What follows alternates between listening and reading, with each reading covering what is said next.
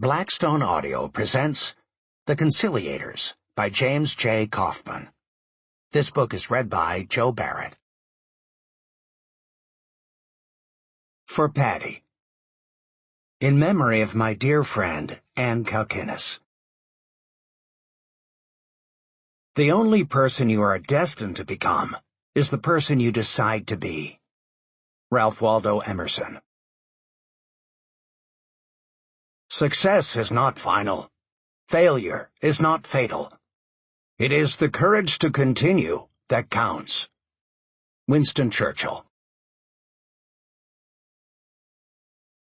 Prologue.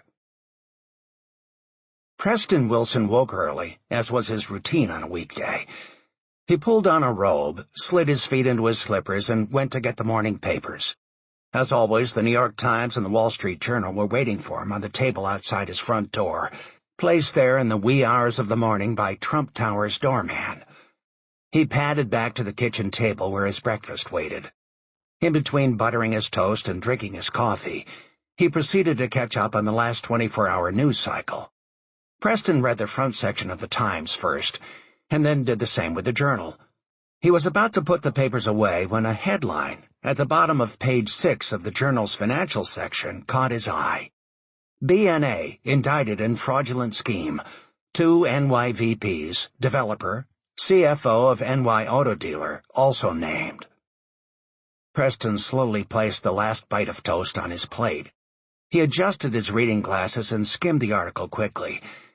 It seemed to focus on allegations of collusion between Bank North America's real estate department and a developer of residential lots in Long Island. His name did not appear anywhere, though his company's name did, thanks to his old prep school friend and chief financial officer, Austin Disley. Preston noted that the story had been picked up from the Twin Forks Press via the Associated Press. It carried no byline. If it had, the name would have been one very dear to him. He would never forget his last conversation with his daughter. "I've written the story. The question is whether to turn it in. Your CFO is in trouble either way. So are the others. The criminal investigation is ongoing, and my story will add to it. Wilson Holdings will feel the impact. It could bring down your empire. If I don't turn it in, I won't be telling the whole truth. That would be contrary to everything I believe is important about being a journalist. What would you advise me to do?" At the time, Preston had felt trapped in a box with no way out. His mind had raced back to his childhood, when, as a 15-year-old boy, he slipped off an Adirondack mountain trail and fell, subsequently becoming trapped in a crevice. Preston felt like he was back in a box again. He could not imagine Austin committing a crime, much less one that would threaten his company. He had done nothing wrong, but the chance of him and his business emerging unscathed seemed unlikely nonetheless. Catherine was his daughter. Why could she not pass on this story? Preston understood her commitment, or at least he thought he did. Why should blood not trump principle? When he told Catherine that, she replied, "I don't see why there isn't room for both." Well, she had made her decision, and now he would have to live with it. He had come too far in earning the love and respect of his newfound daughter to slip backward. Preston slapped the paper shut. He knew his wife and son would be awake soon, and he knew he was too upset for his wife not to notice. Best to be gone when they woke up. He tucked the newspaper into his briefcase and headed to the bathroom to shave and shower. If he had had any doubt that the news had rattled him, the 3 small band-aids on his face after his shave said otherwise. This could be the end of all he had worked so hard to build. Marcia was going to be furious. Preston left a note for his wife on the dresser, blaming his early departure on a problem at work. At least that wasn't a lie. He grabbed his overcoat, hat, and scarf, and headed out to face the dragons. Every neighbor on his floor undoubtedly heard the door slam behind him. Chapter 1. After 2 months of tension, Preston Wilson could feel an arc of anguish hovering over him. He did not have to wait long for the question he knew would come from his wife. "How long are we going to have to live like this?" she asked. "Take it easy, Marcia. I know you're upset. I'm on it. So is Alex. We're going to control the damage. We'll get through this. Wake up, Preston. Nothing is getting better." Preston knew she was right. Things were bad, but at least they could not get worse. Then came the knock at the door. "I'll get it," Marcia said, putting down her salad fork and starting from the table. "No, let me," Preston said, welcoming the diversion. But when he looked through the peephole and saw two men he did not recognize in overcoats and hats, he knew he had been wrong. "Who is it?" he called, concerned. "FBI," came the loud reply. The men flashed photo IDs with the FBI logo. Preston slowly opened the door, unprepared for both men to push by him into the foyer. For an awkward moment the men stood facing Preston, saying nothing. It was Preston who broke the silence. "It's highly unusual to have someone, especially the FBI, knock on our door at night without notice. We just sat down to dinner." The taller of the two men spoke first, but he did not apologize. "Special Agent John Bonetti," he said. His tone carried an air of authority as he glanced at the other man. "This is Special Agent Thomas Sullivan. We're here about Austin Disley." "What about Austin?" Marcia had joined her husband, and the look on her face said it all. Agent Bonetti looked hard at Preston. "Disley's the CFO of your company?" It was more of a statement than a question. "Yes, he is, but he's on administrative leave until a certain matter blows over." "How about Teddy Thompson and Stacy Bowers?" asked the other agent. "Do you know them?" "Thompson works for Bank North America," Preston said. After thinking about it for a moment, "I don't know Bowers." Preston could tell by the ever-tightening grip on his arm that his wife was becoming agitated. He moved to end the conversation quickly. "Why are you asking me these questions, and why tonight in our home?" The sharp delivery was not like Preston, even under such circumstances, and he silently chastised himself for it. Sullivan looked Preston up and down, squinting all the while, making it clear he was the agent in charge. "We're part of a bank fraud investigation team, and it would be helpful for you to cooperate with us. You say you don't know Bowers, but you do know Disley and Thompson. We'd like to discuss both of them with you." Before Preston could object, both men stepped into the living room, each removing a notepad and pen from his suit coat. As he and his wife took a seat on the couch, Preston's mind started to spin. The agents remained standing, and Preston was not about to invite them to sit. He was unsure whether he should even be talking to them without his lawyer present. As if reading his mind, Agent Sullivan said, "If you don't want to talk with us without your attorney, that's your prerogative. But it would go a lot better for you if you cooperated with us now. Until recently, you were only a person of interest." He cleared his throat. "What we hear is you're to be named an unindicted co-conspirator." Marcia jumped up and looked at Preston. "What? Did you know anything about this?" Preston gave a tiny shake of his head and held his finger over his lips. Marcia seemed stunned, then nodded. She stepped toward the agents and asked to take a closer look at their identification. Each handed his leather-encased badge and identity card to her. She studied them one by one, and then said she would like to speak with her husband privately. Preston followed Marcia into the office they shared in their Trump Tower apartment. Even after closing the door behind them, when she spoke, it was in a whisper. "Unindicted co-conspirator? What does that mean?" "I don't know. We need a lawyer." The strain in Marcia's eyes broke Preston's heart, so he quickly explained what he knew about Disley's situation, covering details he had kept from his wife so she would not be unduly worried about the latest blow his business had taken. "I'm not overly concerned about Disley. I don't know anything about Thompson and Bowers, but we're going to be okay." His words sounded shallow even to himself, and he did not believe them. "Marcia, we can talk about this later. We need to get back in there." Marcia nodded, and Preston followed her into the living room. Standing before the agents, Preston hesitated. When he finally spoke, his voice was soft and even, but with an undercurrent of authority. "I'll be happy to cooperate, but this is neither the time nor the place. I would like legal counsel whenever we're together in the future. So if you gentlemen will excuse us, my wife and I would like to get back to our dinner." The agents nodded, and Preston and Marcia walked the men out. As Preston closed the door behind them, he realized he still had to deal with Marcia. Before he could say a word, however, his wife looked at him and said, "I don't know about you, but I've lost my appetite. I'm going to bed. Get a lawyer." Chapter 2. Preston woke at 5 in the morning, drenched in sweat. He took a shower, shaved, and dressed before he realized he had no place to go. He needed to talk to a criminal lawyer immediately, but he didn't know one. Deep down, what he wished was that he could still call Joe Hart, but with his friend long dead now, the best he could do was ask himself, what would Joe do? He slipped out of the apartment, marched past the doorman without their usual exchange, and walked to the Union League Club for an early breakfast.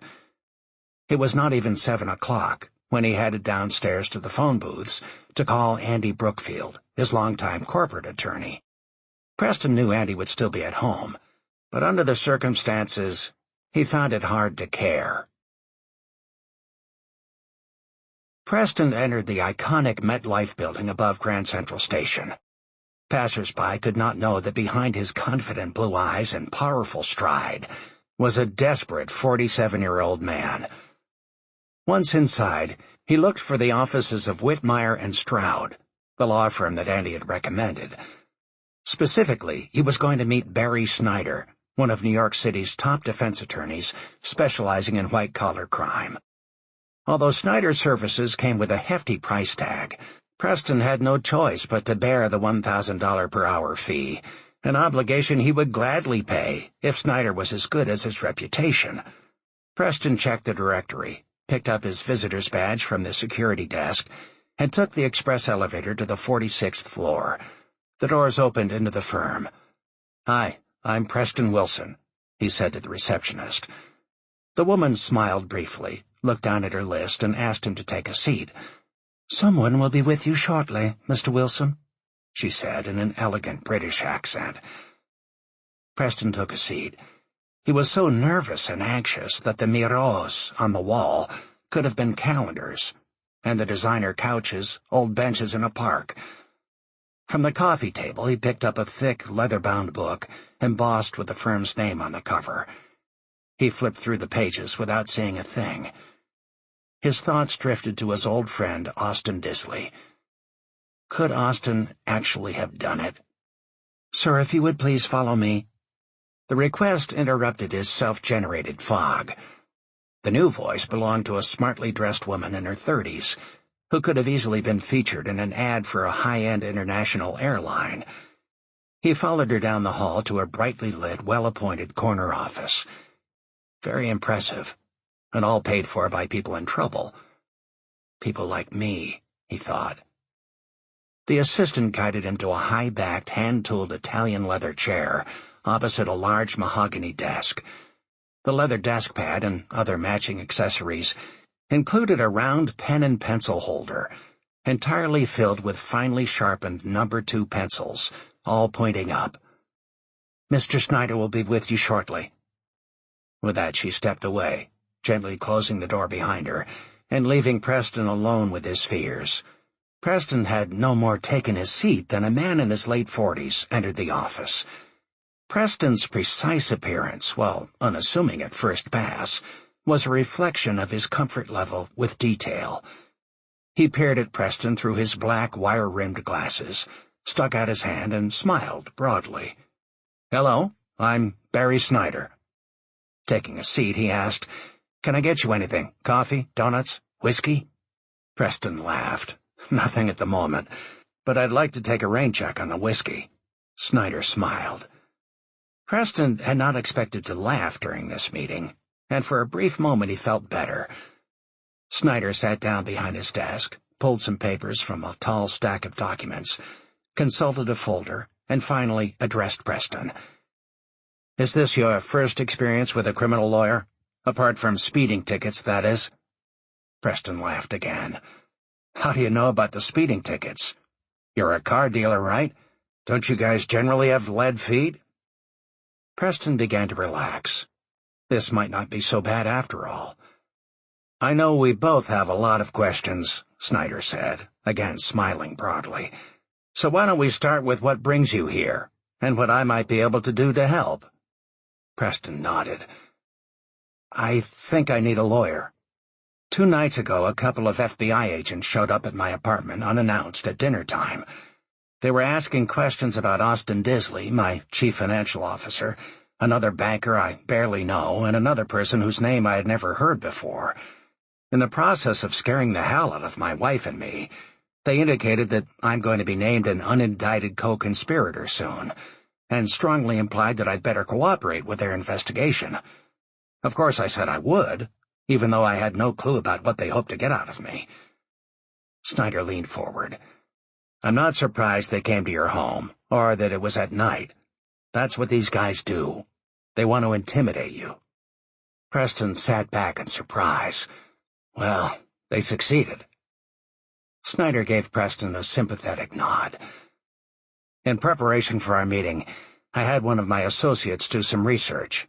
He held up a manila folder.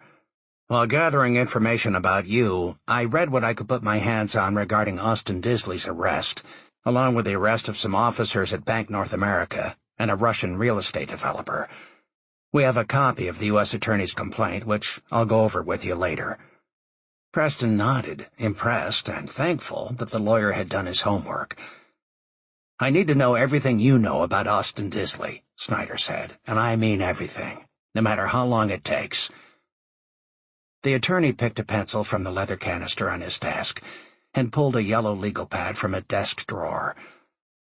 Preston started at the beginning, with his early days rooming with Disley at prep school and how they had become best friends.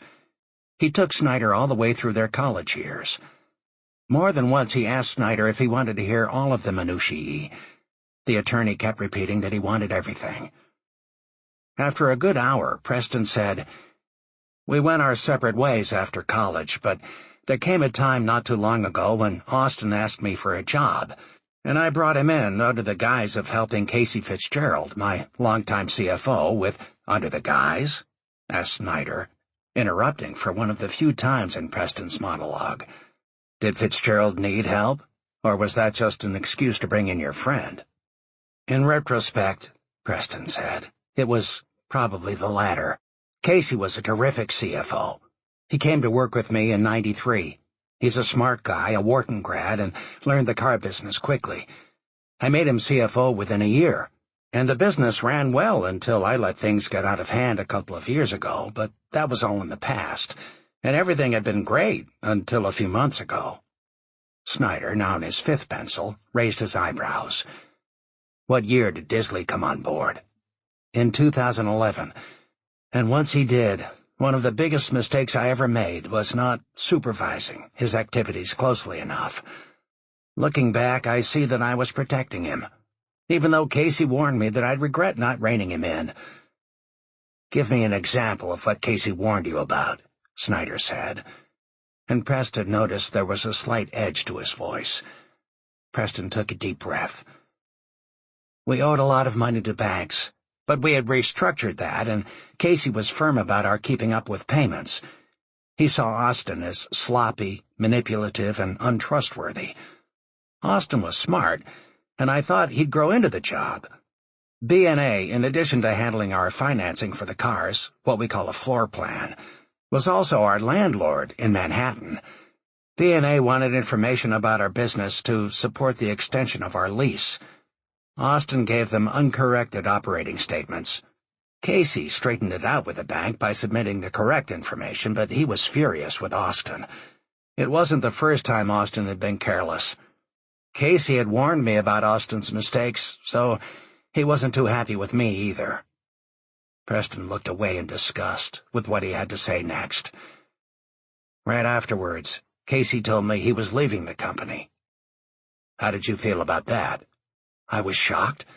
He's still a shareholder in Wilson Holdings. For that reason and many others, I'm hoping I can get him back someday. Snyder checked his notes.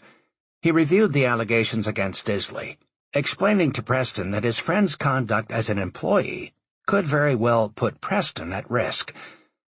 "Did you know anything," Snyder said, "and I mean anything, about Disley's activities?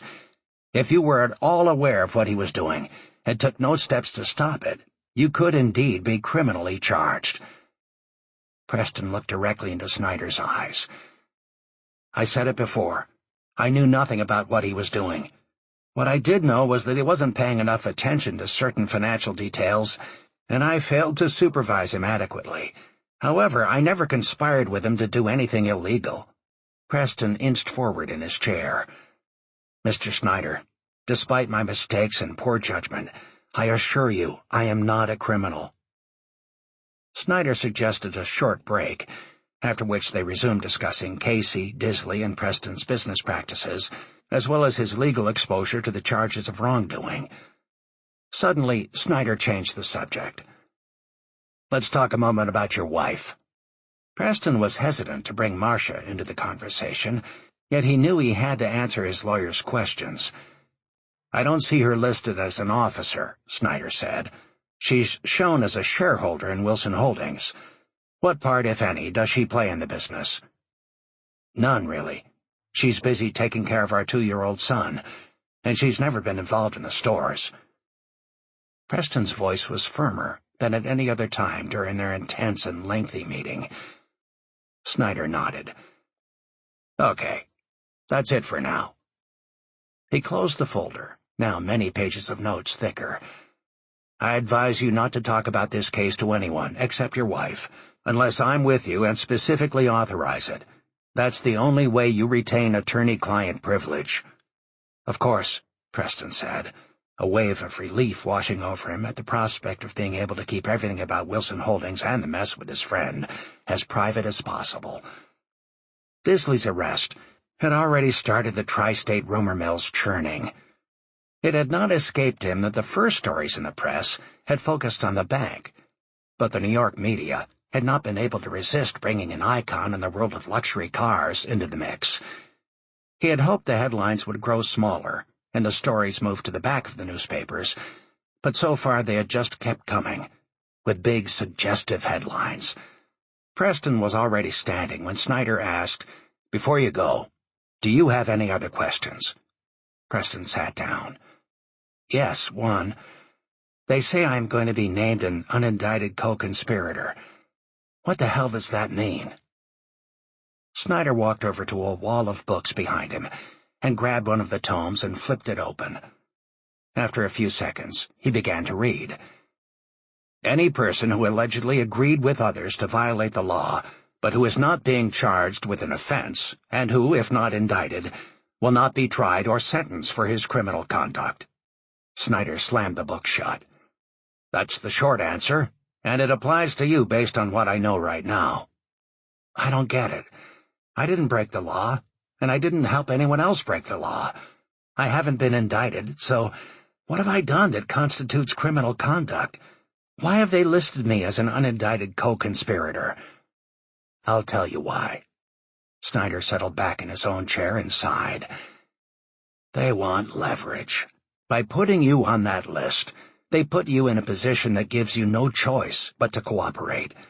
Maybe it forces you to become a witness for the prosecution. Maybe it discourages you from being a witness for the defense.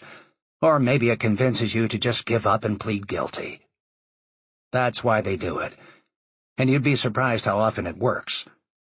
"But I'm not guilty of anything. It's not fair and it's not right."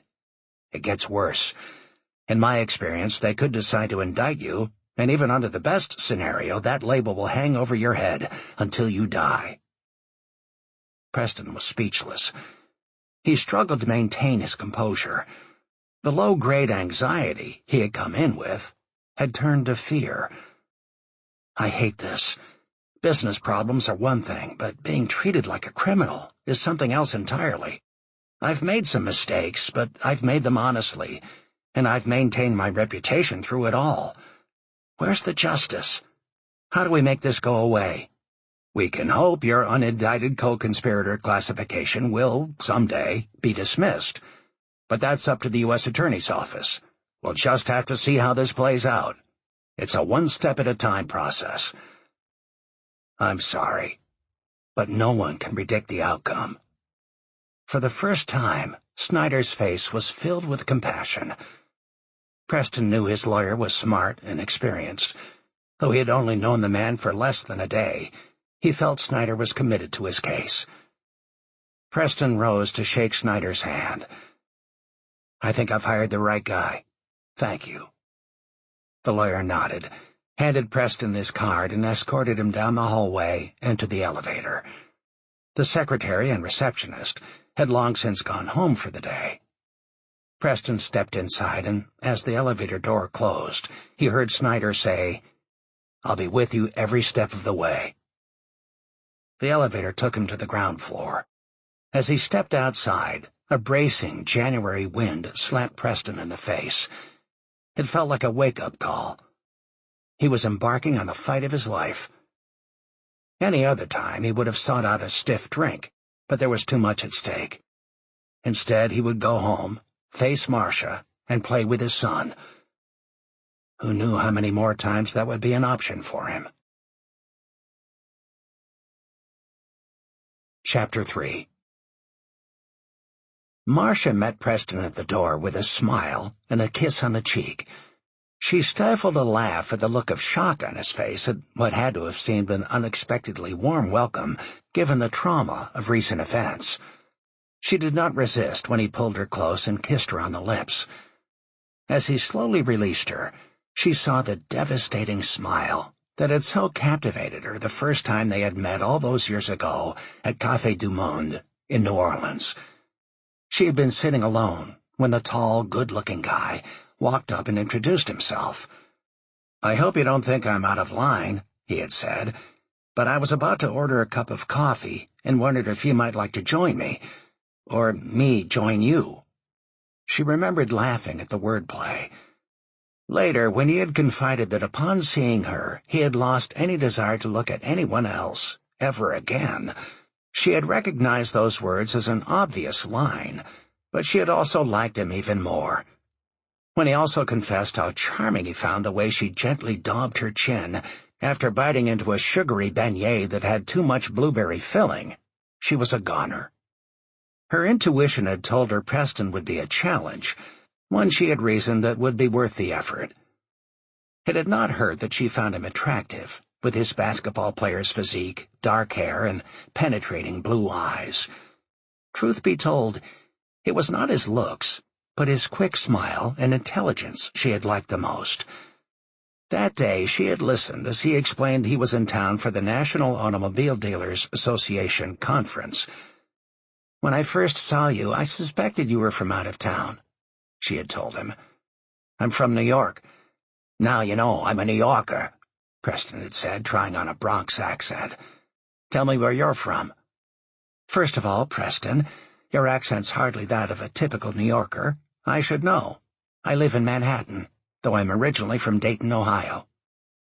She had gone on to explain that she was on spring break and visiting the Florentine art exhibit at Tulane University. Are you an art major? Preston had asked. I'm studying psychology, finishing up my graduate work at Columbia, but I love art. They had both ordered more coffee, and what he apparently had intended as a half-hour interlude with a young woman ended up a 2-hour first date. Nearly a year later, they were married.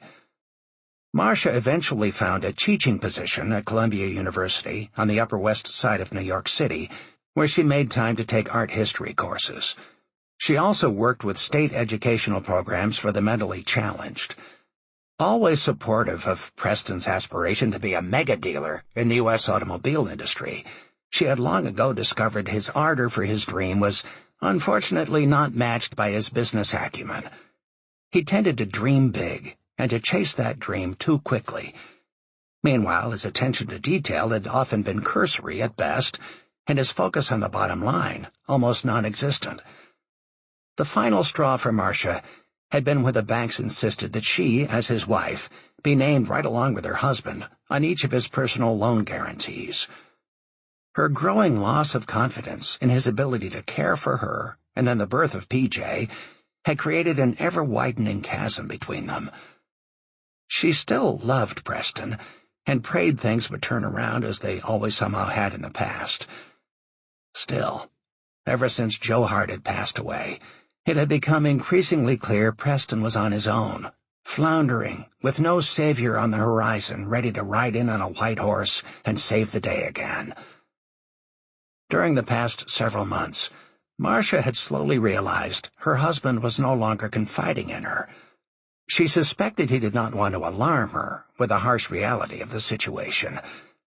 What he did not know was that instead of his silence restoring her trust in him, it had eroded it.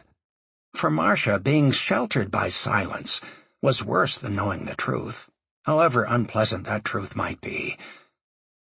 Regardless, when Marcia greeted her husband that evening, she was genuinely happy to see him, but also determined to get to the truth of their current situation before the night was over. Marcia knew better than to confront Preston. Instead, she encouraged him to join her for dinner and to play with PJ before they gave their son a bath together and put him to bed. Afterwards, Marcia sat beside her husband on a sofa in the living room, snuggling against him like old times. She kissed him and asked, "Honey, how was your day?" He groaned.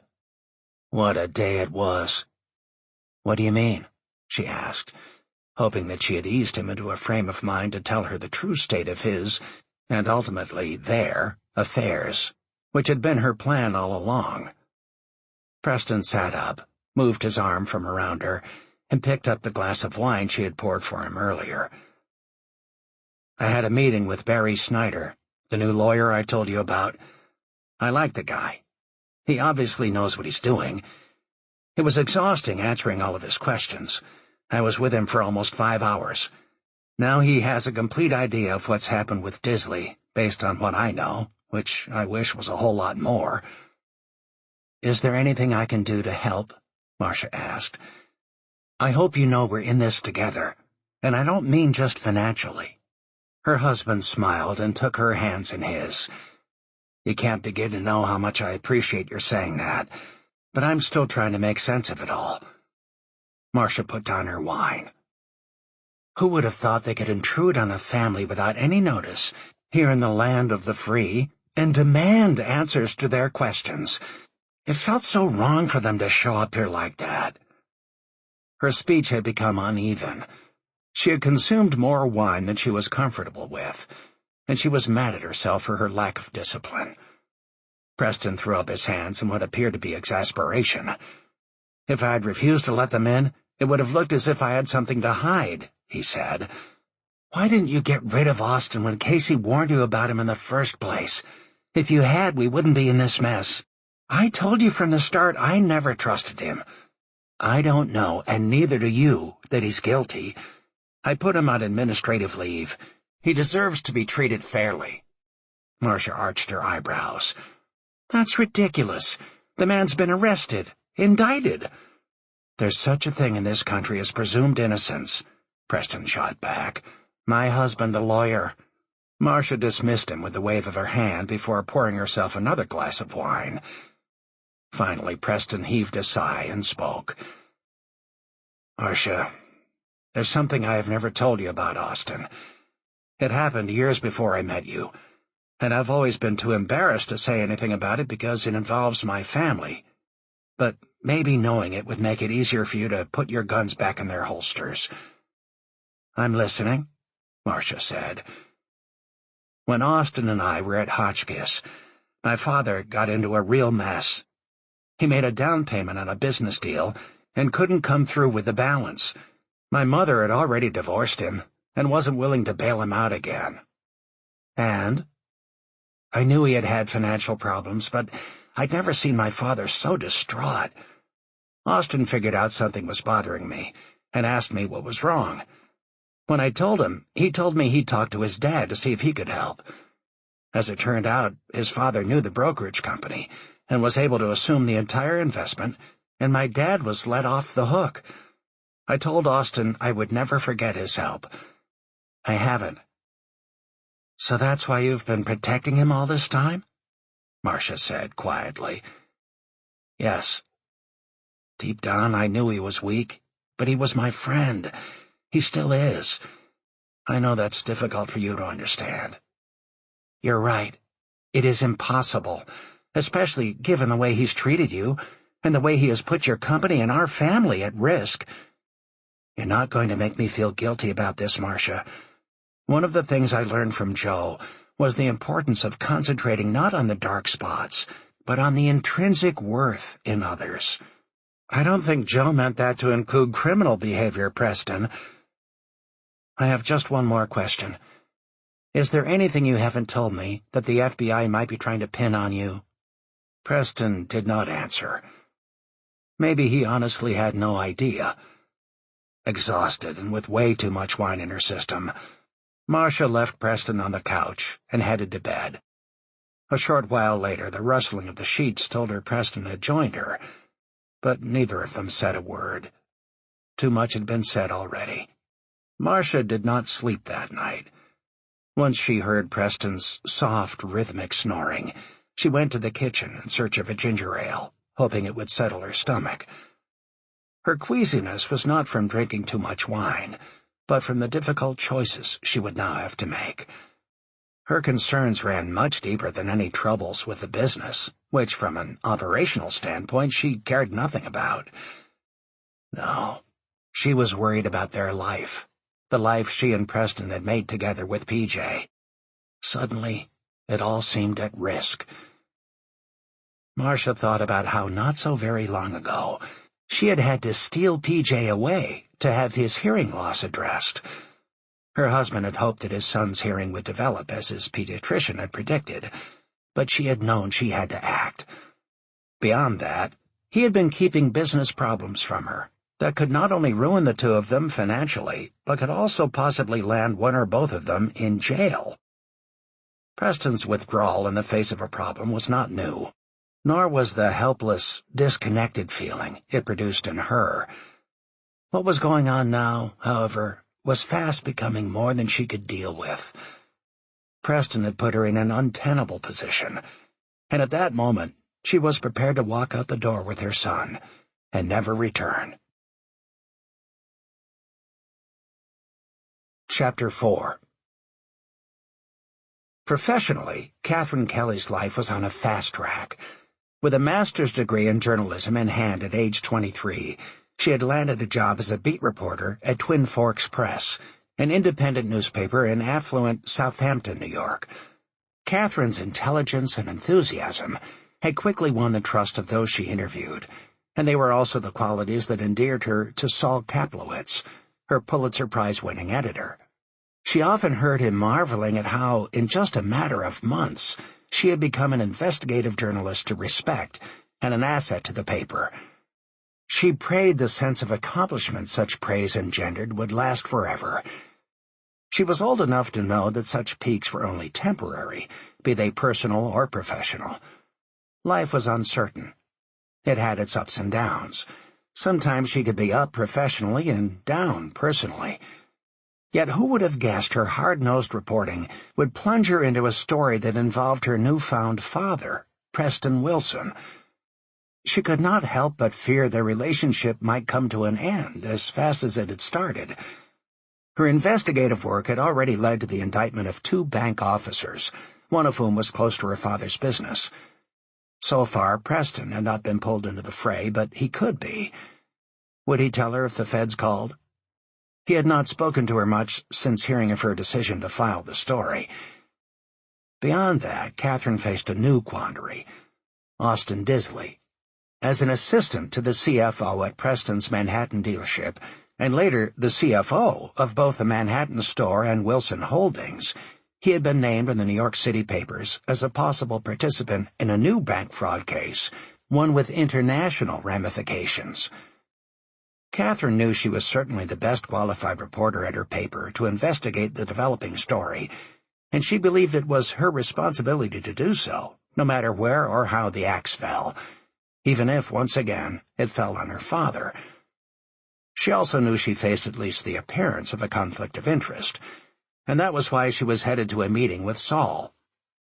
Unexpectedly, Saul's decision was immediate but comforting, given that it was consistent with her own concerns. "I'm sorry, kiddo, but you're way too close to this story. I've also noticed you've been on edge lately, and I think you need a break. I'm going to have to give it to someone else, if we even work it. You need to take things a little slower, or you'll burn out. I've seen it before in reporters older and more seasoned than you." Catherine did not protest. She knew her boss was doing the right thing. She was indeed both too close to the story and burning the candle at both ends. She had been increasingly short with her colleagues, and for no good reason. She had even put on a few pounds, another result of living on junk food and rarely leaving her cubicle. She spent the next week working a few mundane stories in the Hamptons to please her supervising editor, Chuck Bumgardner, who relished the paper's new crackerjack reporter having been brought down a peg, even if only for a while. His happiness would be short-lived. Finishing up a local run-of-the-mill feature, Catherine answered her phone only to find Alice Hawkins, a charming elderly lady from Braden, South Carolina, on the line. She had met Alice the previous year while visiting the area to learn more about her father's mentor and benefactor, Joe Hart. Alice had been Joe's legal secretary, and the two women had struck up an immediate friendship. "Do you remember the problems I told you about with the Braden Bank?" "Of course I do," Catherine said, reaching for her laptop.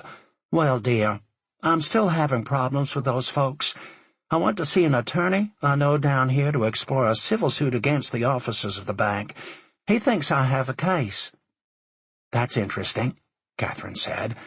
"A young reporter from the Braden Constitution, that's a weekly newspaper, called me today to request an interview about it, but I've always been skeptical about talking to reporters." Catherine laughed quietly. "Oh, no, not you, dear. Never you," Alice said. "In all my years with Joe, I learned to be careful when talking to reporters. I don't feel that way about you. I just don't like publicity of any kind, and I want to avoid it if I can.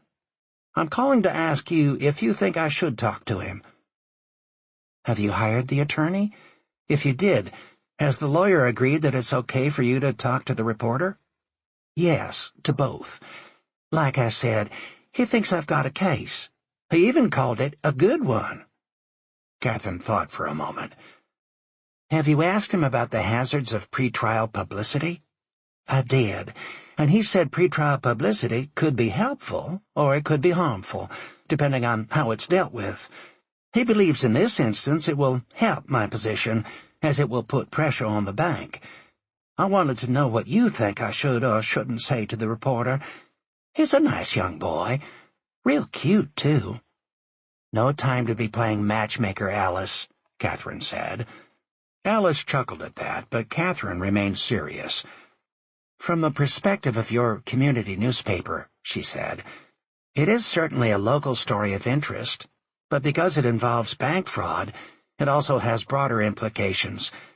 If your lawyer says publicizing your plight might help your case, I would take his advice. I learned from the bank cases I've worked on that financial institutions do not want to go to court and will do just about anything to avoid it, and the bad press that comes with it. What's your opinion of the reporter who called you, other than he's possibly the man of my dreams?" "Oh, you're so funny, Catherine. Well, he is young, but aren't they all these days?"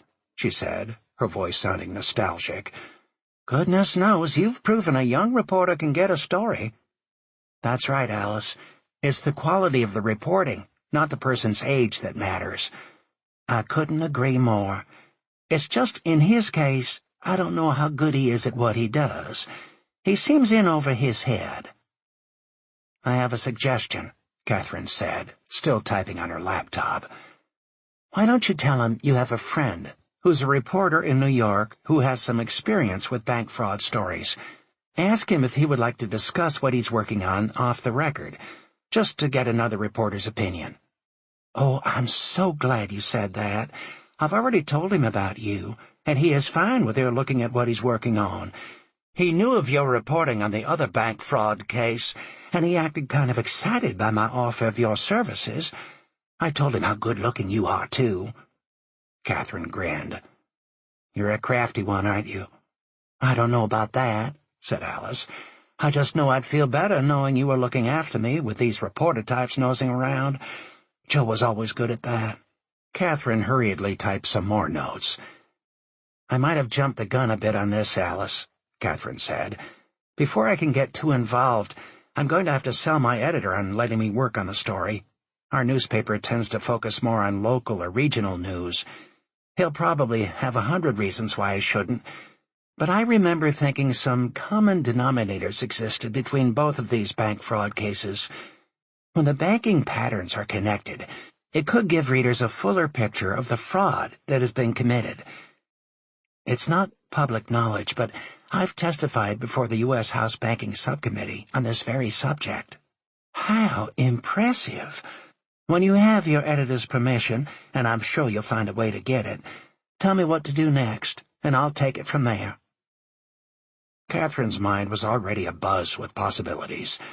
She had no more put down the phone than she was consumed with trying to figure out how best to go about helping her friend. And if that meant tracking down leads on a news story, well, so be it. Chapter 5. On a gray, snowy day in January, 4 Russian thieves-in-law gathered in Viktor Goremikin's living room in his ostentatious cottage in the countryside outside Moscow. The members of this quartet were not relatives by marriage, but rather professional criminals with elite positions within Russia's organized crime network. Goremikin's face, with its lines and scars, resembled a topographical map. He looked considerably older than his 60 years. His proud criminal career had started in Georgia, where he earned his first jail term at the age of 15 for fighting with police. He had acquired thief-in-law status while serving a 2-year jail term for currency speculation, cementing his standing among the Soviet criminal elite and post-Soviet underworld. From there, he had combined cunning and inherent leadership qualities to control various organized criminal groups dealing in illegal gambling, arms, drug trafficking, and the theft of rare and valuable natural resources. In the last decade, he had turned his attention to the international crime opportunities made possible by the Internet. The Russian government, of course, was actively engaged in milking such opportunities itself, using the tools of the digital age to maximize control of the economy, the currency, and the people. The KGB enforced the government's goals while lining the pockets of those in control. The new Federal Security Service of the Russian Federation, or the FSB, along with the Foreign Intelligence Service, or SVR, and Putin, made sure it all worked. As thick as that blanket of control was, neither the government nor the KGB could bridge the dark gaps in Soviet life that lingered. Goremikin was both an engineer and an artist in navigating such gaps. He and other thieves-in-law had honed their skills while adhering to the sacred code of complete submission to the commandments of criminal life. That meant staying out of political activities, avoiding legitimate employment, and embracing the criminal ideology. Begin with discipline. Never show emotion. For Goremikin, that also meant pushing back the memories of his father's iron fist, the one that had taught him to obey, to respect, and to question silently. It meant understanding there was no place for love, only for efficiency and energy to move toward the goal. The early goals were simple: survival through power. Prison continued his education. It was where he sharpened his skills and forged his mental and physical being. He learned the art of exploitation, how to strike with lightning speed when presented with the weaknesses of others. His attention had shifted beyond cyberspace to digital terrorism, cybercrime, and the men who flourished doing both. He was about to meet and assess the men his agents had recommended. They knew a mistaken judgment would be irreparable. He would show them respect and see if they were worthy of it. If they were not, the 4 men would be reassigned, permanently. He did not expect that to happen, though. These men were trusted criminals, sworn to the code. Garamikin gave a small nod to Vlad, a muscular man who owed Garamikin his life and was charged with the responsibility of protecting him.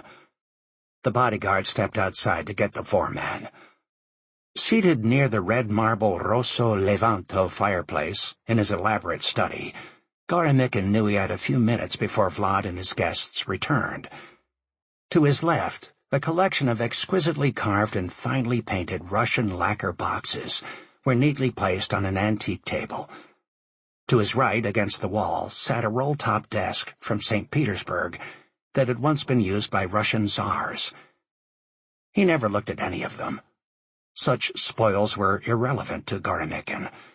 They were simply trophies for others to see, like everything and everyone else in his life. The door opened, and Vlad directed the men to 4 large leather chairs in front of Garamikin, near the fireplace. The first man Vlad introduced was in his 30s, with a full head of black, curly hair and wire-rimmed glasses. He had a clean-shaven face and small, intelligent eyes. The man to his right was about the same age, but considerably taller and thinner. They had both graduated from St. Petersburg State University of Economics and Finance. The other 2 men looked as if they had been sculpted from stone. Both had served time in prison, and their sentences were proudly evident by the tattoos on their fingers. Despite their rough looks, these black hats also had extensive cyber experience and extraordinary programming and software skills. They were more visible to the FSB, and more importantly, to the SVR. Being on their radar screens would make traveling to America problematic. Each of the men knew, as did any sophisticated criminal in Russia working on the dark side, of Garamikin's intelligence, his acumen for developing strong relationships with the government, and his success in crime. Their job was to support, without hesitation, Garamikin's orders, no matter how obscure or petty. The purpose of the meeting was to make those orders explicit. Our interest is in the New York financial system. We have chosen to start specifically with 2 banks, J.P. Morgan and Bank North America.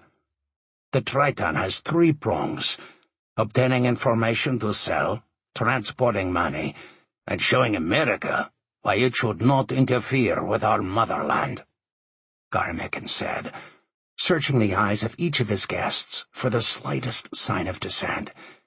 Each of the 4 men nodded in accord. We love the stupid Americans, Garamikin continued. They make it easy for us to hack them. They are simple about passwords. The 4 men nodded again. Garamikin picked up a notebook from a side table and began reading. Recruiting bank employees, placement of malware, credit cards, bank account numbers, trade secrets, customer databases, classified data, emails, texts, telephone numbers, the navigation accounts and routes for safely moving money. It did not take long for him to describe the plan. It was simple but effective. The more that went into a plan only meant that much more could go wrong. When he was finished, he slapped the notebook back on the table for emphasis. 4 sets of eyes stared at him, unblinking. They were ready. The time has come to act on our plan. I leave the tactics to you, together with the responsibility of perfect execution. America, while not as gifted as we are in this field, nevertheless has its National Security Agency, FBI, Secret Service, and many other agencies, all dedicated to preventing such intrusion. The risks are great, which you understand and accept with pride. If you succeed, you will be honored and compensated. Garamikin then rose, turning his cold, hard eyes on the men. If you fail, you will need nothing.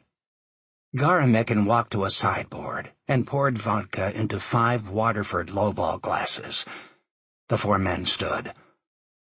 Do you share my interest in this matter? Garamikin asked. Will you raise your glasses and drink to our shared success? Salute!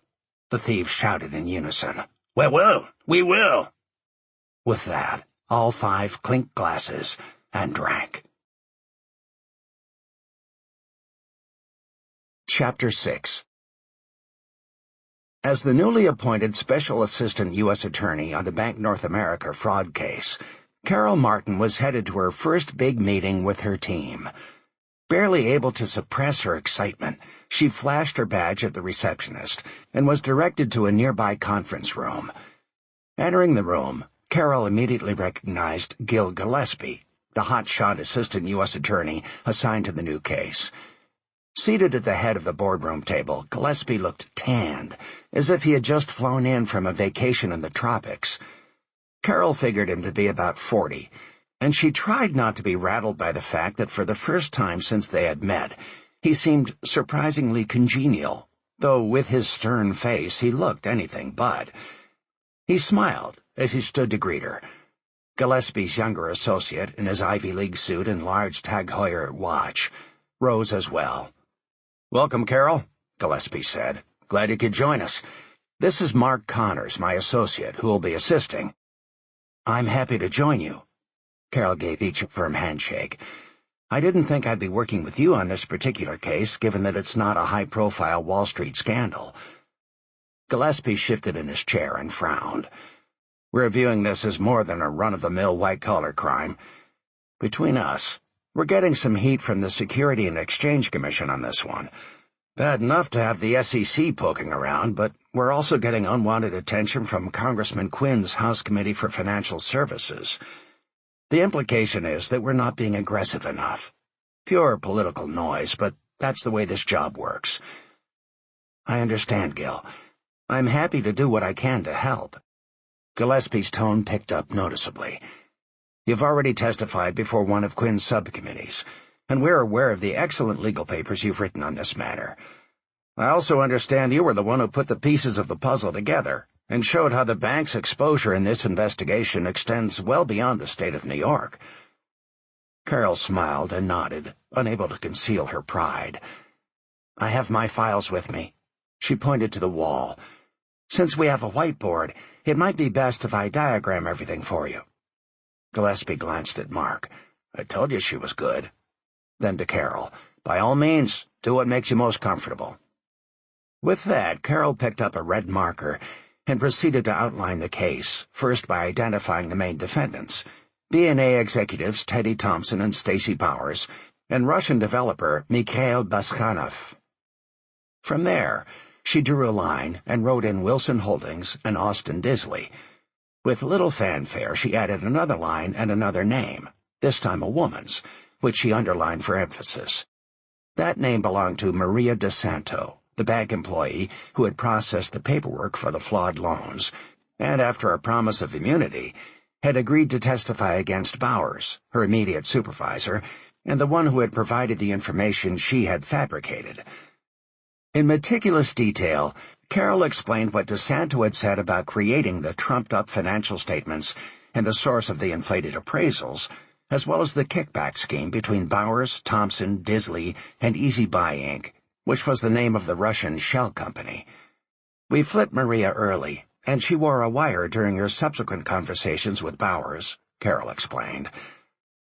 The diagram complete, Gil and Mark went to the whiteboard to study it more closely. When all the implications were clear, they sat back down, shaking their heads in disbelief. Carol had been through this already many times at the DA's office. Financial cases were complicated, and when it came to proof, the omissions or commissions that made up the crimes of each litigant had to be crystal clear. "So who's getting screwed the most in this deal?" Mark asked. The junior colleague's frankness took Carol aback, and as she began to respond, so did Gil. "Go ahead," Gil said, giving Carol the floor. She took a deep breath. "The victims of the crimes are the officers, the management, and the shareholders of the bank. The last thing a bank needs in the wake of the 2008 housing debacle is the feds and its shareholders on their backs because of iffy loans and bad balance sheets. Ultimately, the bank's average customers suffer the most because of the higher rates for services that follow, and they're often the ones who can least afford the increases. Mark ran his hand through his short-cropped red hair as he pushed up his reading glasses until they rested precariously on his forehead. How does Disley fit into this mess? It seems that the developer, with the bank's knowledge and assistance, was buying lots, building their value, and then flipping them to people known as end buyers, who paid inflated prices for the tracts. Obviously, they needed an incentive to purchase the lots at the higher prices, so the developer threw in a juicy bonus, telling them they could get an ultra-high-end car at wholesale with their purchase. We're talking about a Rolls-Royce or a Bentley at 20% off the sticker price. Gil frowned. I'm not sure that holds up. The incentive simply isn't big enough. And Bentley Motors, for example, wouldn't want its cars wholesaled. I don't know what wholesale actually is on a super luxury car, but I have to guess a tactic like that would affect other dealers and foul up the whole pricing structure in the States. But that's what these guys do, Carol said, in hindsight wishing she had just stuck with the facts. I've seen the FBI's reports as well, Gil said. We need more. Get us the numbers. How much did this really cost the bank? What was the dealership's exposure? What was the total amount of the kickbacks? How long did this go on? If all we have are 5 cars sold at wholesale, even if it's a stupid idea and could cost the dealership its franchise for that make of car, it's not criminal. I'll have a talk with the investigators, Carol said, her bravado gone, and size up the case. She hurriedly scribbled some notes. Don't be so hard on yourself, Gil said. It's a complicated case, and you did a good job with what you were able to provide us. He held up his hand and pointed at the whiteboard. Forgetting about the dollars involved, and assuming the amount is larger, how does this set up tactically? Carol's spirit returned. We like it because we have a case of a little bank being absorbed by a bigger bank, which is then absorbed by a still larger multi-state bank, and they're all dirty. We like Disley because he's the CFO of a major car conglomerate with stores across the country, and he's tied into Bank North America. My gut tells me we can get a plea from either Disley or Thompson, or both, and maybe go upstairs and get Goldberg, B&A's Vice President of Commercial Finance. Being on the commercial side, even if Goldberg didn't know, perhaps he should have. Gil gave Carol a knowing smile. You may want to cool your jets on that one. Remember, this is post-bank bailout. The federal government wants banks to succeed. They'll be fined, of course, for violating regulations, but it's the guys who defraud the banks who do the time. We have to move carefully on this one. I've been following the work of a reporter named Catherine Kelly with Twin Forks Press in the Hamptons, Carol said. Kelly brought Maria DeSanto to me in the first place. Her stories have garnered national attention. Word on the Hill is that she's been called before Congress to testify. You used to work in the Hamptons? Gil asked. Yes, and when B&A became involved, I was moved to the DA's office in Manhattan to be closer to the case. Any other defendants? Gil asked after a long pause to study his notes. We've listed 27 unindicted co-conspirators. We're still checking them out. Among them is Preston Wilson, the owner of the car dealerships under the Wilson Holdings umbrella. How many are real? Gil asked. They all laughed. In probative terms, we don't know yet, but for prophylactic purposes, they should all be good, Carol said. What does that mean? Mark asked. Well, Mark, we use the unindicted co-conspirators to protect us in the case. It is the same mechanism that brought Nixon down in the Watergate scandal. Who do you think will cave first? Gil asked. Like I said before, my impression is Thompson or Disley. If we plea bargain one, I'm of the opinion one will turn on the other. Tell me what else you know about Preston Wilson, Gil said, busily typing on his laptop. As you saw from the file, he and his wife Marcia are shareholders in Wilson Holdings. I'm still not clear about why Preston Wilson is not in the same boat, Mark said. His company rents from the bank that's involved. Why isn't he a defendant? The same reason Goldberg hasn't been arrested. We lack the evidence to support his complicity, but it's still early. We still have a lot of people to interview. I agree, Gil said. This will be the first of many meetings. but it's time to wrap up this one. By next Monday, I'd like to see a solid work plan, including who's being interviewed, the timelines for the interviews, and the next steps as this investigation moves along." Carol nodded, her stomach tight with equal doses of excitement and anxiety. Just when she assumed Gil was ready to snap his briefcase shut and charge out the door, he leaned back and placed his hand on his chin and said, "I'll also need full details on each of the lead defense attorneys, everything. Depending on the pleas, get me the judges' schedules and find out our chances for a non-jury trial. Then let's meet back here next Monday. Same time, okay?" Carol nodded again, this time sharply, in hopes of displaying the confidence she presently lacked. What if this case amounts to nothing more than some cars that should not have been wholesaled? She needed more evidence, and fast. Preston Wilson would be her first stop. Chapter 7. Alex Herman struggled into Preston's office, lugging a bulging briefcase in one hand and a stack of papers in the other. Preston smiled when he saw who it was. "I can't tell you how good it is to see you, Alex. I know it was a long trip from Phoenix. To tell you the truth, I didn't think you'd come," Preston said. "Of course I came. I couldn't miss watching your latest train wreck from up close and personal." Alex grinned, placing his pile of papers on the table and his briefcase on one of two chairs in front of Preston's desk.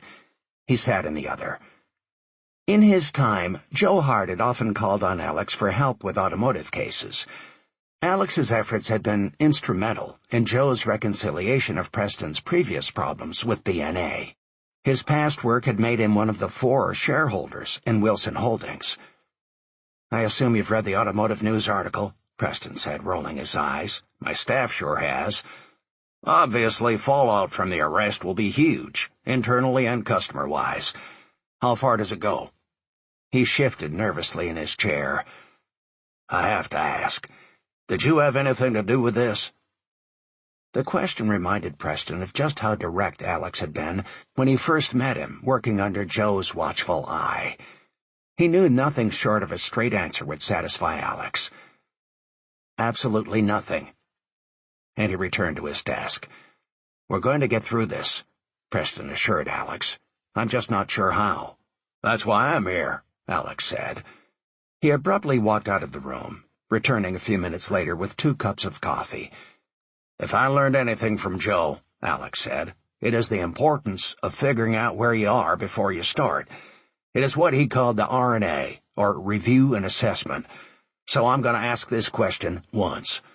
As the CEO of this company, what do you know about where Marcia, Casey, you, and I are in the labyrinth at this very minute?" Preston had no answer for him. Alex pulled a yellow legal pad from his briefcase and drew a series of stick figures, then a circle and a line from each one to a sphere. "The 4 of us, as officers, have a fiduciary responsibility to Wilson Holdings, as did Disley, even though he wasn't a stockholder. I'm not a lawyer, but that's civil law as I understand it. Austin has been arrested for criminal conspiracy to commit bank fraud. My attorney says this doesn't involve us, or we'd be charged too," Preston said. "Well, you have been named an unindicted co-conspirator. From what I've been told by my attorney, that's a leverage thing. It means that if I don't cooperate with the prosecutor, I could be charged with something down the road. Thing is, they need to have something to charge me with, and I haven't committed any crime. I know Austin's been charged, but in truth I still don't know the specific crime he committed, and—" "How could you not know? His arrest has been all over the newspapers." "It hasn't been established yet that he did anything illegal," Preston said. "It's all allegations. We have to find out what the feds have on him. Have you been contacted by anyone?" Preston glanced at Alex's drawing. "The FBI came to the apartment a few nights ago, right after Marcia and I had sat down for dinner, no less. She loved that. That would bother anybody, which was obviously their intent," Alex said. "What did they want?" "I just realized I can't talk about it. My lawyer warned me not to. If I do, I lose any attorney-client privilege." Alex let out a loud groan. I understand, I guess. He groaned again. We need to talk to all of your people in this dealership. You have to know what shape your stores are in financially, particularly this one. Relax, Alex. I know I've made some mistakes, but that's over. Alex arched his eyebrows, clearly unconvinced. I'm glad to hear that, because this is complicated as hell. Let's take everybody's temperature and see where we are. By the way, why haven't you fired Disley yet? How can I? How the hell can you not? Alex shouted. How can I fire a man I don't know is guilty? Preston hollered back. A friend, no less. He softened his voice to add, I did put him on administrative leave. Good grief, man. Just write him a letter and tell him he's fired based on the fact that he has been indicted by a grand jury. If you don't fire him, there'll be serious questions as to why you failed to do so, and before you know it, you'll be defending yourself, and it will be too late for your reputation or the company's. Point made, Preston said. I'll check with my lawyer for the wording and fire him today. Send me a copy. Okay, Preston said. By the way, here are the reports from when Casey left and Disley became CFO of Wilson's Holdings, and not just from this store. He also pulled an employee roster from his desk and handed it to Alex, proceeding to point to the names as he went through them. He let go our old general manager. He was about to retire anyhow, and brought in Robert Reynolds as GM. Bill Lamb is still our new car sales manager. Sam is handling used cars, Antonio is in parts, Lorene is finance, and Estelle Roberts is still our bookkeeper. I need to talk to all of them, Alex said. They have to know who's in charge. You think it should be you? Preston asked. If you don't like me in this position, who do you think it should be? Are you able to step in and deal with the day-to-day rebuilding of this store with everything else you have on your plate? In the past, no one's accused you of being a hands-on boss. So you tell me, who should be in charge around here? Preston needed Alex, and now more than ever. Looking back, he wished he had accepted Alex's offer to expand his role as VP and COO of all the Wilson dealerships. On the other hand, he was also not going to be pushed around by Alex, even in such dire circumstances. Wilson Holdings was still his business. He placed his hand on Alex's shoulder. I'm in charge of this company, and it's going to stay that way. That said, the staff needs to know you have the authority to go with the responsibility you've undertaken. I'm prepared to let everyone know you have the complete authority to do whatever it is you need to do. Can you live with that? For the time being, and depending on what I learn about this operation, can you live with that? Alex let out a chuckle that relaxed Preston, who was a word away from telling his temporary CFO that his tenure was going to be the shortest on record. Preston measured his next words. Granted, I have a lot to deal with right now, but I have a good relationship with the men and women in this store, and I still know how to sell a car. How about you're the COO overall and the interim CEO of this store, but I'm the CEO and chairman of the board of Wilson Holdings, and my word is still final? Alex shook Preston's hand. That's fine with me. I don't care about the title. I just don't want any confusion as I try to sort things out. I look at this as a one-time project, and I'll let everybody know what my role is as I get further into this mess. Alex stood and walked around the room, stopping at a window to stare at the car lot outside. Preston watched Alex closely, knowing what was coming next. I can't do this just because I'm a shareholder. This is going to take a lot of my time. I get that, Preston said. How much do you want? I don't know how deep the hole is, or how deep it might become. This store could go down, and pull the rest of us with it. I'd like $50,000 up front, with the option of more if it takes longer than a few months to sort through all this.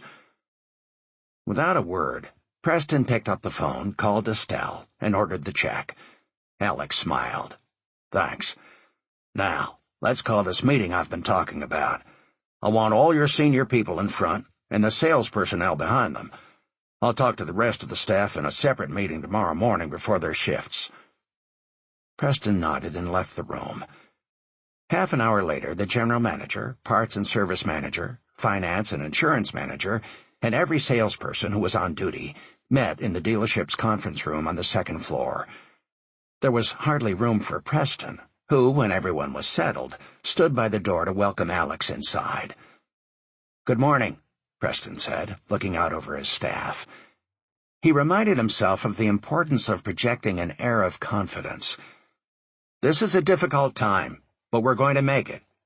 We know that Austin Disley has been arrested, and that's been a shock to us all. I don't know what he did or didn't do, but I want each of you to know that this is an honest dealership. When I first heard of Austin's indictment, I placed him on administrative leave." That brought a murmur from the group and odd looks from some of his key people, giving Preston the impression that they thought his response to be little more than a slap on the wrist or a paid vacation. "That said," he continued, projecting a more powerful voice, "in the interest of our entire company, I'm terminating his employment as of today." His words changed the smirks to looks of genuine surprise. As the room went dead silent, Preston spotted Robert Reynolds ducking out the back door behind the sales team. He was probably calling his now ex-boss with the news. "This entire store needs immediate attention, but in addition to my responsibilities with Wilson Holdings, I have a number of personal matters I have to deal with, so I have brought in some help." He turned to Alex, who was standing at his side. "I'd like to introduce Alex Herman. He's been in this business a long time at all levels. He's our chief operating officer at Wilson Holdings, one of the owners of the company, and a CPA. He's going to be reviewing this store, financially and operationally, and I've made him the interim CEO of this dealership. I'm still the CEO of Wilson Holdings and the chairman of the board, but in this store, Alex Herman has the last word. Does everyone understand?" "Yes, sir." The affirmations echoed off the walls until the room finally fell silent again, save for the shuffling of Robert Reynolds' shoes as he re-entered the room. Preston smiled at Alex. "It's all yours," he said with a nod. Alex looked around the room, taking a moment to make eye contact with each person. "Good morning, ladies and gentlemen. I'll make this as brief as possible. I have a helicopter view of all our stores throughout the country, but I'm not sure what we're dealing with here, so I need your help. I want each one of you to give me straight answers and a prompt response when I ask for something. First, however, I want a written report from each manager on the status of your department, and I'd like these within the next 2 hours. Nothing fancy, just tell me what's been going on and what needs to occur to make things right." Preston watched as a wave of concern swept over the faces of his employees, but Alex did not seem shaken. Instead, he found one attentive face and concentrated on that person as he spoke. "We're taking a PR hit because of the Disley situation. We need to work together to make certain this store can continue to instill a level of confidence with our customers. I will talk to each and every one of you in this room privately. Thanks for your time, your attention, and your loyalty." As Alex finished, Preston could see hope, if not confidence, in most of the faces. "Thank you, Alex," he said. A couple of men clapped, and several more in the room gave Alex a thumbs up. "Excuse me, but which one of you is Estelle?" Alex asked, as the throng was about to depart. A plump woman in her early 50s, with wire glasses and her hair in a bun, stepped forward. "I assume Mr. Disley had an office," Alex said, offering a warm smile and a gentle handshake as she nodded in response. "How about showing me where it's located, and I'll set up my workstation in it for the time being." Estelle led him to Disley's old office, just around the corner from Preston's. "This used to be Mr. Fitzgerald's office," Estelle said. "I know Casey well," Alex said. "How's he doing?" "I've not heard from him since he left, save for a Christmas card." Her eyes got misty. "We all love Mr. Fitzgerald." "As well you should," Alex said. "If he were still here, I certainly wouldn't be." Chapter 8. Preston was anxious to get an update from Alex. He knew Alex had received the department reports, and that material had lent clarity to many issues. The buyers of the exotic cars were concerned the dealership might go out of business, and they would have to drive long distances for service. Alex had dealt with this before, and immediately put in a call to a PR firm to start working on a sophisticated ad campaign to dispel such fears, quickly. Thankfully, the standard domestic line customer would be satisfied with strong incentives and more personal attention by sales and service. A week later, Preston had Alex and Estelle once again working at Disley's conference table to deliver yet another report for him. Using the latest financials compiled by the CPA firm that serviced Wilson Holdings, they were reviewing the company's current status with the bank, as well as confirming that the operating expenses and taxes were current. Preston picked up the phone to ask Alex how things were going. Alex explained the bills had been paid, but he was not comfortable with the gross numbers. Preston called them both into his office. "Where are we precisely?" Preston asked as the two entered. Alex took a seat in a side chair by Preston's desk. Estelle sat at Preston's conference table. Alex didn't pull any punches. "If you're hoping for good news, I'm afraid you're in for disappointment. From what I see so far profit-wise, this store is down 30% from a year ago, and heading even further south. In a normal situation, we could turn that around in 2 quarters, but we both know these aren't normal times. Assuming the numbers are correct, and they might well not be, we can tighten up on the expense side, but we can't afford our revenue stream to keep taking a hit." Preston leaned back in his chair, put his feet on the desk, and tried to absorb what Alex had said. "Tell me more," he said. "I'm looking over the operating statements Estelle gave me. This store is $500,000 behind last year's numbers during a 5-month stretch ending with this last quarter." Estelle frowned and nodded sheepishly. "I made that same observation to Mr. Disley on several occasions, that the numbers weren't adding up, but he kept telling me he'd take care of it in a carryover from added sales revenue later on." "If it did, it doesn't show here," Alex said, breaking off the tip of his pencil. "Is there anything the bank has requested as collateral or support for the cap loan, the property lease, or any other outstanding obligations?" "Not that I'm aware of," Estelle said. "That's the whole problem, sir. I don't know what I don't know. When Casey was here, he always shared information with me, so I knew exactly where we stood. Mr. Disley kept a lot of that to himself, and he always carried his laptop, where he stored everything, with him." Alex spun around sideways in his chair so fast he almost came out of it. "He used our desktops, too, didn't he?" "No, I'm afraid not. He preferred to keep everything on his own laptop until he had the numbers ready to transfer. He used flash drives, and he handled all his own email. No one else was allowed to read it." Preston slammed his open hand on the desk. "So we have no paper trail of our communications with the bank?" Estelle straightened.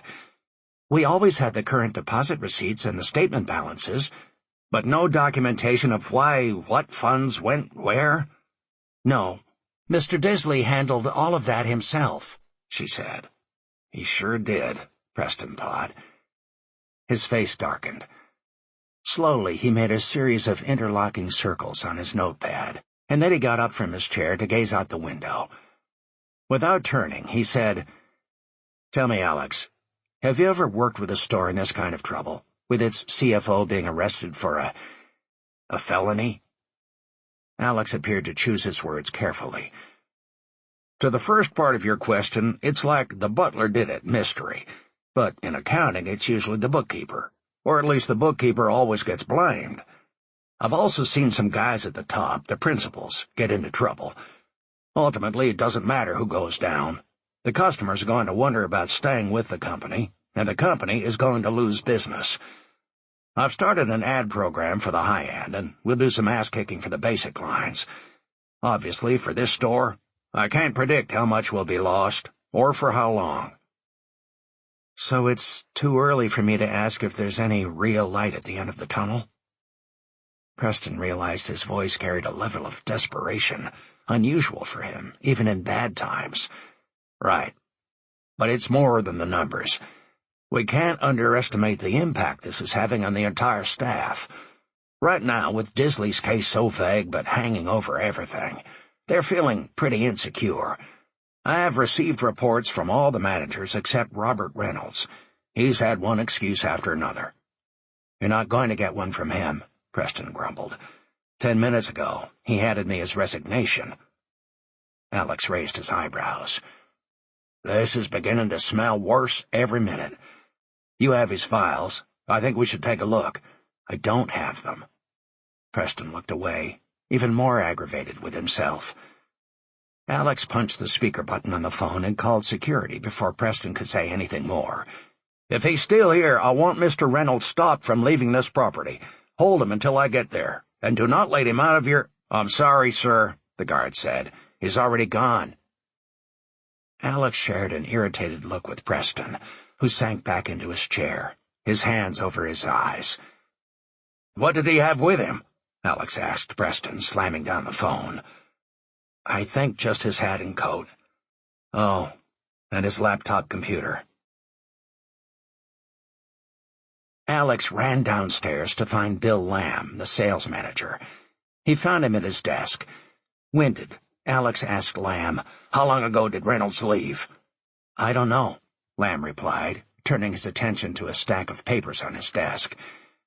Alex stood there, arms crossed, barely able to restrain himself from yanking the guy out of his chair. Apparently sensing that his new boss was not going away, Lamb glanced up from the pile. I didn't see him leave. He just tore out of here, Alex said, curling and uncurling his fist, and you didn't see him leave?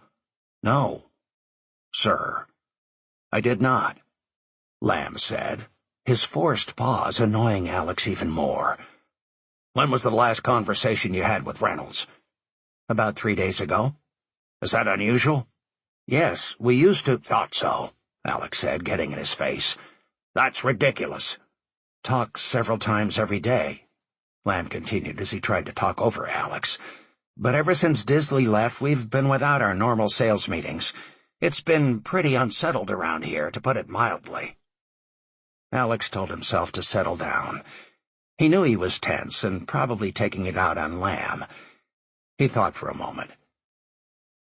I need to see the gross sales sheets for the 2 months since Disley has been gone, which should bring it up to December. They've already been sent to bookkeeping. Estelle has everything. Lamb went back to the matter on his desk, seemingly either unaware or oblivious to the point Alex was trying to make. Alex had had it with Lamb.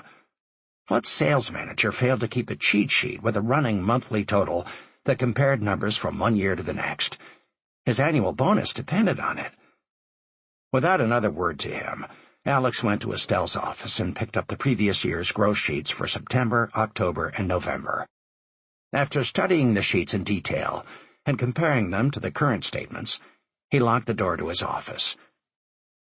Then he collapsed onto the couch, trying to absorb the implications of all he had just learned.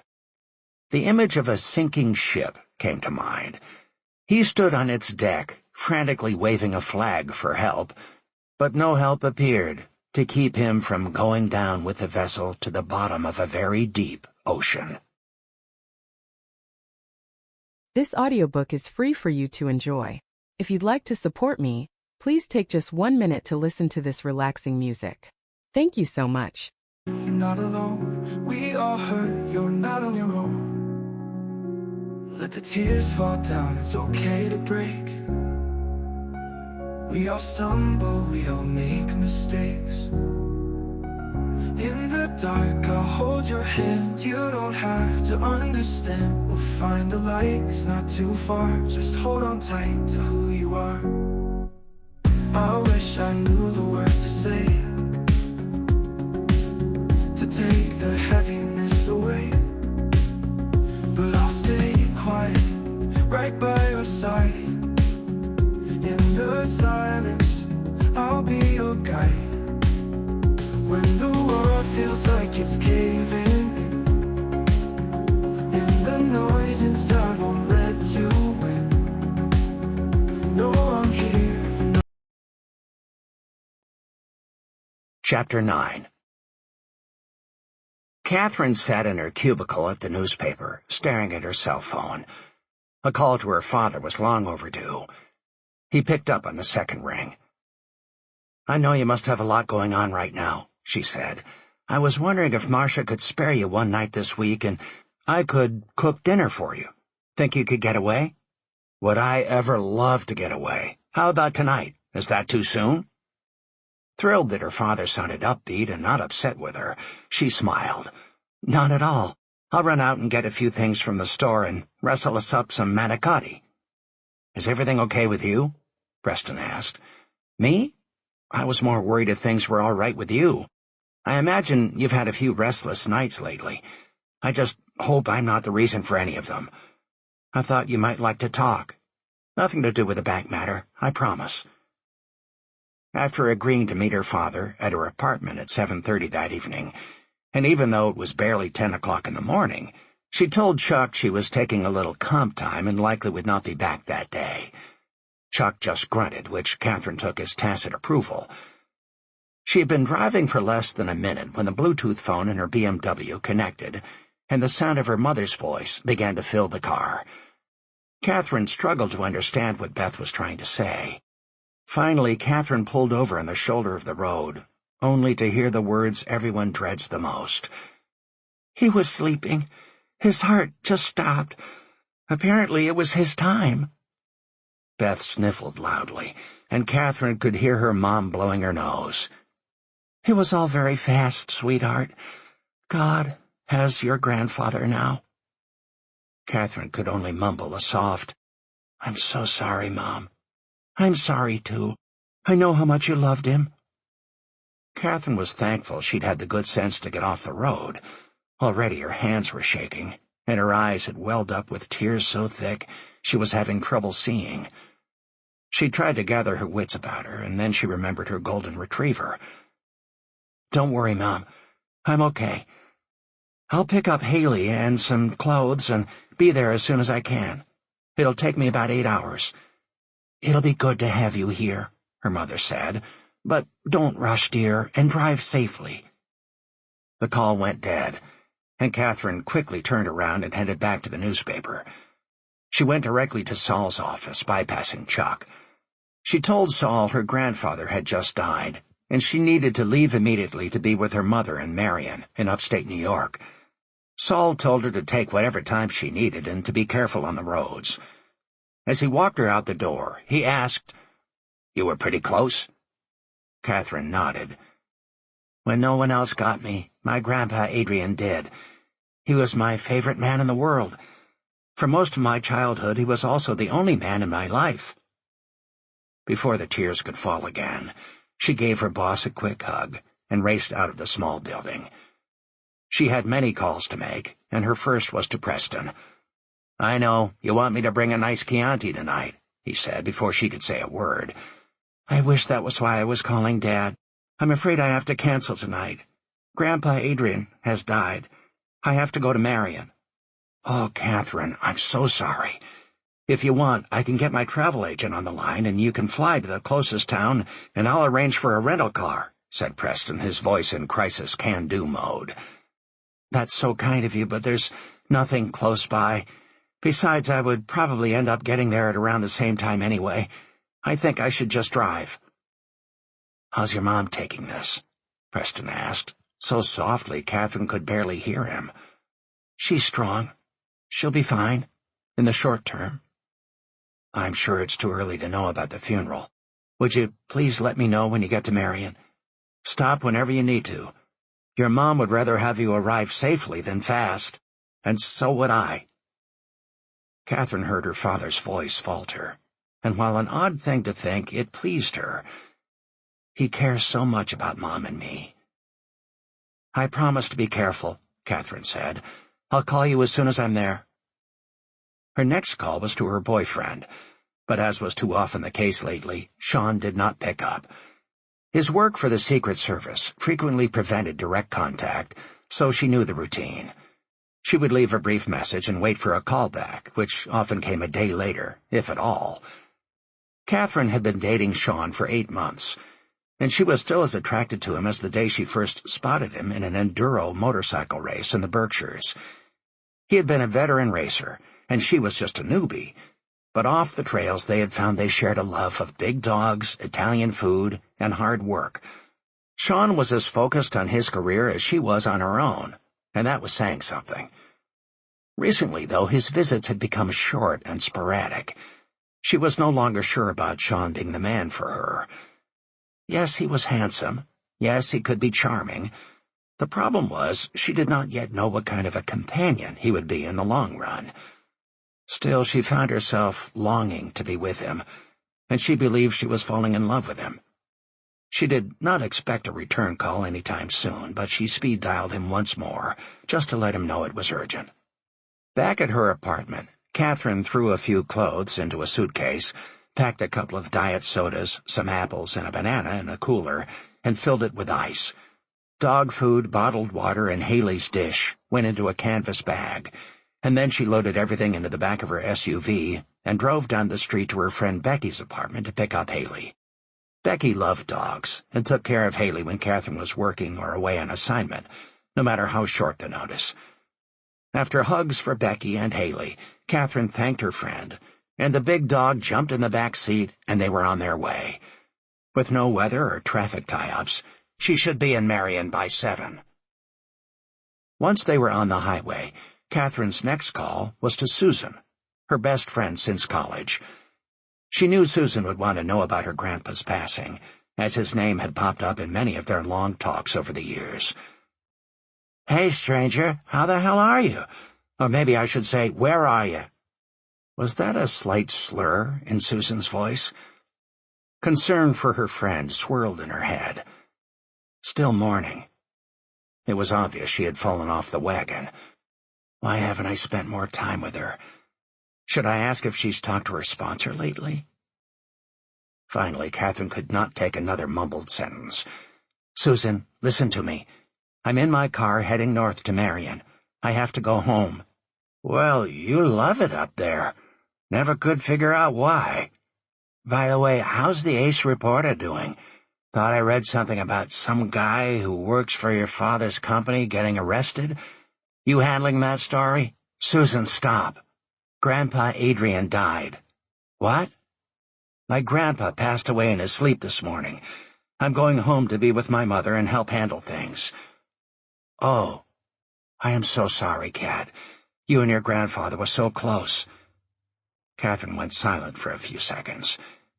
"Yes, we were so close." More silence. "Do you know when the funeral will be?"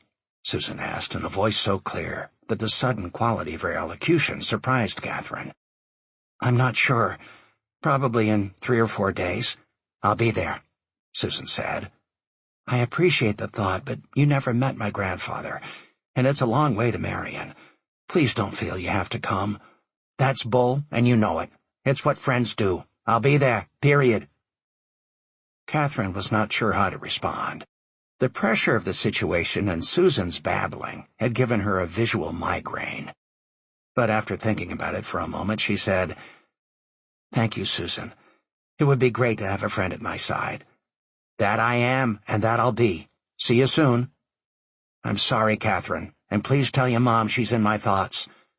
"I will, Susan," Catherine said. She hung up before her friend could say anything else, vowing no more phone calls for a while. After a few hours on the road, Catherine pulled into a rest stop to give Haley a break and a short walk, and then she was back on the road. She thought about her last trip to Marion, particularly about the time she had spent with Adrian at her grandmother's grave and stopping by the church to light a candle for her. She could not believe she would never again ride with her grandpa in his old pickup or shoot skeet with him in Newark. Just thinking about it made her miss the smell of cigar smoke in his old truck.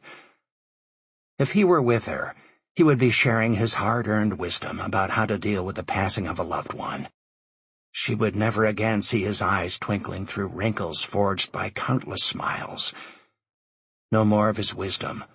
No more one-on-one discussions that went to the heart of her soul. She rubbed her eyes before the tears had a chance to fall. Her thoughts about her grandfather and the Newark Rod and Gun Club triggered memories of one of his favorite shooting buddies, Harry Klaskowski. She and Harry had gotten along so well on their own that when Harry last came to New York City to put on a show with his Oompa band at the Heidelberg restaurant in Germantown, he had invited Catherine and encouraged her to bring some friends. She had dragged Susan along and invited Preston to join them, which he had. It had been fun getting to see what Preston looked like after a few drinks. In fact, it was a turning point in their relationship. She needed to call Harry. Chances were her mom was in no state to do so herself. The phone rang and rang. Finally, a loud voice answered. "Howdy, Double K," a voice said. "You got the Oompa man. It must be an honor waiting for me to take your call. Don't be shy. You can tell me how you feel." As sad as Catherine felt, she could not help but laugh. Bipolar and more than a little over the top, Harry was a dear, and she found him funny. Occasional mood swings be damned. She had come to love the Oompa man. "Hey, Catherine, are you going to talk to me or just give me the silent treatment? Glad it's not my nickel. Take your time." Pleased that he recognized her laugh, Catherine nonetheless knew she had to get to the point of her call. "I'm calling with some bad news, Harry." "Whoa, let's slow the train down. What's going on, little girl?" "Harry, Adrian passed away this morning, in his sleep." Moments passed. Catherine could feel her pulse pounding against her temples, making the wavy lines of her migraine all the more acute. "Leave it to Adrian to do it the easy way," Harry said. "God love him." Catherine could hear Harry coughing and blowing his nose. She would have given anything to be able to throw her arms through the phone line and squeeze him tight. "Grandpa was everything to me, and I know you were the best of buddies. I'm on my way to Marion now. After I talk to Mom, I'll let you know about the funeral." "I'm sorry for your loss. For our loss," Harry said. "I know how much you meant to Adrian. I can still see the excitement in his eyes every time he talked about you. You may not know it, but I've talked with Adrian every Sunday for—" Catherine heard another cough and then sobbing. "I'm so sorry, Harry. I'll see you soon." Catherine made another rest stop and then resumed her trip north. When she reached the New York Thruway, she tried Sean again, not expecting him to answer, but surprised when one of his team did. "Hello, Johnson." "This is Catherine Kelly. I'm looking for Sean O'Malley." After a few minutes, Sean came on the line. "Hi, Cat. You caught me just coming in. It's great to hear your voice." "I left you a couple of messages earlier today. Did you by chance get either of them?" "Afraid not. Like I said, we've been out in the field. Babe, you sound a little stressed. You okay?" "I'm fine, except... Actually, I'm terrible. My grandfather died this morning. I'm on my way to Marion now to be with Mom. I just thought you should know in case you tried to get hold of me." "I'm way sorry, Catherine. I know how close you are, or were, with your grandfather." "I'm going to remain close to him until I see him again," Catherine said, hurt that Sean had misspoken, even if it was an honest slip of the tongue. "Of course you are, Catherine. I just wish I were with you right now," Sean said. "We've been apart too long this time. Is there anything I can do to help?" "Thanks, but right now, I just want to be with my mom and get her through this," she said, glad he at least seemed sorry about how long it had been since they had been together. "You should be there within 2 hours. I know you have a lot on your mind. Drive carefully. If you'd like me to come to the funeral, I'll try my best. Love you." Before she could answer, the line went silent. As she checked the time, she thought about Sean's 2-hour comment and frowned, puzzled. Did I mention to him where I was?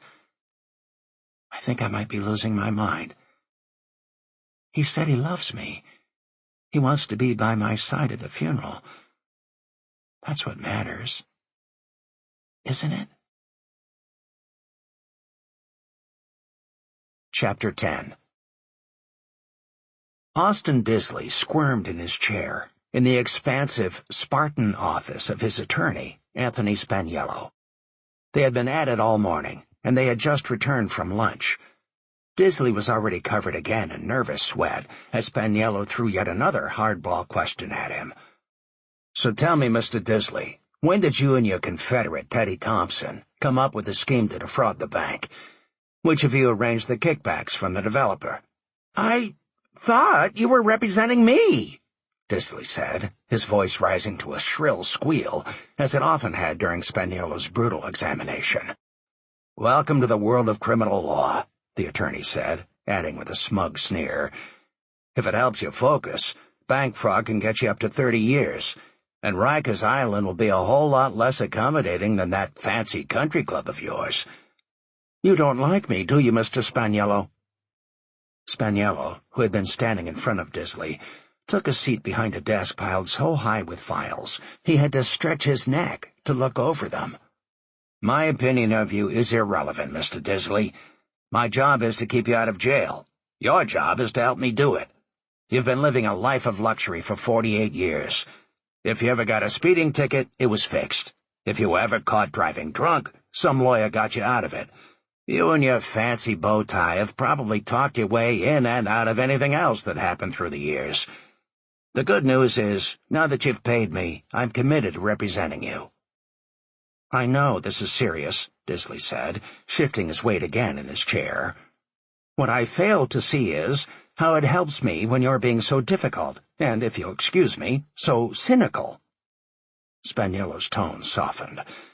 "If you think I'm tough, wait until you're put on the witness stand, and the prosecutor gets a hold of you. One of the most important decisions you and I have to make is whether or not to demand a jury trial. Normally, we'd want a jury trial, but I'm worried that a jury might not like you. Jurors generally are not rich people who have gone to fancy boarding schools and Ivy League colleges. When they have a defendant they can't identify with who has committed a crime they don't like, say something they think reaches beyond their stations in life, they tend to not be objective." Austin sat as still as a stone. He had no idea how to respond, and could not help but notice that his soaked undershirt had started to smell. He did not like his attorney, but Anthony Spaniello had a reputation for being smart under pressure. The attorney was also right, though. He was a child of wealth, born with the proverbial silver spoon in his mouth, and with the accoutrements typical of his class. Hotchkiss Prep School, where he had met and roomed with Preston, Princeton University, where he had joined a dining club, memberships at several exclusive country clubs, the yacht club and boat, and more. Indeed, everything had been simply wonderful until 5 years ago. Yes, he still had money, but not like before. "How can you be so sure a jury won't like me? Do I have to be poor?" The remark made Spaniello laugh. "No, you don't have to be poor. But take a look at yourself. You're wearing a fancy dress shirt and gold cufflinks with your initials engraved on them, and a blue blazer with shiny brass buttons that definitely did not come off the rack. You have a pink handkerchief in your breast pocket, your belt has embroidered golf clubs on it, your socks are all sorts of colors, your loafers have tassels, and you wear a bow tie. God knows how you dress when you decide to relax." Austin's face fell. "Do I have any hope of beating this?" "That depends on what you can tell me that will prove you didn't commit what you're accused of in the complaint. Follow me on this, and you might want to take some notes," Spaniello said, picking up a book off his desk. He thumbed through a few pages. "Okay, let's look at the statutory language in 1344 again. Knowingly executes or attempts to execute a scheme or artifice to defraud a financial institution or to obtain any of the monies or other property owned by or under the custody or control of a financial institution by means of false or fraudulent pretenses, representations, or promises. You're charged with conspiring with Thompson and EasyBuy to have your customers buy cars at wholesale as part of a scheme between the bank and the developer, from the latter of which you and Thompson shared kickbacks." "What we say is confidential?" Austin asked. "Attorney-client privilege, right?" "Of course," Spaniello said. "While we're on that subject, you must be careful not to waive that privilege by discussing our conversations or writing about them. Be especially careful with emails, no matter how private you think they are. Trust me, they are no more private than a billboard, and probably easier for the feds to find." Austin looked at his notes. "I never considered giving a customer a good deal, including selling a car at wholesale, to be criminal. It's done all the time. If it helped my relationship with our bank, I don't see how that's a crime either. As for what they call kickbacks, I looked at it as customers expressing their appreciation to the developer, and he in turn saying thank you to us. I never had any intention of violating any laws. Anyhow, it was Thompson who put everything together. I only found out about this supposed crime after I was arrested." "You want me to believe that A, you never had a scheme, B, you never defrauded the bank, C, you never got any money from the bank under false or fraudulent pretenses, D, you never made any misrepresentations or false promises to the bank, and E, you never intended to violate any law." "Yes, that's exactly what I'm saying," Austin said, feeling better for the first time since he had sat down with Spaniello. Maybe there was still some hope. Spaniello opened a file and wrote something in the margin. "Tell me about your conversations with Thompson. Start from the beginning." "There were none outside of routine discussions about our lease, collateral, appraisals, all the stuff that goes on between a CFO and a bank that holds the financing for our cars and capital loans and is also our landlord." "You're telling me you never arranged anything with Thompson that resulted in a kickback?" "That's right. Wholesaling the high-end cars was my idea to promote business and please the bank at the same time. Everybody won." Spaniello opened a different folder. "Tell me about these appraisals." "I don't think the appraisals mentioned in the complaint have anything to do with what was going on between Wilson Holdings and what Thompson was doing with Easy Buy, or whatever that Russian's company name was called," said Austin. Spaniello looked doubtful, so Disley tried again, explaining that while the dealership submits appraisals, the bank also does appraisals of its own. "As I was saying, I think the complaint is referring to the bank's appraisals, not the dealer's," Austin said. Spaniello gave Disley a look of such utter disbelief that an idiot would have caught it. Yet Austin settled in his chair, confident he had set his attorney straight. They talked for an hour longer, and when the meeting finally came to a close, the former CFO of Wilson Holdings could be heard mumbling to himself as he left the building, "I think I did pretty well. He acted like he believed me." Chapter 11. Light snow faintly fell on the windows of Beth's two-story frame house. Normally she would have loved such a day in her cozy home. Instead, she sat in her den, warmed by a fire but with her body numb. She had always known this day would come. Still, she was unprepared for the harsh reality of it.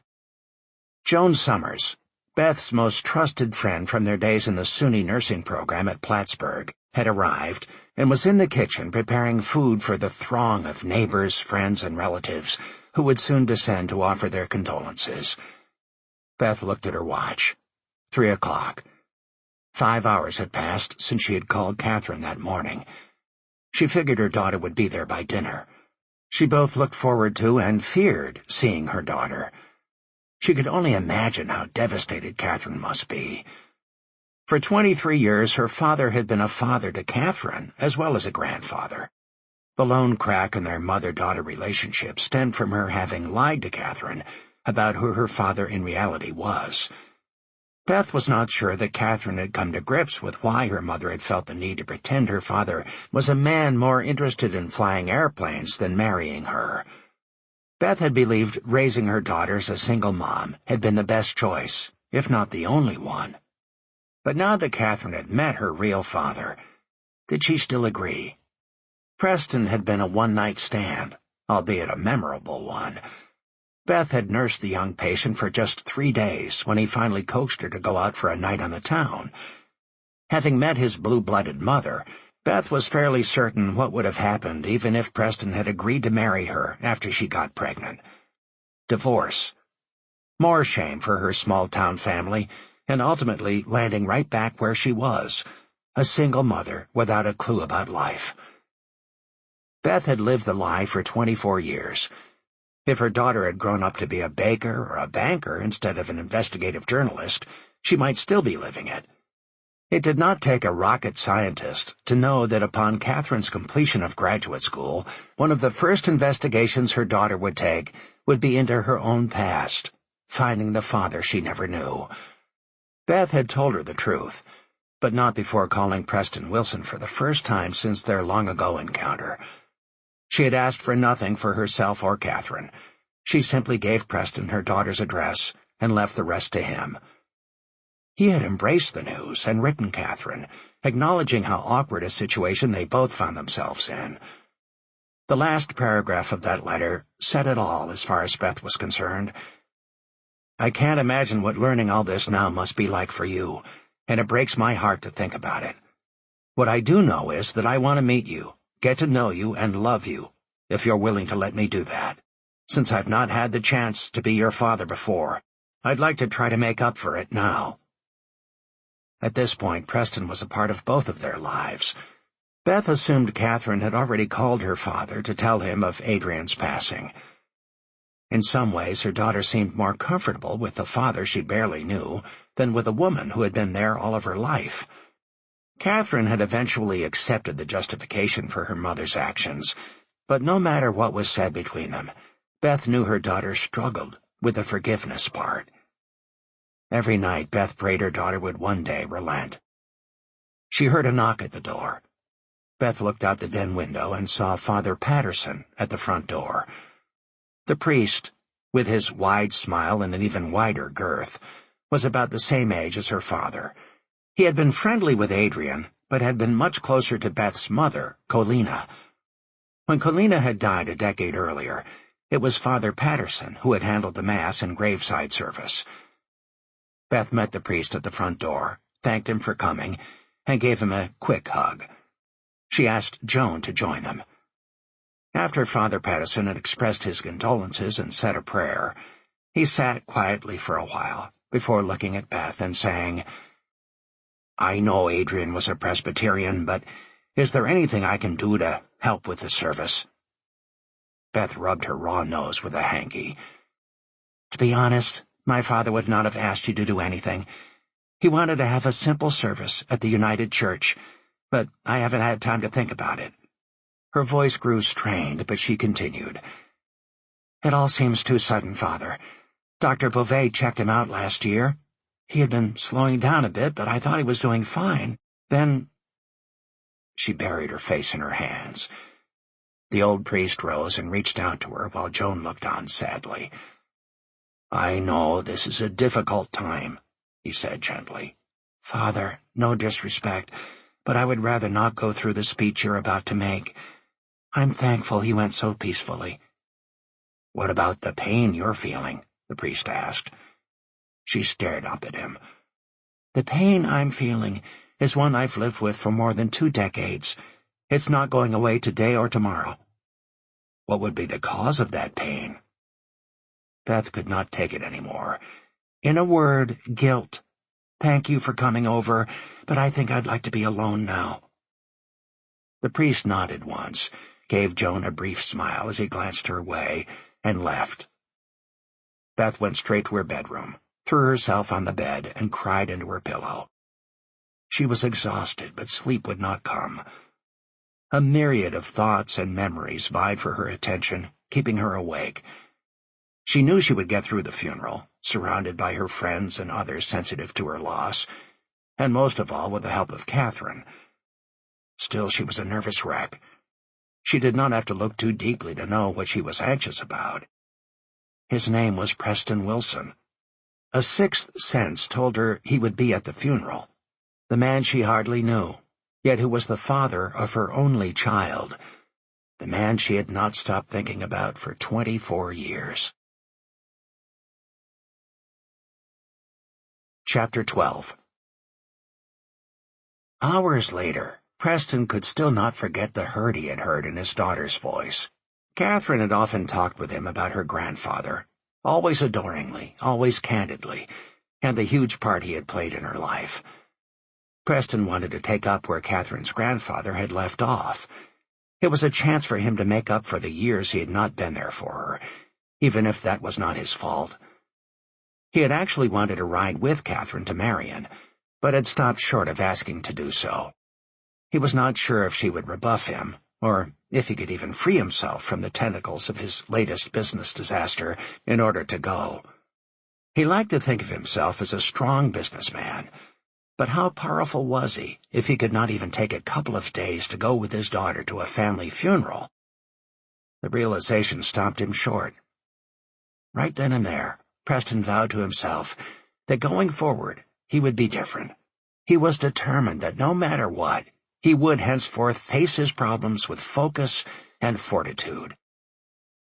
A knock on the door brought a rumpled Alex dragging himself into Preston's office. "You know my first cut on where we stand financially," Alex said after falling into a chair. "I think we have a much deeper problem to figure out." Preston knew Alex well enough to take him at his word, and he steeled himself for what was about to come. "Let's have it," he said. "I've been studying the gross sheets for this past October.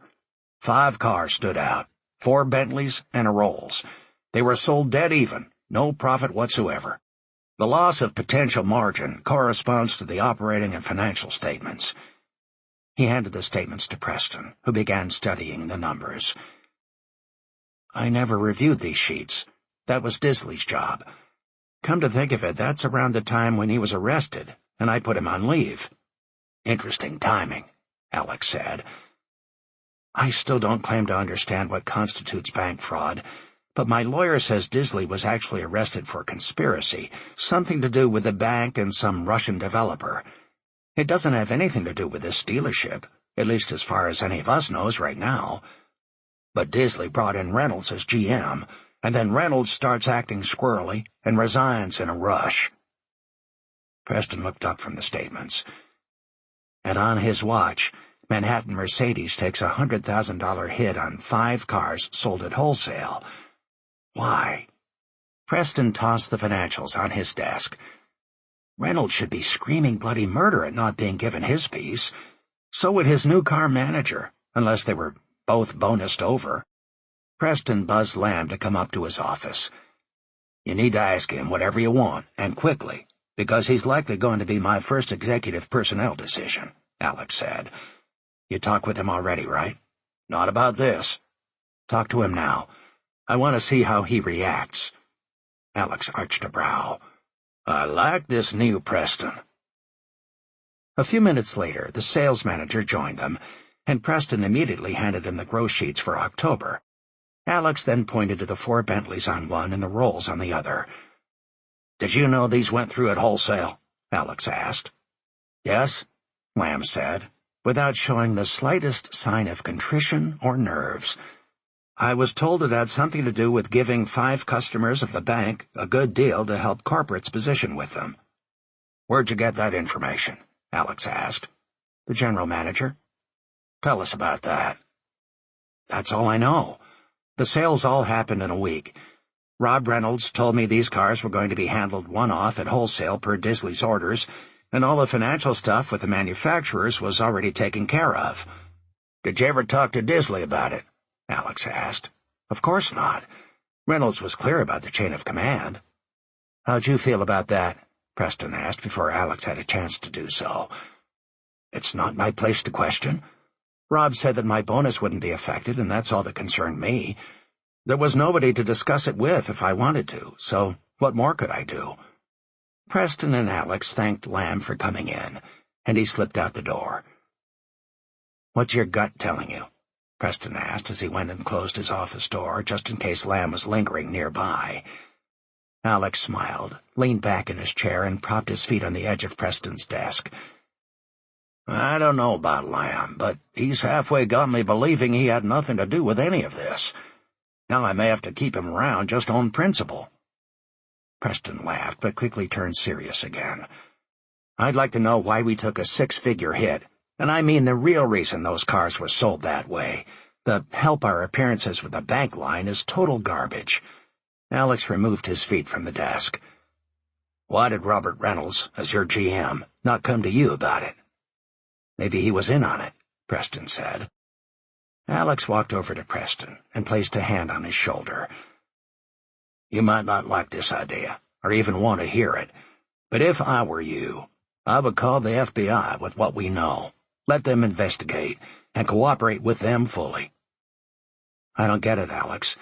All we have is some guys in my dealership selling cars at wholesale. That may be an offense worth firing someone over, but it's hardly a crime. It's not a crime right now, but you know as well as I that there's a whole lot more to all this, somewhere. If you get the feds involved now, it will demonstrate your lack of knowledge of any wrongdoing. Think of it as preventive maintenance. Preston smiled and gave Alex a playful tap on the shoulder. Each day I see more and more why Joe Hart thought so highly of you. I'll call my attorney, tell him what we know, and if he has no objection, and I don't know why he would, my next call will be to the FBI. Chapter 13. As the mileposts clicked by, and Catherine drew closer and closer to where she had grown up, her thoughts seemed to spin further and further away. One minute she was back in her office at the newspaper, beginning what was destined to be the longest day of her life. The next minute she was getting a call from her mom with news she had always feared would come. Catherine did what she had always done in the face of trouble or loss.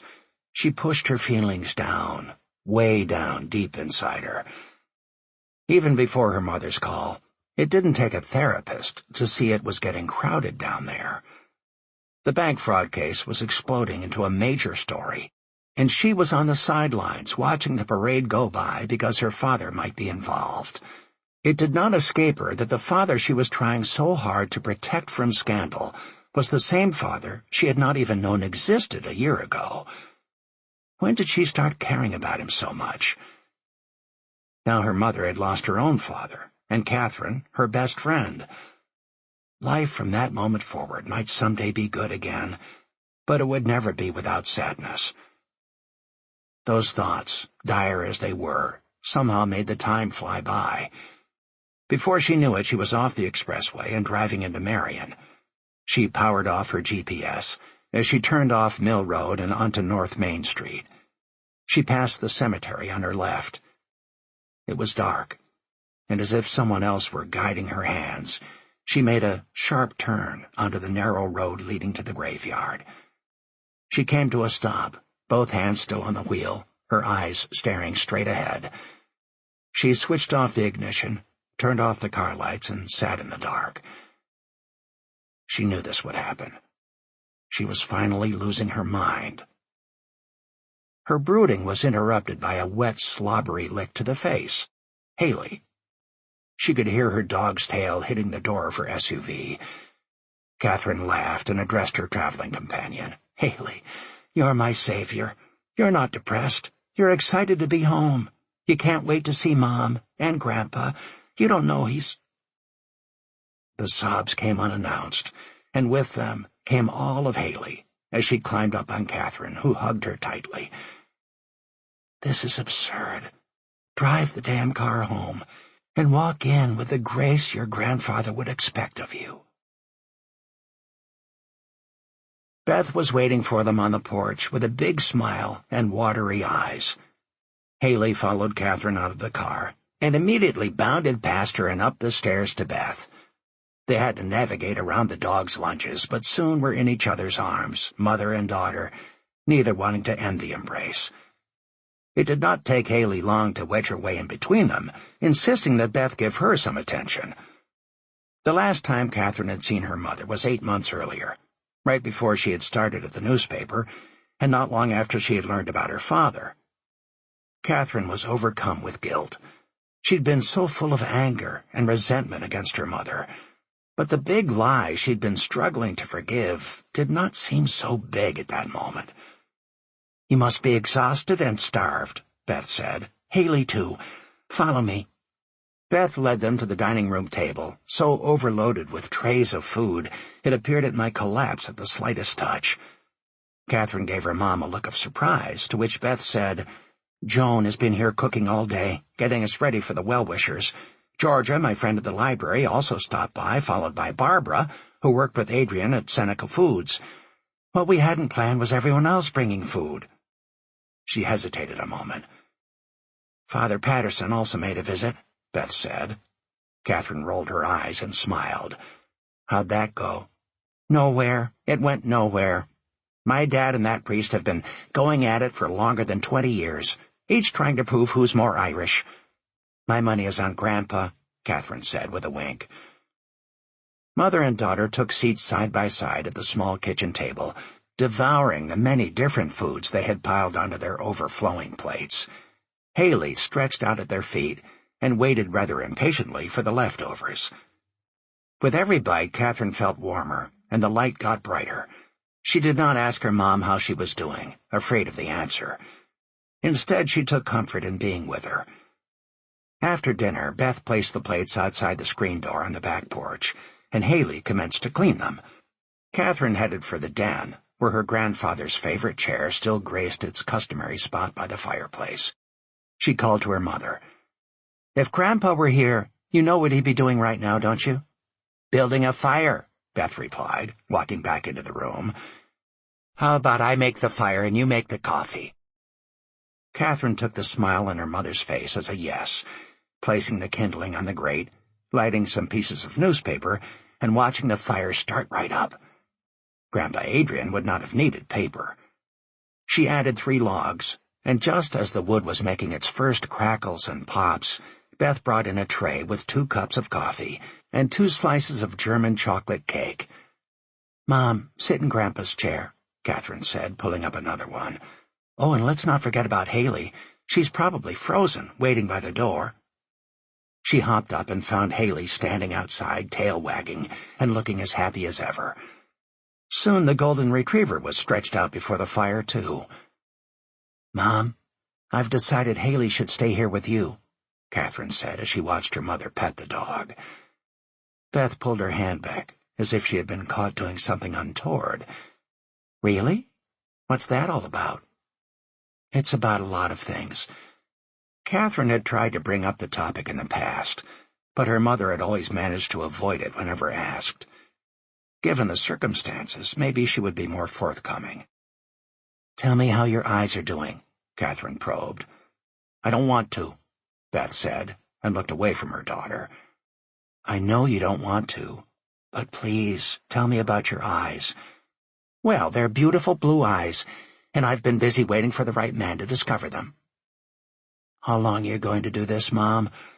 "I'm not a child. I want to know. I need to know."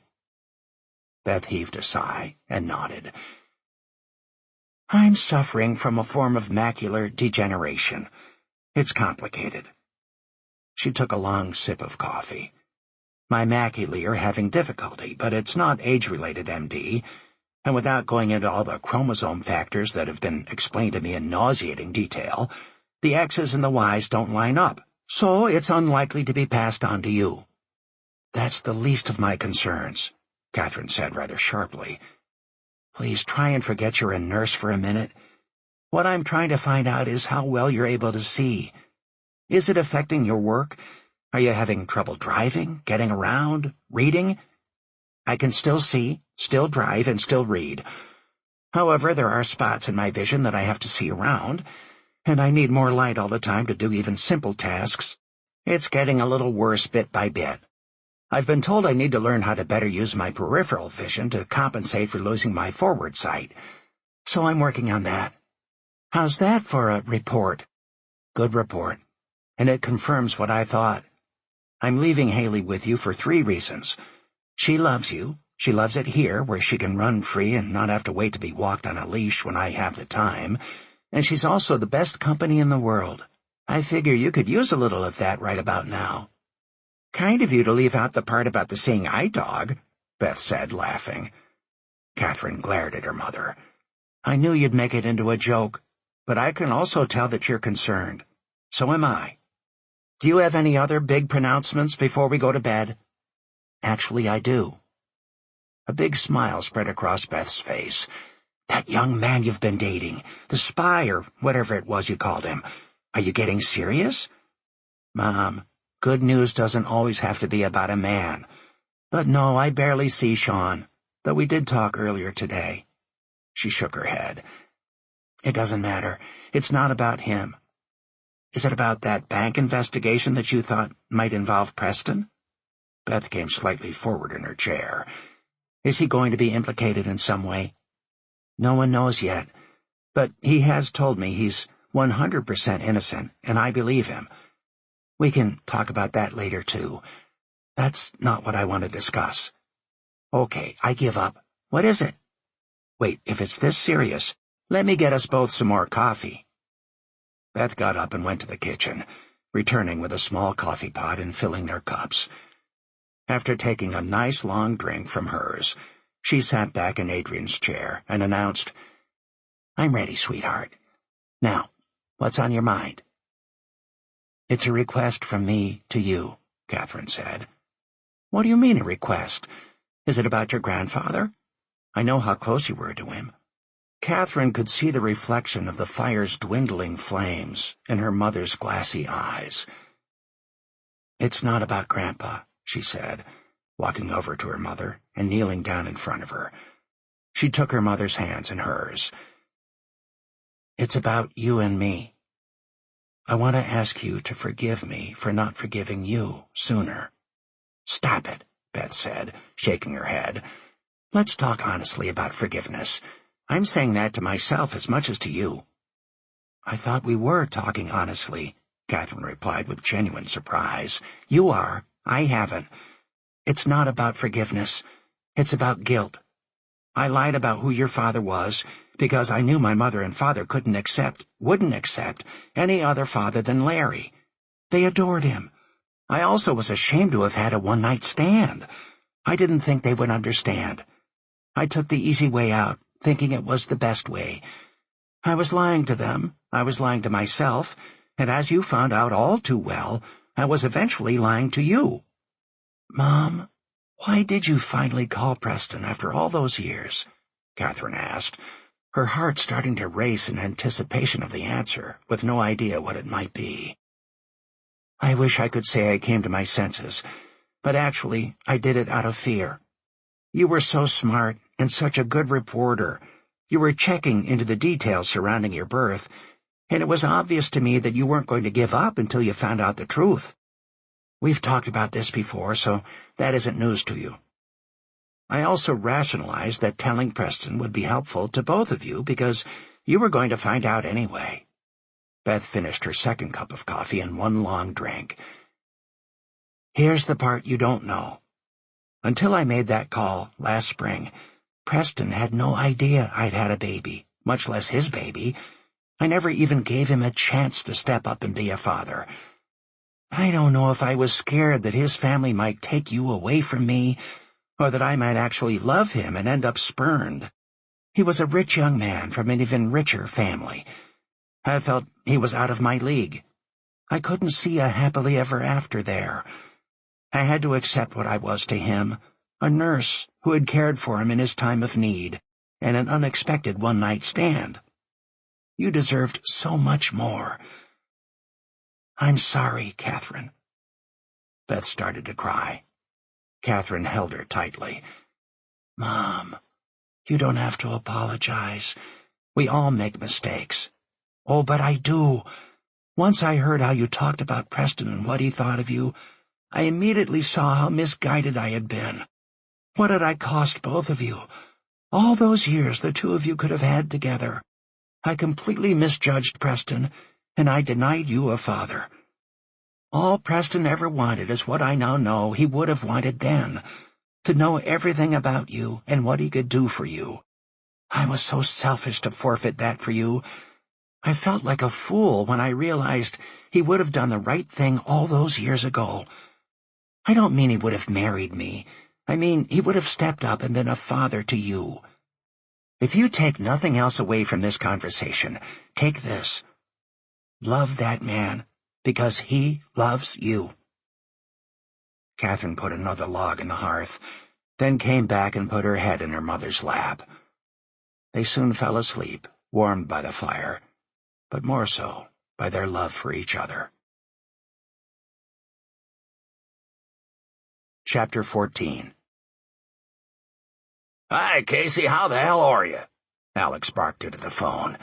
It had taken half a dozen tries over a 3-day period, but he finally had the company's old CFO on the line. "Why aren't you answering your phone? I couldn't even leave a message." "I'm a man of leisure now, and don't want to be bothered by phone calls." Casey laughed loudly. "Seriously, I took the family on a trip and didn't want to be bothered by anything. Voicemail's always full. Don't think I even know how to access it. Let me guess what's going on with you. Out of the goodness of your heart, you've left the slopes of Colorado for Manhattan, so you can pull Preston's nuts out of the fire yet again. Maybe yours too, my friend. Ah, but I didn't put them there. Believe me, I know. Your dear friend Disley did the honors." Casey let out a growl. "I knew I shouldn't have taken this call. I hate to ask, but what is going on with the company that I still hold stock in? 3 major problems. 1, I can't find your stash of Snickers.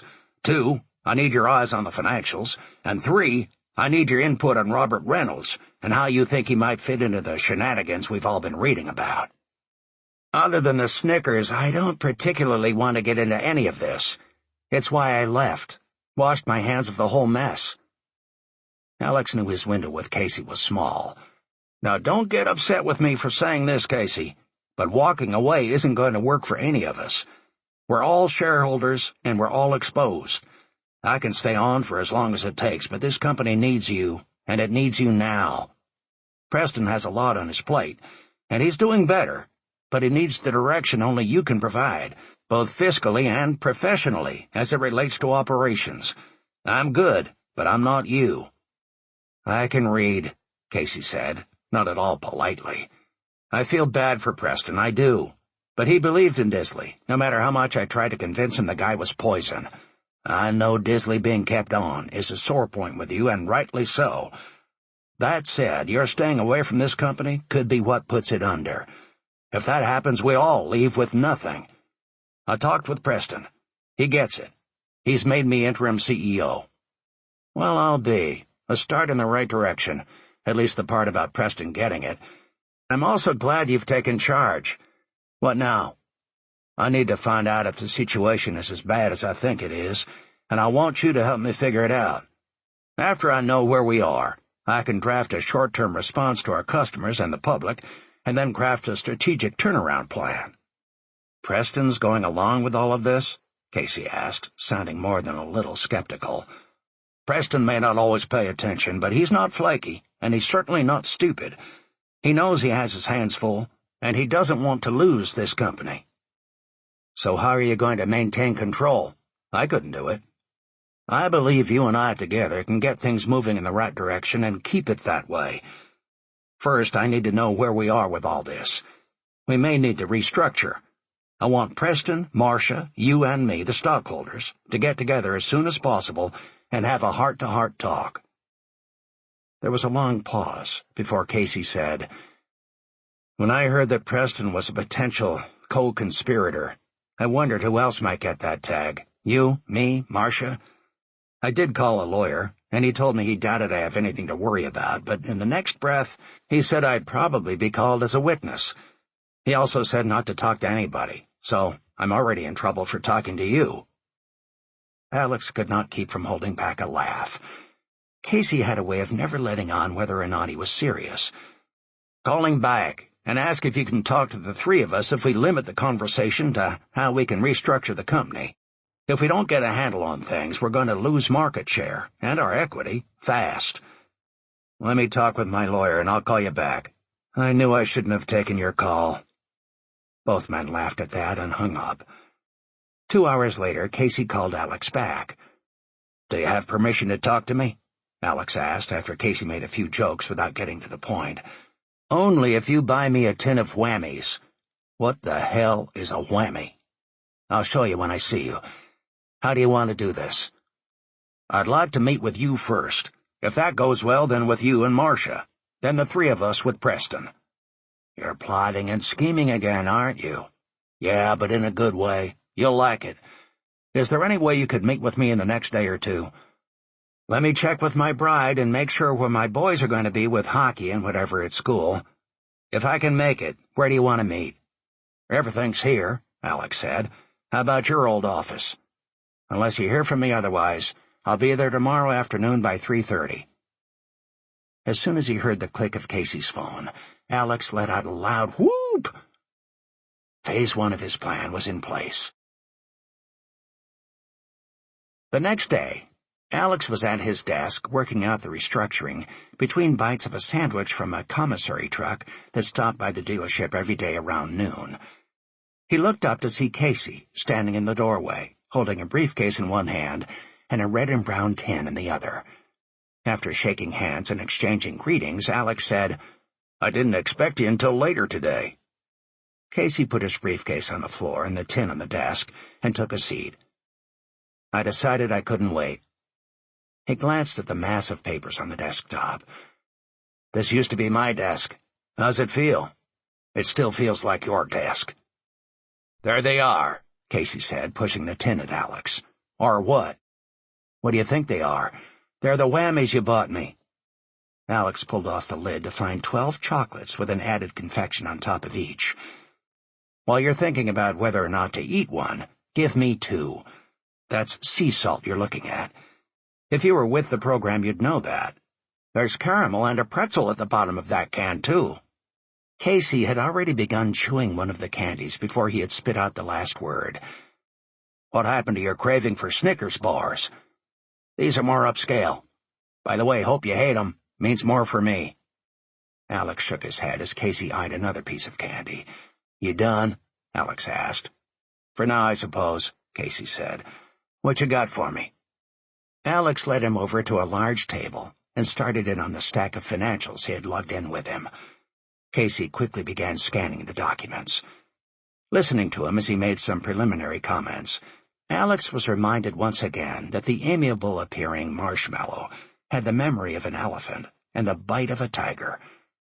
Without a single break, they worked in earnest throughout the afternoon, designing a pro forma for the company's next 6 months. They also penciled in a best-case, worst-case revenue forecast, with special attention to the payables based on sliding metrics. Only when they were both satisfied they had done all that could possibly be done did they take a pause and return to the desk. Convinced he had an accurate picture of the firm's current financial condition, Alex was struggling with just how deeply to go into the rest of the fiasco. Knowing Casey as well as he did, there was a real possibility the man would not stay on if he were told the other part of the story. However, in fairness, it could not be kept from him any longer. "There's more to this mess than the financials," Alex said, trepidation dripping from each word. "Always is," Casey said calmly, surprising Alex.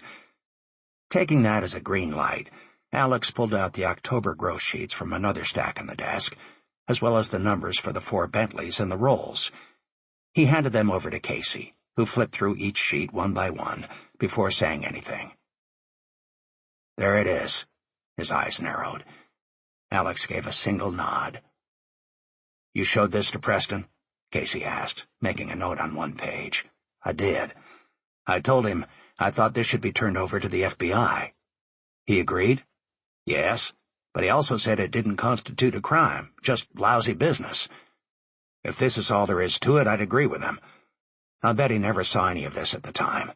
If he did, he would have raised holy hell. Preston gets preoccupied, but he's not dishonest." Casey reached for another whammy. "Preston said he didn't know a thing about any of it, and I believe him," Alex said. He then told Casey about the recent meeting with the entire Manhattan staff and how Robert Reynolds had ducked out and later resigned. "Not surprising," Casey said. "Came in with Disley. Runs downhill. So why'd they do it?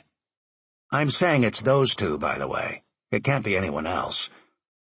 They both gave a cock-and-bull story about making the deal to curry favor with the bank," said Alex. He went on to explain what little he knew about B&A's misconduct and who he thought might be involved in the scheme. "Preston being mentioned as an unindicted co-conspirator in this doesn't necessarily mean that the feds have something else," Alex added. "So we have at the least a PR question about Preston's connection, and we have B&A to deal with as well," Casey said, trying to chew politely. "From what I've read, and all any of us are getting is public knowledge, basically what we're seeing in the newspapers, The bank has some serious questions to answer. Disley's buddy, Terry Thompson, got arrested too. Alex sighed. My biggest fear is that they'll pull the plug on our inventory financing and our cap loans. Neither of which is in default, Casey said, except for the deemed financially insecure covenant. Alex quickly reminded him. Casey nodded. You want me to reassure Tom Gallagher at B&A Charlotte, even though things have now been moved to Goldberg here in New York City? Right, Alex said, taking Casey's comment as an indication that he had an interest in personally participating in the firm's fight. That brings me to the next piece.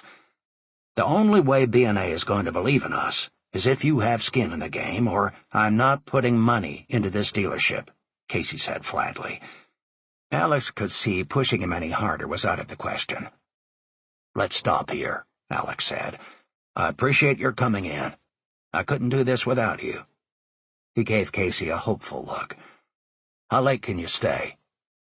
A little while longer. My boys are playing hockey, and I want to catch what I can of the game. I know we're in a tight spot, but if we use our heads, we can figure a way out. However, I want to meet with Marcia alone before I do anything else. He smiled at Alex. We're lucky to have you here. Alex and Casey shook hands. Even if it was only a temporary reprieve, a huge weight had been lifted from Alex's shoulders. For the first time since coming back on board, he felt a modicum of relief. Keep the rest of the whammies, Casey said. They'll help your disposition. Look at what they do for me. Both men laughed. It was a much-needed momentary lull in the building storm. Chapter 15.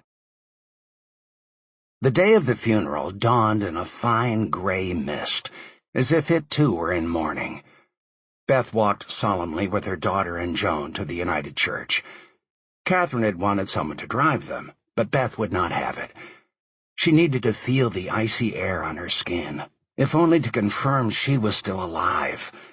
She had been so numb since losing her father.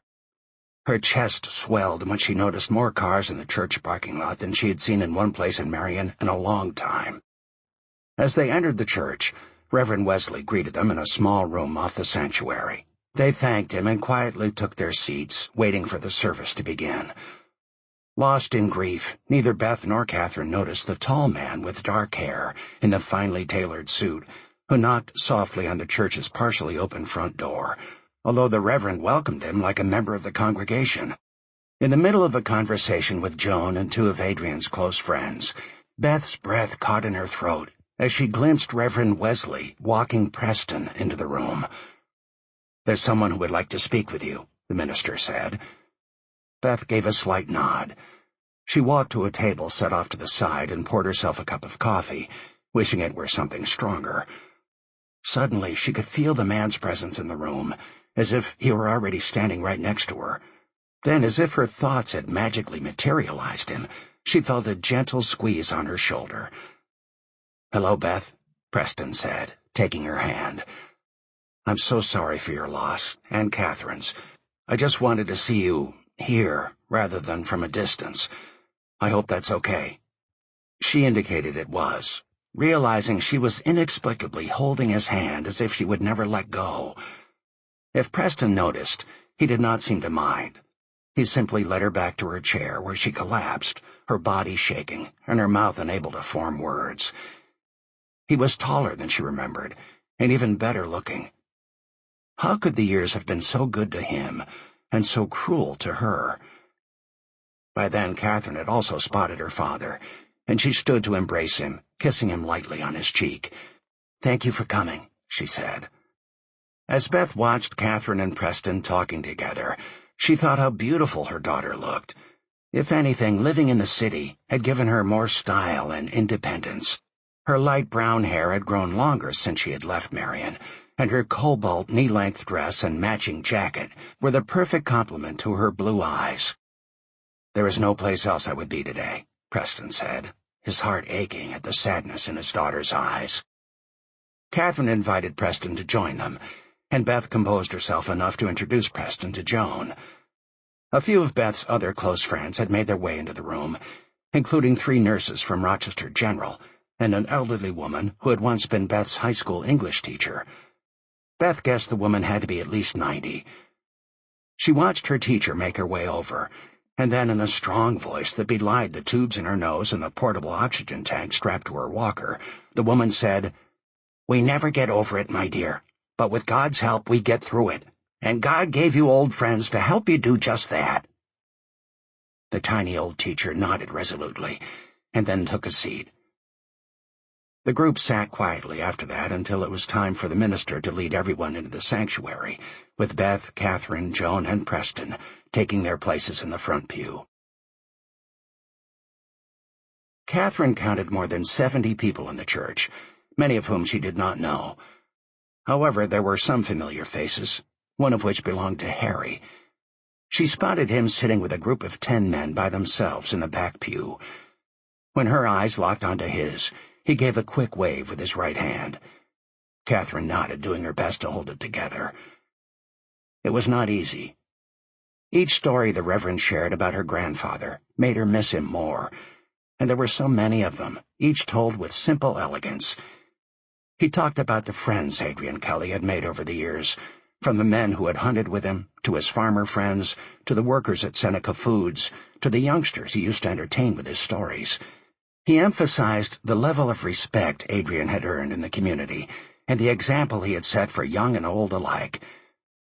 Adrian Kelly was a man of many interests, who appreciated how short our time on this earth is, the preacher said. Unlike most of us, he worked hard to live each day like it was his last. For Adrian, that meant being open to making new friends wherever he found them. When his words turned to their immediate family, Catherine was touched by the attention paid her grandmother and mother as he shared stories about what a devoted husband her grandfather had been, as well as a father. Catherine's tears began to fall as the Reverend recalled how close Adrian had been to his only grandchild. He made reference to specific conversations he'd had with Adrian to illustrate how proud the grandfather had been of the granddaughter. At one point, Catherine, already short of breath, feared her chest would burst if the minister shared one more memory. On the drive to Marion from the city, Catherine had told herself that she would remain in control. She realized how naive that had been. She was so grateful that her mother's friends were there, and Preston too. Her thoughts suddenly darkened. What about her friends? Why wasn't Susan there? Or Sean? Feeling as if she did not have a friend in the world, Catherine began to weep. Preston and her mother both immediately reached for the hand of hers closest to them. It was just the comfort their daughter needed. At the cemetery, Beth, Catherine, and Preston stood together next to the Kelly family plot, where Adrian would join his wife for eternity, just where her grandpa had wanted to be. They were lucky to have had him as long as they did. The graveside service was short, and Catherine found herself feeling grateful for that. The stress of the day had brought on the familiar wavy lines in her vision. Over and over she said under her breath, "This is not about me. This is not about me." But the mantra did no good. She had to stay strong for her mom. Afterwards, nearly everyone gathered at the house, with most folks moving quickly to the dining room. Joan, having left the service early, was ready for them with a spread of breads, cold cuts, salads, and a crock-pot full of venison stew. The conversation was lively, the stories even more plentiful, and the mood palpably lighter as everyone dug into the food. Haley made the rounds, becoming best friends with everybody, one person at a time, all the while keeping a keen eye on the dining room table in case a tasty scrap should fall. Harry, for his part, was in true form, holding court and keeping Joan and others in stitches. Catherine was initially caught off guard at how comfortable her mom and Harry seemed with each other, but then remembered Harry lived in Batavia, only a couple of hours away, and surely through the years Adrian had had cause to invite his old friend back to the house while her mom was there. Maybe what should have surprised her was that Harry had shown up to the funeral with his entire band. Who did that? But as the Oompa man and his mate started setting up their instruments in the living room, nothing could have seemed more natural. Grandpa would have loved it. A true Irishman, He had always been more comfortable with the idea of a wake, complete with beer and music, than a funeral service. As Catherine surveyed more of the crowd, her eyes came to a rest on Harry and Preston, and she pursed her lips. What are they so deep in conversation about over there? They both looked so tense. She worried maybe something else dreadful might have happened. She shook off her concern and scanned the room for her mom. Whatever was going on with those two, it would have to wait. Her first priority was her mother. Preston watched Harry weave through the crowd, heading straight for him like a man on a mission. He wanted to talk to Harry, but not necessarily that minute. His mind was still on the service, particularly what the minister had said about Adrian. He wished he could have known him. "Hey, big guy, thanks for showing up." Preston took Harry's extended hand. "Were you close to Catherine's grandfather?" "Yes, we go way back. We shoot and hunt together. Did shoot and hunt together. In fact, I have something important I need to do for Adrian down at the gun club. Why don't you ride along with me?" "Now?" Preston asked. His eyes started to Beth, who was sitting in her father's old chair by the fire, silently weeping, but surrounded by friends. "Come on," Harry urged. "I could use your help." Preston looked about for Catherine, who was sitting across the room, keeping an eye on her mother. "They'll be fine until we get back," Harry assured him. "They're in good hands." "Still, I hate to leave them," Preston said, looking uncertain. "We're only talking about a couple hours. It might make you feel better." Suddenly, Preston remembered he was talking to someone who had just buried a dear old friend. Harry could probably use some company as well. "Okay, as long as we're not gone for too long." The quarter-mile dirt road leading to the club was slick with snow and ice. Harry parked out front, and Preston followed him into the small ranch-style building. Harry pointed Preston to some chairs around a long metallic folding table in the middle of the large open room. Preston sat down and tried to take in the shelves full of trophies, a wall of portraits, and a cabinet containing shotguns and a few boxes of ammunition. "So why are we here, Harry?" "Tradition," Harry said, as he pulled a black band out of his pocket. "They help at times like these, and this is one of ours." Preston watched Harry move toward the wall of hunter portraits with purpose. Then he carefully placed the black elastic band across the bottom of one, like a ballplayer might don a black armband for a fallen teammate. And then he stood before his friend's picture, without saying a word. Preston had never seen the man quiet for so long. "He meant a lot to you," Preston said, interrupting the silence. Harry nodded, then walked back and sat down across from Preston. "I'd offer you some coffee, but we're kind of closed down until the weather gets a little better." "I'm fine," Preston said. "You don't look fine," Harry retorted. He was right. The funeral, Beth losing her father, Catherine, her grandfather, you, your old friend. "Yeah, it sucks," Harry said. "Makes you feel all alone in the world." Preston stared at the vinyl floor. "I will never forget him," Harry said, gesturing to Adrian's picture. "I take comfort knowing he'll always be here on that wall when I visit, looking down on all of us as we toast his memory and remember better times. Nobody can take that away from me. I learned that when we lost Joe. I'm okay. But it's clear to me that you're not. Work? Problems at home? Something else?" Preston looked up. "Have a lot going on right now." "Too damn vague," Harry said. "Cut to the chase." Preston cupped his head in his hands and then looked up at Harry, the blood draining from his face.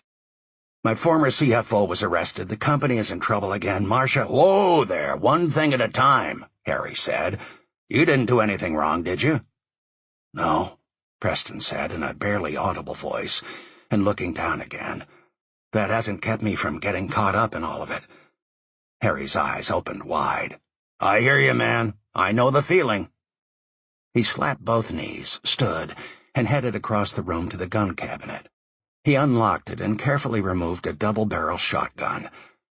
"This is a Beretta 471 Silver Hawk," he said. He sighted it and pretended to aim at something outside the window. "Can't wait for spring," he said. "Can you?" He placed the gun on the table. "I'm not thinking of spring, Harry. Got to survive the winter first. You're not thinking of offing yourself, are you?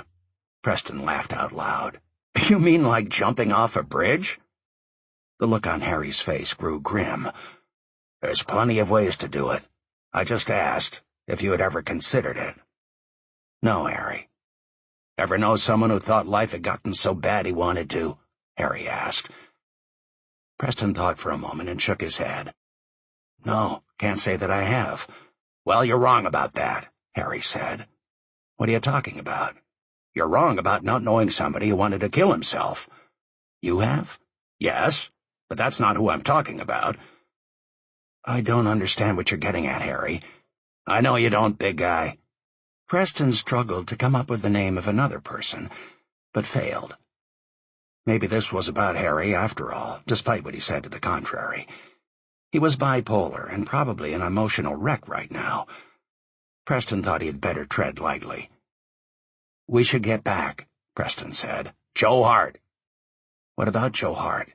He paused. You're telling me Joe contemplated suicide? Yeah, that's exactly what I'm saying. How would you know that? Preston asked. He told me. Why? Maybe because he's the guy who kept me from killing myself. Absent-mindedly, Preston stared at the shotgun, and with a shaky hand rubbed its wooden stock. Joe Hart? He would have been less surprised if Harry had said, the Pope. Why do you think Joe went to the mountains? Harry asked. You don't know, do you? No. You never asked him. Even if you had, he probably wouldn't have told you. Talking to you is like talking to a wall, only a wall has more feelings. Preston pushed away the shotgun and began to circle the room. Harry sat still. Preston came back and sat down. Anything more you'd like to share to enlighten me? Yeah. After Joe's wife was killed, my take is he put the kid who shot her out of his mind. He knew nothing would bring Ashley back. He thought about talking to a shrink, but he didn't think that would help either. So instead he went to the mountains, back to his roots, trying to make some sense out of something senseless. Preston sat quietly. You listening to me? Are you getting any of this? Harry asked, placing the gun back in the cabinet and carefully locking the door. Preston's fists clenched so hard he could feel his fingernails digging into his palms. I'm listening, but I don't know where you're going with all of this. You don't know me. You don't know what I'm dealing with right now, so if you think this is helping, you're wrong. We should get back to the house. He stood and began walking to the door. Preston, why do you think Joe came down from those mountains? Preston stopped and slowly turned around. Never thought to ask him, did you? I'm well aware of why he came down, Preston said. Then tell me why. To save my ass, Preston shouted. Wrong again, Harry shouted back. It isn't always about you, Preston. Taking his seat again, Preston rested his hands on the edge of the table. He was trying his best not to add more tension to the room, but he knew Harry was on a roll, if not out of control, and like a runaway train there was not much to do until it came to a stop on its own. Joe had made it clear to you that night he wasn't going to take your case, Harry said. Then before he went to sleep, he heard you crying like a baby to Casey about losing your wife. He said it was the first sincere thing he had heard you say all day. What? Preston heard himself say. He got up and went over to the window, needing no reminder of the words Joe had spoken that day. He remembered every one of them, and always would. He turned and looked at Harry, speechless, and with a question in his eye. In the end, Joe felt no man should lose his wife, Harry continued. He would never have told you that, and I would never have mentioned it now except I lost my best friend. Honestly, I've learned the hard way that you can't get anywhere by blaming your problems on anybody else. Though Preston was shaken all the way to his center, he tried to make sense out of the last thing Harry had said. I'll bet that you never once asked him about his wife. Why? You were too busy thinking about yourself. If you're not too pissed off at me, consider what that says about you. Preston slowly shook his head. I'm not upset with you. You're right. I consider Joe a friend. I should have asked him those questions. I'm surprised, but probably shouldn't be, that you're the one having to teach me this." It was Harry's turn to get up and check outside. "Snow stopped. Time we got back to Beth's." "Before we go, I'd like to ask you for something, Harry. I'm probably the last person you want to help, but if it'd make you feel better, I think in helping me, you'd also be helping Beth and Catherine." "I'm listening," Harry said. "I'd like to continue this conversation with you," said Preston. "Now?" Harry asked. "No. Over time," Preston said. "I need to think about all of this. I have more than 100 people working for me, not to mention teams of lawyers and advisors. What I need is a friend, one I can trust to talk to me straight, the way you have tonight. You want honesty? I only started out trying to develop a relationship with you as an obligation to Joe. We're so different. I've never been good at letting people in, but you found a way." "Glad you got to know the Oompa Man, are you? I write, play, and sing music. My job is to hit the right note." "Keep singing, Harry. I need it." Chapter 16. The next morning, Preston could not believe how his talk with Harry had cleared his head. He felt as if he were a bear coming out of hibernation. As he drove to Beth's house, he saw all kinds of birds in the air and the rolling acres of open farmland covered in untouched blankets of snow. To his left, the meandering Ganargwa Creek was frozen solid. The landscape reminded Preston of his first foray into the Adirondacks as a 15-year-old with his father, and how they had met another 15-year-old there named Joe Hart, the nephew of Howard Buckingham, his father's guide. Until that day, the only landscape Preston had previously seen involved tall buildings in New York City. He had scoffed at the wilderness back then. A third of a century later, he wondered how he could ever have forgotten how beautiful it was. When he had called Beth the night before to tell her he wanted to stop by the following day to talk with Catherine, Beth had told him she also wanted to talk to him. He arrived at her house by mid-morning, and she was there to greet him with Haley at her side. "Am I too early?" Preston asked as Beth let him in. "Not at all," she replied. "Kat's at the gravesite. She wanted to be alone with her grandpa. This is actually a good time because I wanted to speak with you alone.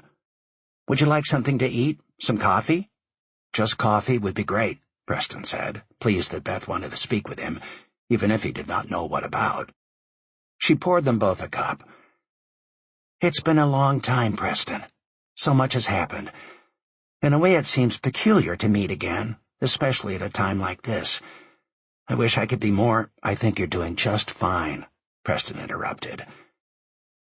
"I want to thank you for being so accepting of Catherine. I want to thank you for the gift of my daughter. She's brought so much joy and light into my life already.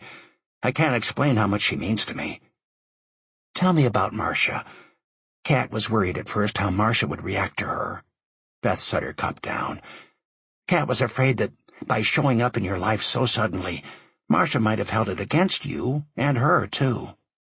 She was shocked at first, but Marcia is a wonderful woman. She's been great with Catherine all the way around. I'm so fortunate she's my wife. I don't deserve her. I've let her down in a lot of ways." "How could you possibly have let her down, Preston? Seems to me you've given her a fairy tale of a life."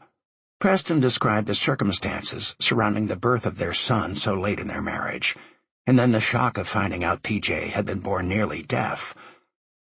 "Our pediatrician told us to wait and see if his hearing developed. I was in denial, and wanted to believe PJ might grow out of it, but Marcia wouldn't have it. She did exhaustive research and wanted to follow the advice of the Clark School and have PJ fitted with hearing aids immediately."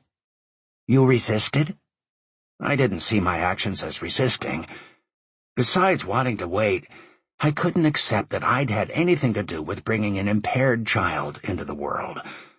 I can see now why she thought I was thwarting her efforts at every turn. I was an idiot." "Marcia took your reaction as a personal rebuke?" "She was furious at me, and then some." "How'd you know?" "As a mother, I can understand where Marcia was coming from, but it's not an abnormal reaction for a person—" For no apparent reason, Beth suddenly stopped mid-sentence. Preston used the moment to finish his coffee, which Beth quickly refilled. He thanked her and said, "Marcia's been everything to me. I've tried to be supportive, and finally got on board with all her plans for PJ, but there have always been times when I got it wrong. I'm just now learning how wrong." He smiled sadly. "I'm a bit down on myself right now, if you can't tell. This is no time to bore you with my problems." "Nonsense," Beth said. They sat quietly for a few minutes, until Beth broke the silence with a question. "It will be lunchtime soon, and we have tons of food. Everyone has been so kind. Can I make up something for you to take on your way back to the city?" "I'd love that," Preston said. "Just fix me whatever's easiest. I'm not going back to the city, though. Tomorrow I'm flying to San Francisco for business." As Beth was preparing a couple of mammoth ham sandwiches, she said, "I've been following your career since we met." He followed her into the kitchen. "You have?" The surprise in his voice was real. "I'm flattered. It's probably too early to ask you a lot of questions about you and the past 24 years. Beth smiled in a way that reminded Preston of what had drawn him to her when she had been his nurse all those years ago.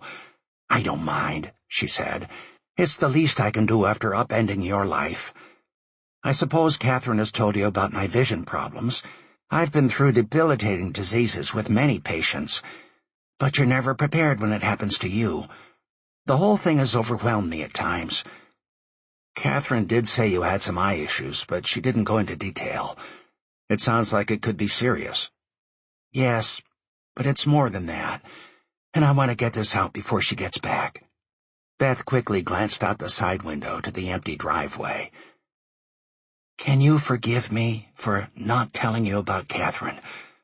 She was as much yours as mine. I feel terrible that I never let you know you had a daughter." Beth wiped a tear from her cheek using the edge of her apron. She shooed Preston away when he stepped closer to comfort her. "You're a wonderful person, Beth, and a good mother. I am so grateful that you did contact me. What you did was a great blessing for me. You gave me a daughter, one of the most special people I have ever known." Beth looked at Preston with great pain in her eyes. This time, when he drew her close, she did not pull back or push him away. "You're a good man, Preston Wilson. More and more I see room for improvement. I'd like to think I would have welcomed your news back then, but honestly, I don't know if I would have, Beth. I've spent a lot of my life being a pretty selfish guy. My wife could tell you how long it took for me to come around. Let's just give each other a break and agree that this all played out just the way fate intended, okay?" Beth smiled ruefully. "I don't care what you say, Preston. Catherine is lucky to have you as a father." It was Preston's turn now to be embarrassed, and so he changed the subject. "You know what I would like to see, Beth? Do you have any pictures of Cat while she was growing up?" Beth's face brightened. "When did you start calling her Cat?" "I don't know. I guess the closer we became, the more comfortable I felt about using a nickname. She never told me not to. You don't like me calling her that?" Beth grinned, but Preston could have sworn it was tinged with sadness. "Calling her Cat is just fine. That's what I call her, too. But if you want to prevent an avalanche of tears, just don't call her Kitten. That was her grandfather's name for her." Preston smiled and took a seat. "I'm curious about something else, Beth. What did Adrian say when he learned I was her father?" Beth's face became so ashen that she looked as if she might faint. Again she waved him off, and when she spoke, her voice was tight and low. "That's the other gorilla in the room. I never told my father until after I had to tell Catherine. I was worried that if he learned after all these years that she wasn't the daughter of a pilot who died serving his country, it would break his heart. I waited too long to tell him she was born as the result of, well, you know." Preston took her hands in his. "Beth, stop. It's not your fault. It was a difficult situation. You did the best you could." "No, I took the easy way out. She shook her head. At least now you know. Preston could tell their talk had left Beth exhausted. She needed a diversion. Do you have any scrapbooks? He asked. Beth nodded as the color returned to her face. She motioned for him to wait, went upstairs, and returned with an armful of colorful scrapbooks. Let's go into the den so we can spread these out, she suggested. I'll go ahead and bring in some of those sandwiches, too. They pored over scrapbook after scrapbook for more than an hour. Preston studied every picture, asking countless questions about each and every one of them. He stopped for a long time at a picture of Catherine skating on one of the small ponds by their house, something she had told him about in one of their talks about her childhood. He recalled that Catherine always talked excitedly when she described growing up in Marion, her cheerleading days, the prom, hanging out with friends, shooting skeet with her grandfather, cooking with her mother. Now Preston was finally there in that same tiny village, taking in everything, seeing it the way she did. Beth and Preston's private time together was eventually interrupted by Catherine bounding up the steps of the front porch and into the house. Haley gave her a hero's welcome with paws on her shoulders. "How are you doing, sweetheart?" Beth asked. "I'm okay. After I visited Grandpa, I went to St. Gregory's and lit 2 candles, one for Grandpa and one for Grandma. Then I took a slow drive on some back roads in Grandpa's pickup truck. I needed to do that. I needed to smell that musty cigar scent of him. I needed to play some of that old country AM music he always insisted on listening to when we rode together. It helped. I'm going to go to St. Gregory's this afternoon, too," Beth said. "Do you want to join us, Preston?" Preston hesitated. He had planned to drive back to Rochester and catch a flight to San Francisco that evening so he could check on Wilson's Auto Plaza. But he had also wanted to spend some time with Catherine before he left town. "Gee, I'd love to, but I was hoping to do something with Kat before I go." "I understand," Beth replied. Her mood seemed to have changed for the better. Catherine got up and gave her father a hug. "How exactly would you like to spend time with me?" "How far is it to the nearest lock on the Erie Canal?" "Erie Canal? Didn't know you were into raising and lowering boats." "Actually, I am. A long time ago I did some research on the connection between Lake Erie, the Erie Canal, the Hudson River, and New York City. I love history."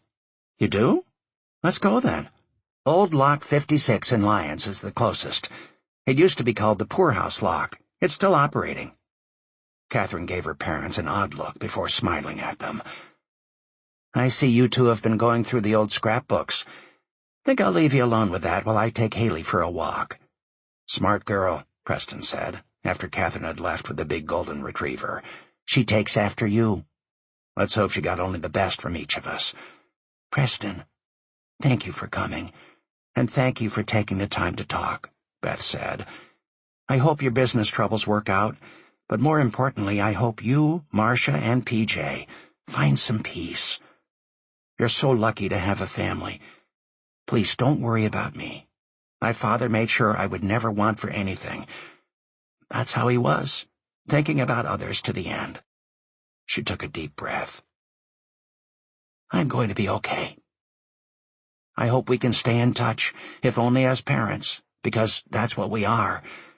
It may well take both of us to see her through life. I wouldn't have it any other way, Beth. I'm here for the long haul. Thank you for giving me an extraordinary daughter and a big sister for my son." Catherine drove, and it took them less than an hour to reach Lock 56. Preston savored every moment with his daughter, as she explained the history of the towns along the way, their origins, how they were developed, where they were today. As she talked, Preston was amazed at her incisive grasp of history, culture, and her insatiable appetite to learn more. After examining Lock 28A and the canal's dry dock complex, they visited the locks between Lyons and Newark and Lock 28B in Newark. Looking out over the canals, Preston could envision rafts coming down the narrow waterways, pulled by mules atop the high banks along the sides. On their way home, he asked what she was working on at the newspaper.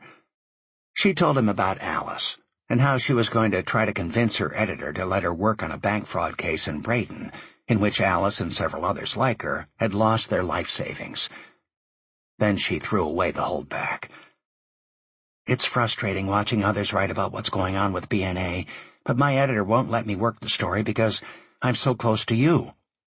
Even though it was the BNA guys I investigated, not your car business, I guess he wants to avoid any perceived conflict of interest." "That must have been tough on you," Preston said, although he was more than pleased with the decision her boss had made. Catherine's eyes narrowed. "I hope things work out for you. Your mother just said the same thing. It means a lot to have both of you supporting me." He gave Catherine's arm a tender squeeze. "My lawyer told me not to talk to anybody, but that doesn't include you. I want you to know I haven't committed any crime, though a dark cloud hangs over my head every day, not to mention what Marcia and my employees are going through. Can your lawyer get you out of the unindicted co-conspirator designation?" "He says it's up to the prosecutor. What do you think?" "I think I've made mistakes. Hiring Disley for starters. He was an old friend, but I should have paid more attention to what he was doing." "What's your plan now?" "I've brought in Alex Herman.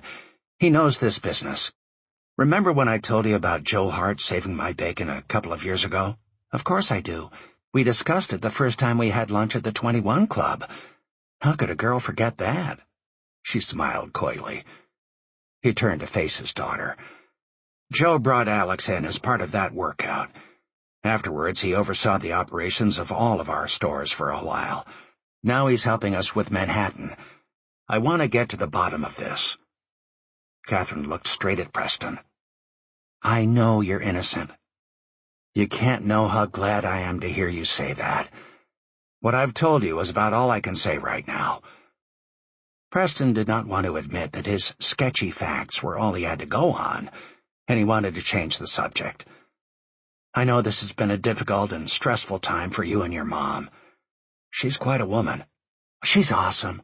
I've been mad at her for not telling me about you sooner, but I'm finally getting over it. She's always been there for me." Catherine paused. "I'm worried about her now without Grandpa. I think she'll be fine." It wasn't long before Catherine was heading up the long driveway to her childhood home. Preston wanted to say goodbye to Beth one more time. Haley was the first to greet him, complete with a stand-up, two-paws-on-the-chest kiss that almost knocked him over. He was more than mildly surprised, since the dog usually jumped on Catherine. Beth tried to convince him to stay over and leave early in the morning for the airport, but he begged off. His business demanded that he get back to work. Preston whispered in Beth's ear as they both stood at the door. "If there's anything I can do to help either of you, I want you to let me know. I'll be checking in." "It was so good of you to come," Beth said tearfully, giving him a warm embrace. "Especially with all you have going on. It meant a lot to both of us." "I'll see you soon, Kat," Preston said, giving her a prolonged hug. "I love you." "I love you too," she answered. Beth smiled affectionately at them both, making it clear she appreciated hearing the words just as much as they enjoyed saying them. Chapter 17. That day, after Preston left them to their new reality, Catherine found herself feeling lonelier than at any time in her life. She could only imagine how her mom must feel. She instinctively knew this was the easy part, and that the rough time for her mother and probably herself would be in the months and years down the line. What she did not know was if Haley's presence would be enough to see her mother through it. As lovable as the big dog was, how could she possibly fill the void of a father? As she packed her bags, she realized saying goodbye to her mother this time would be one of the hardest things she had ever done. When Catherine had left Marion 8 months earlier, it had no longer felt like home to her, and she had thought it never would again. The contrast between her busy, challenging life in the Hamptons and her provincial childhood in Marion was extreme, but also desirable. Leaving the town of her youth had been a release of sorts, an escape from a run-of-the-mill life to a promise of something more. It would be different leaving her mother behind without her grandpa to look after her, and perhaps of greater importance, without anything for her to take care of in his absence. After all, if her mother could not be a nurse, how else would she feel needed? Worse yet, what about her eye problems? Catherine's mom acted as if she were in control. But was she? Catherine had researched macular degeneration, but without knowing the particulars, it was impossible to accurately understand Beth's condition. She would have liked to talk to her mom's retina specialist, but she did not want Beth to think she was looking over her shoulder. At times, her mom could be an extremely private woman. Uncomfortable with feeling so helpless when it came to her mom's condition, Catherine decided to have one more heart-to-heart talk with her mother before leaving. "Mom, there are so many things I came to say to you that I still haven't said. I hate going back to the Hamptons just now," Catherine confided. "I know, sweetheart. I hate to see you go, but you have to. You have a job, remember? They need you there."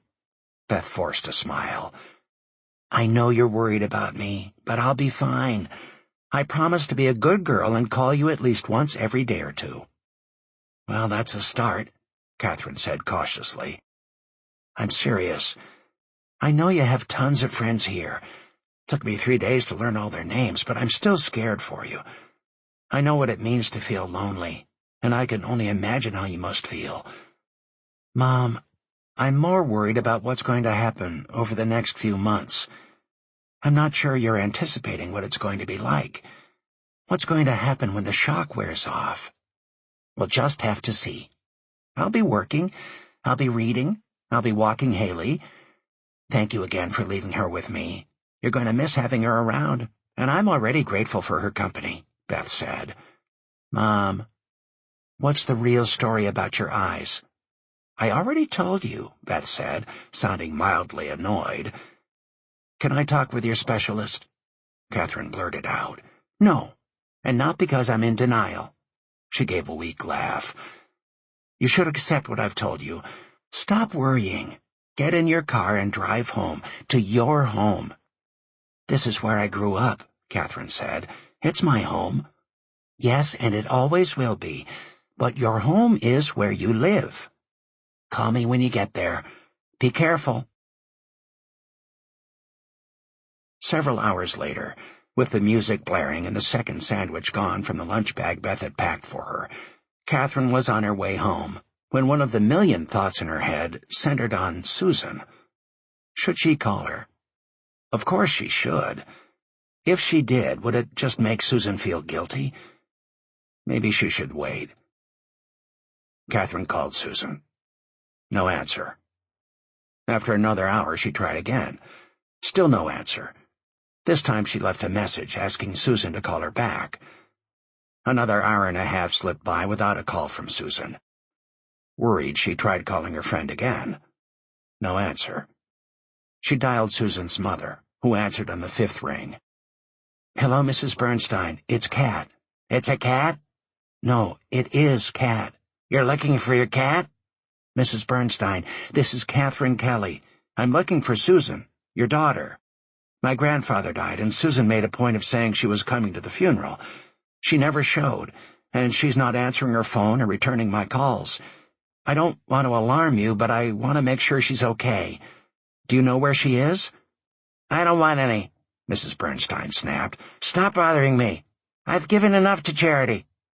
She hung up. Catherine pounded the steering wheel in sheer frustration. Through all her time in Marion, Sean had crossed her mind only once. She tried to overlook that he also had not bothered to call to ask when the funeral would be or to send flowers. Yet as irritated as she was about his seeming indifference to the loss of someone he was aware she loved dearly, something else about him was eating at her. She was just too involved with Susan to worry about it now.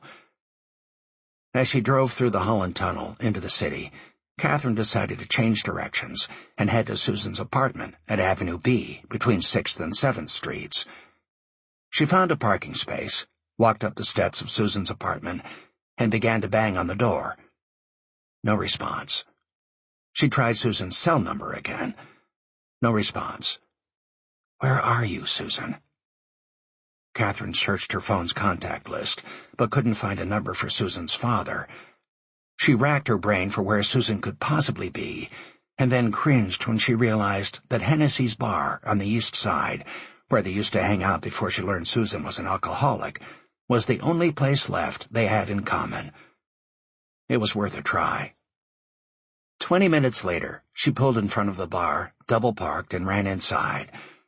It was quiet, only a couple of people shooting darts and one man behind the bar.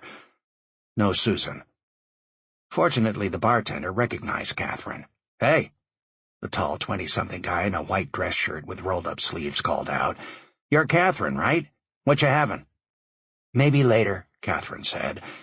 "Do you remember my friend Susan? Tall, thin, pretty, dark hair, talks a lot?" "Funny you should ask. Been in here for hours. Had to cut her off. Asked her if she wanted a cab home. She said no. Said she walked here, said she could walk home." "So you let her go?" "There's only so much I can do. Can't force him to stay." "How long ago did she leave?" "I don't know, maybe a half hour." Catherine thanked him and headed back to her car. After considering the route Susan would likely take to get home, she began driving slowly down 2nd Avenue, searching each side of the street. Then she turned around and went up 3rd for a few blocks. She pulled over at a couple of Irish bars and ran in to look for her friend. Luckily, it was still early. They, too, were relatively empty, filled with just the usual hangers-on, but no Susan. Catherine had exhausted all her ideas. She could not think of anyone else to call for help. Preston would not be home. He was on his way to the West Coast. It was too personal a matter to bother Saul. He was out on the island anyway. Should she call Marcia? No, she was home alone with PJ. That would be too much of an imposition. She cursed herself again for not having more friends. If I were not so caught up in work and myself, I might have a few more friends when I needed them. Catherine tried Susan's cell one more time. Nothing. She decided to retrace her tracks. Miracle upon miracles, she found a parking spot near Hennessy's and went back inside. Susan had not returned. Catherine stepped back outside and thought hard. Where would Susan go? Would she have gone for another drink or gone home? Once more, Catherine plotted the way she thought Susan would have walked back to her apartment. She picked the street heading east. Not seeing any bars or alleys, she crossed over. In an alley, she noticed a figure curled up in a cardboard box. She had learned during her days as a college and graduate student living in Manhattan to be careful not to disturb a sleeping homeless person. Who knew how they might react? But she was desperate to find her friend, so she decided she had to take a closer look. Maybe someone had seen something. Stepping closer, she noticed a couple of vodka miniatures strewn on the sidewalk, and then a blue knit scarf. A scarf that looked an awful lot like the one she had given Susan last Christmas. Her heart leaped, and then fell almost as fast. The passed-out figure was Susan, lying face up, half in the cardboard box, half out, with vomit frozen on the front of her jacket. Quickly, Catherine checked Susan's pulse. It was weak. When she shook her, there was no response. Catherine gave her a harder shake. Still nothing. She took a deep breath and slapped her friend across the face. Susan's eyes flew open, and before they closed again, she slurred, "Leave me alone." "Not on your life, Susan. It's me, Catherine. Come on, let's get you up." She put her arms around Susan, dragged her out of the box, and propped her up as best she could. Her friend did not appear injured, but smelled as foul as a camp latrine. Susan's eyes blinked rapidly. "Cat? What? How did you get here?" "Just happened to be in the neighborhood. You know, freezing night, strolling down 3rd Avenue, checking the side streets and alleys." "What? You're lost?" "Yes, Susan, I'm lost, and glad you found me," Catherine said sarcastically. "Never mind the details, just hold on tight. We need to get you out of here." Catherine searched the box and surrounding area for Susan's handbag. Nothing. After dragging Susan's dead weight a few yards, Catherine had to stop. She was breathing hard. "You know, Susan, It would help a lot if you would try to walk with me, and not in the opposite direction." Catherine struggled to get her friend to the curb, in hopes of flagging down a cab. When one failed to appear, she pulled out her cell phone to dial 911. But before she could enter the number, a black Lincoln Town car turned the corner and came down the street. Catherine began frantically waving at the car. The driver rolled down the window, took one look at Susan, shook his head, and started to drive away. "Hold it!" Catherine shouted while managing to snag the handle and yank open the rear door. "You guys usually charge $20, right?" The driver hit the brakes and nodded. "I'll give you 30. Just drive us to 27th and 3rd. It's only a few blocks." After pointing the man in the direction of where Catherine's SUV was parked, Catherine held tightly to her friend for the short ride back to her vehicle. She handed the man a 20 and asked him to please help put her friend in the SUV. Together, they placed the unconscious Susan in the back seat. A grateful Catherine gave the driver another 10. Catherine adjusted Susan's head to a more comfortable position and checked her pockets, hoping she had not also lost the keys to her apartment. Finding none, she had no alternative but to take her home. The drive to Catherine's apartment was long and miserable, and she wondered if she would ever get the smell of vomit out of the upholstery. It took every muscle she had, but she managed to get Susan out of the SUV, up the stairs, and inside her apartment, where she cleaned her up in the shower. Afterward, Catherine stuffed Susan into pajamas and propped her on her side on the floor in her bedroom. By doing that, she could prevent her from drowning in her own vomit. As the smell from Susan's clothes filled the apartment, Catherine decided to gather all the soiled garments up, both hers and Susan's, and leave them to soak until the morning. It was 3 a.m. before she finally fell asleep, only to be awakened an hour later by the ringing of her cell phone. Who could be calling this late? The phone read blocked. Catherine would never know. She had no more answered the phone than the person on the other end hung up. Chapter 18. The hot lava licked at Preston's heels as he ran, unable to escape the shadow of the red, building-sized boulders or the heat emanating from the volcano. There was no escaping. His time had finally come.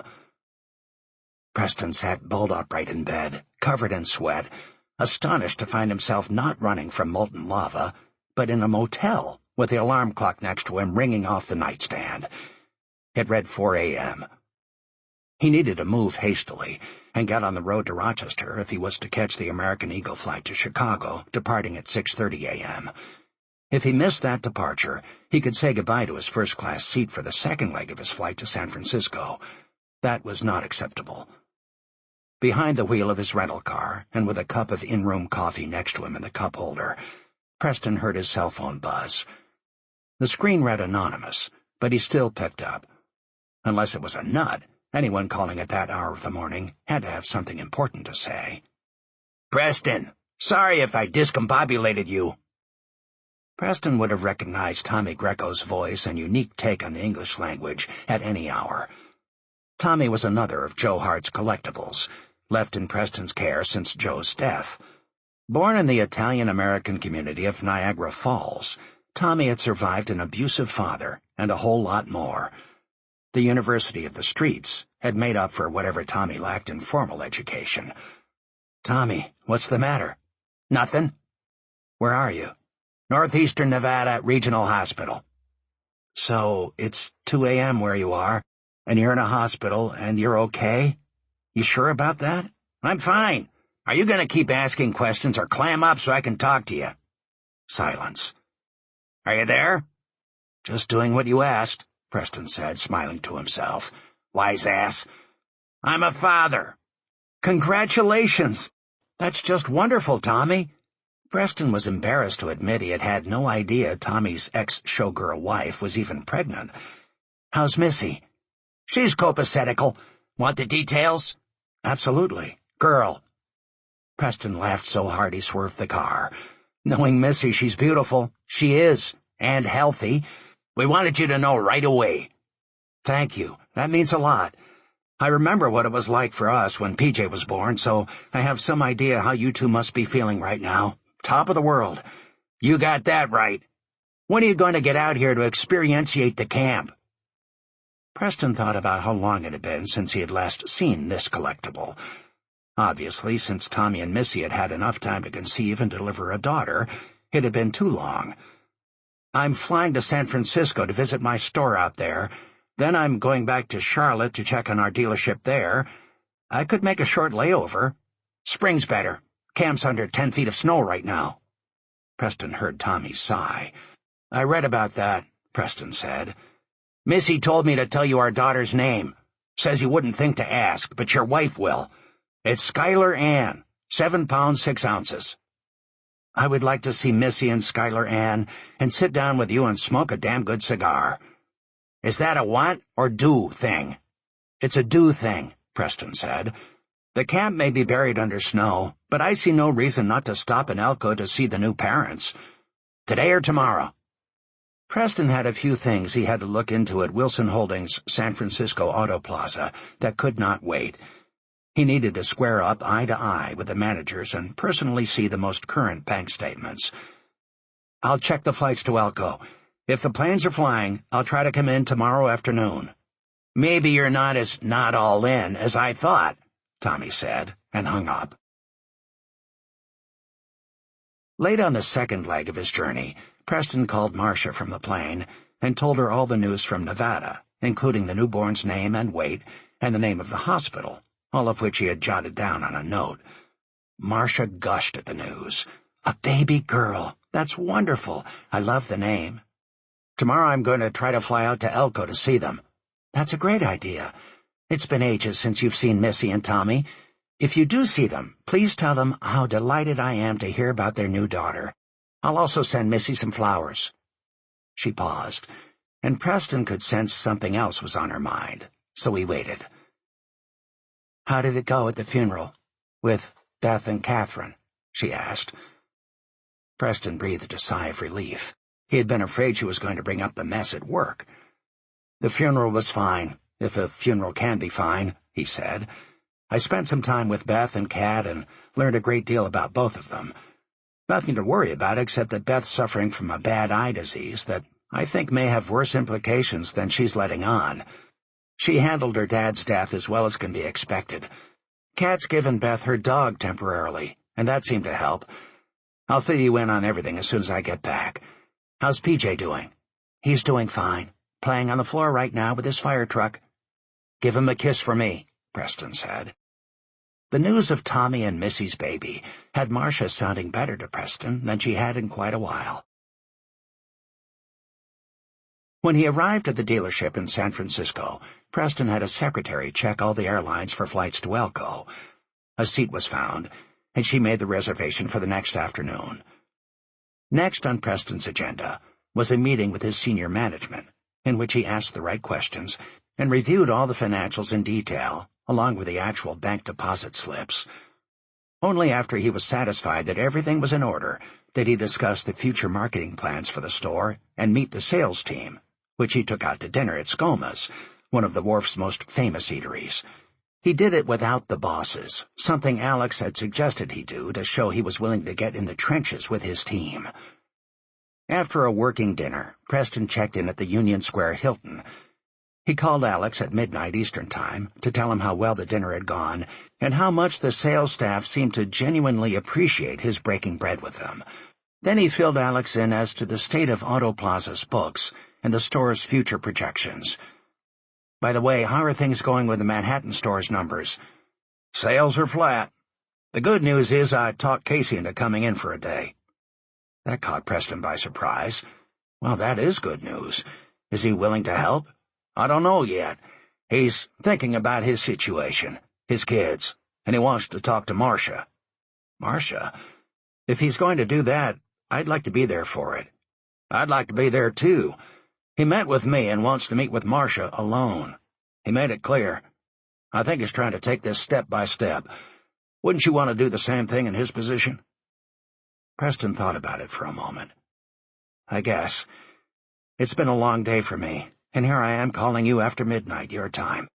I'll talk to you tomorrow."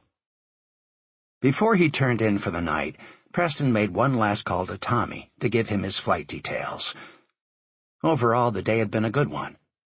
However, at that moment, as he lay in bed, he felt flat-out lousy, and he did not know why. Chapter 19. Having slept fitfully, Catherine woke exhausted and famished. Her first thought was Susan, so she immediately went to check on her friend, praying that she would be okay. Sound asleep and snoring softly, Susan seemed to be breathing normally. Catherine had to call someone. Susan's sponsor? She didn't know who the sponsor was. Susan's mother? No help there. Dizzy with frustration, she made a pot of coffee and did what she always did when she did not know what to do. She went on the internet. She searched passed-out alcoholics, not finding the slightest humor in the search request. The first link that popped up was for Treatment of Alcoholism, the Treatment Center. The second was for Get Help Now in First-Rate Rehab. She began to search for rehab centers in New York and Connecticut, finding several that appeared legitimate. She called the first three on her list, one of which was for women only.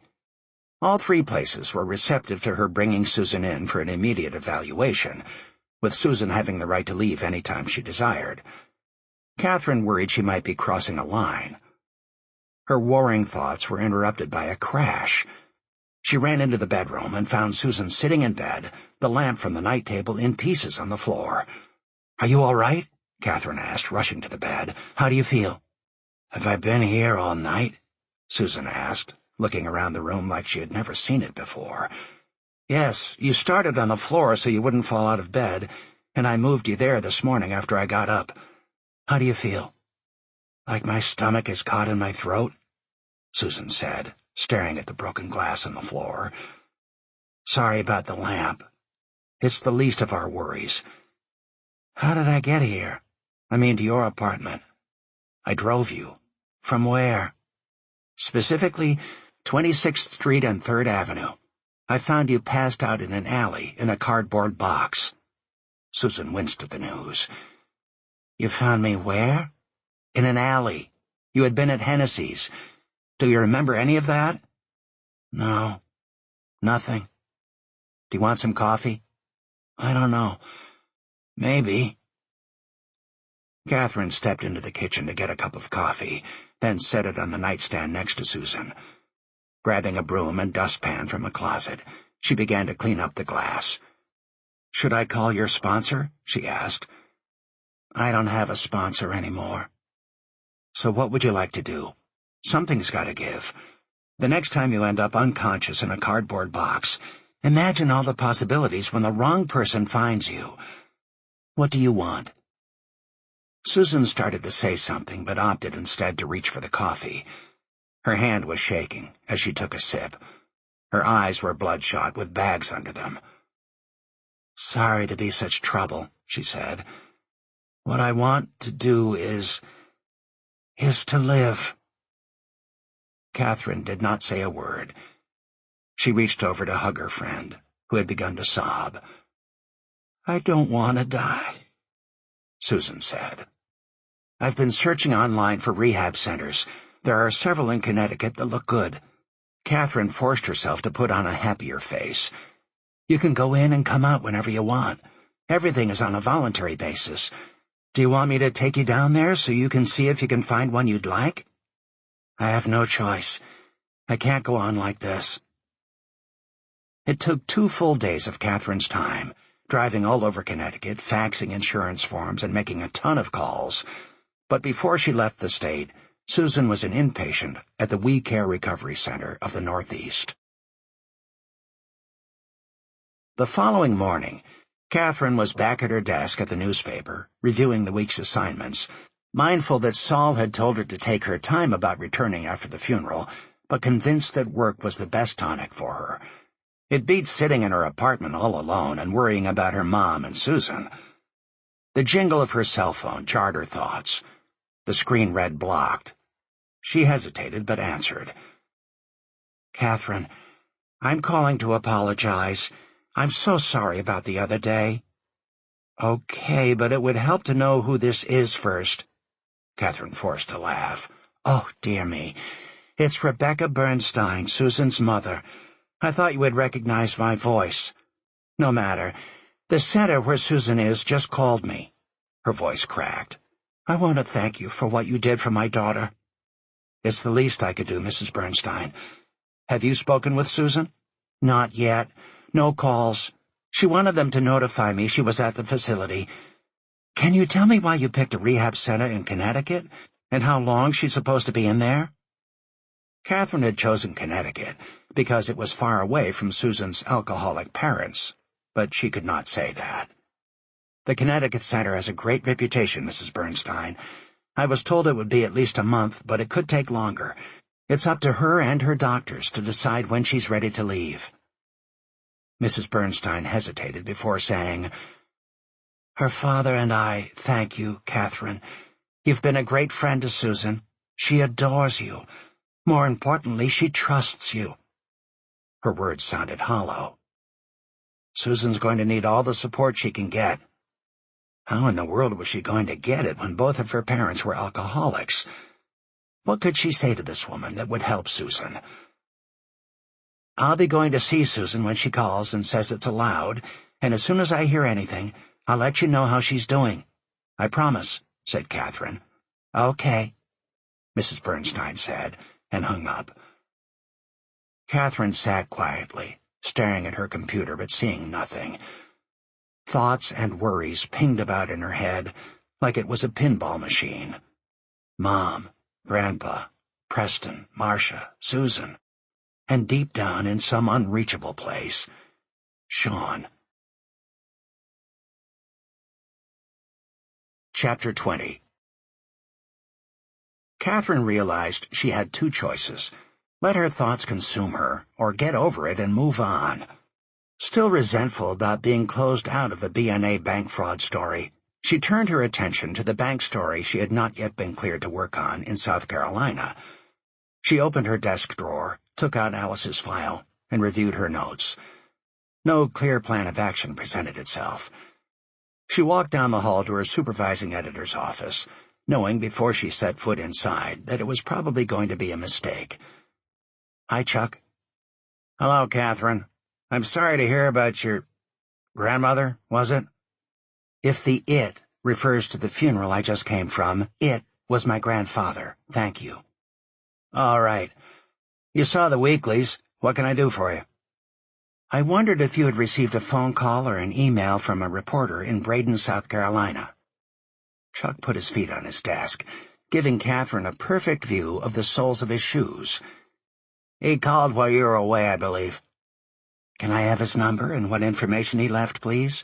"I threw it away." "You threw it away?" Catherine shook her head in disbelief. "I didn't see any need for it. We sure as hell can't consider a story local if it happens someplace hundreds of miles away." Catherine often had to bite her tongue around Chuck. This time she was afraid she might have to bite all the way through it. "You seem to have a pretty good memory. You think you might be able to remember what he said?" "I don't recall. Mumbled something about being disappointed. Said he'd heard a lot of good things about you." "Did you happen to mention any of this to Saul?" Catherine asked, a little more pointedly. "We've been through this. You know how I feel about non-local stories. I don't know why you insist on pursuing them." "I'll take that as a no. You didn't mention it." "Take it any way you like." As Catherine stood and stared at the poor excuse for a newspaper editor, she suddenly realized small minds like his were what was killing community journalism. No imagination, no vision, no ability to connect the dots, no understanding that it was their job to make sure their readers learned about more than who had won the local baby beauty pageant or bowling league. They had not gotten along from the first day they met. Chuck was all about the new trend of scrapbook journalism, light, fluffy stories that did not ruffle any feathers. She was old school. She believed in following a story where it led her, and consequences be damned. Fortunately, so far Chuck's boss, Saul, had also seen the merit in her reporting. She hoped he would do so again, though she realized Alice's story would take her a long way from Long Island, and one thing the Twin Forks Press did not have was a big travel budget. Before approaching Saul, Catherine went back to her desk and called Alice. "Hello, my dear," Alice said. "I was hoping I would hear from you.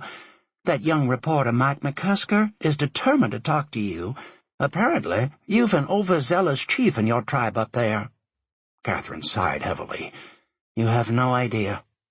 "We're counting on you," Alice said. "I don't see Mike being able to do this without you either. I'm not a reporter or lawyer, but this seems like a pretty complicated story to me. Please don't give up on us." "I won't. Any chance you have Mike's number?" After Alice gave it to her, Catherine hung up feeling a little better, especially when she noticed that Mike had called and left a message while she was on the phone. When she called him back, he had a lot to talk about, and wanted to know if she could meet with him in person as soon as possible. It was time to approach Saul. Chapter 21. Preston had ended up with a short layover in Salt Lake City, so he was relieved when he finally made it to Elko. He could smell the fresh mountain air. Tommy was waiting for him in a large all-wheel drive Acadia SUV. The stocky 30-something looked like he could have lifted the car with his bare hands. With no such need arising, he drove to the hotel so Preston could check in. "We are delighted to have you as our guest, Mr. Wilson. Your room and all of the restaurant facilities are complimentary," said the receptionist in an exaggerated European accent, flashing a set of brilliant white teeth while handing him his room keys. "Enjoy the Red Lion Hotel and Casino, and don't hesitate to ring me if you need anything at all." "Thank you," Preston said, turning just in time to see Tommy subtly shaking his head at the receptionist. Before Preston could ask Tommy anything, a bellman picked up his bag and escorted him to a well-appointed room with a king-sized bed, 2 comfortable armchairs, and a desk. Through the sliding glass doors and balcony, Preston had a view of the snow-covered valley and the magnificent White-Cat Mountains in the distance. Tommy was more interested in checking out the box of complimentary chocolates on the coffee table. "I'm staying here, too," he told Preston. "At least I'll be here until Missy and the baby leave the hospital. Hopefully, that will be tomorrow afternoon. I'll be in the lounge. Come get me after you've settled in."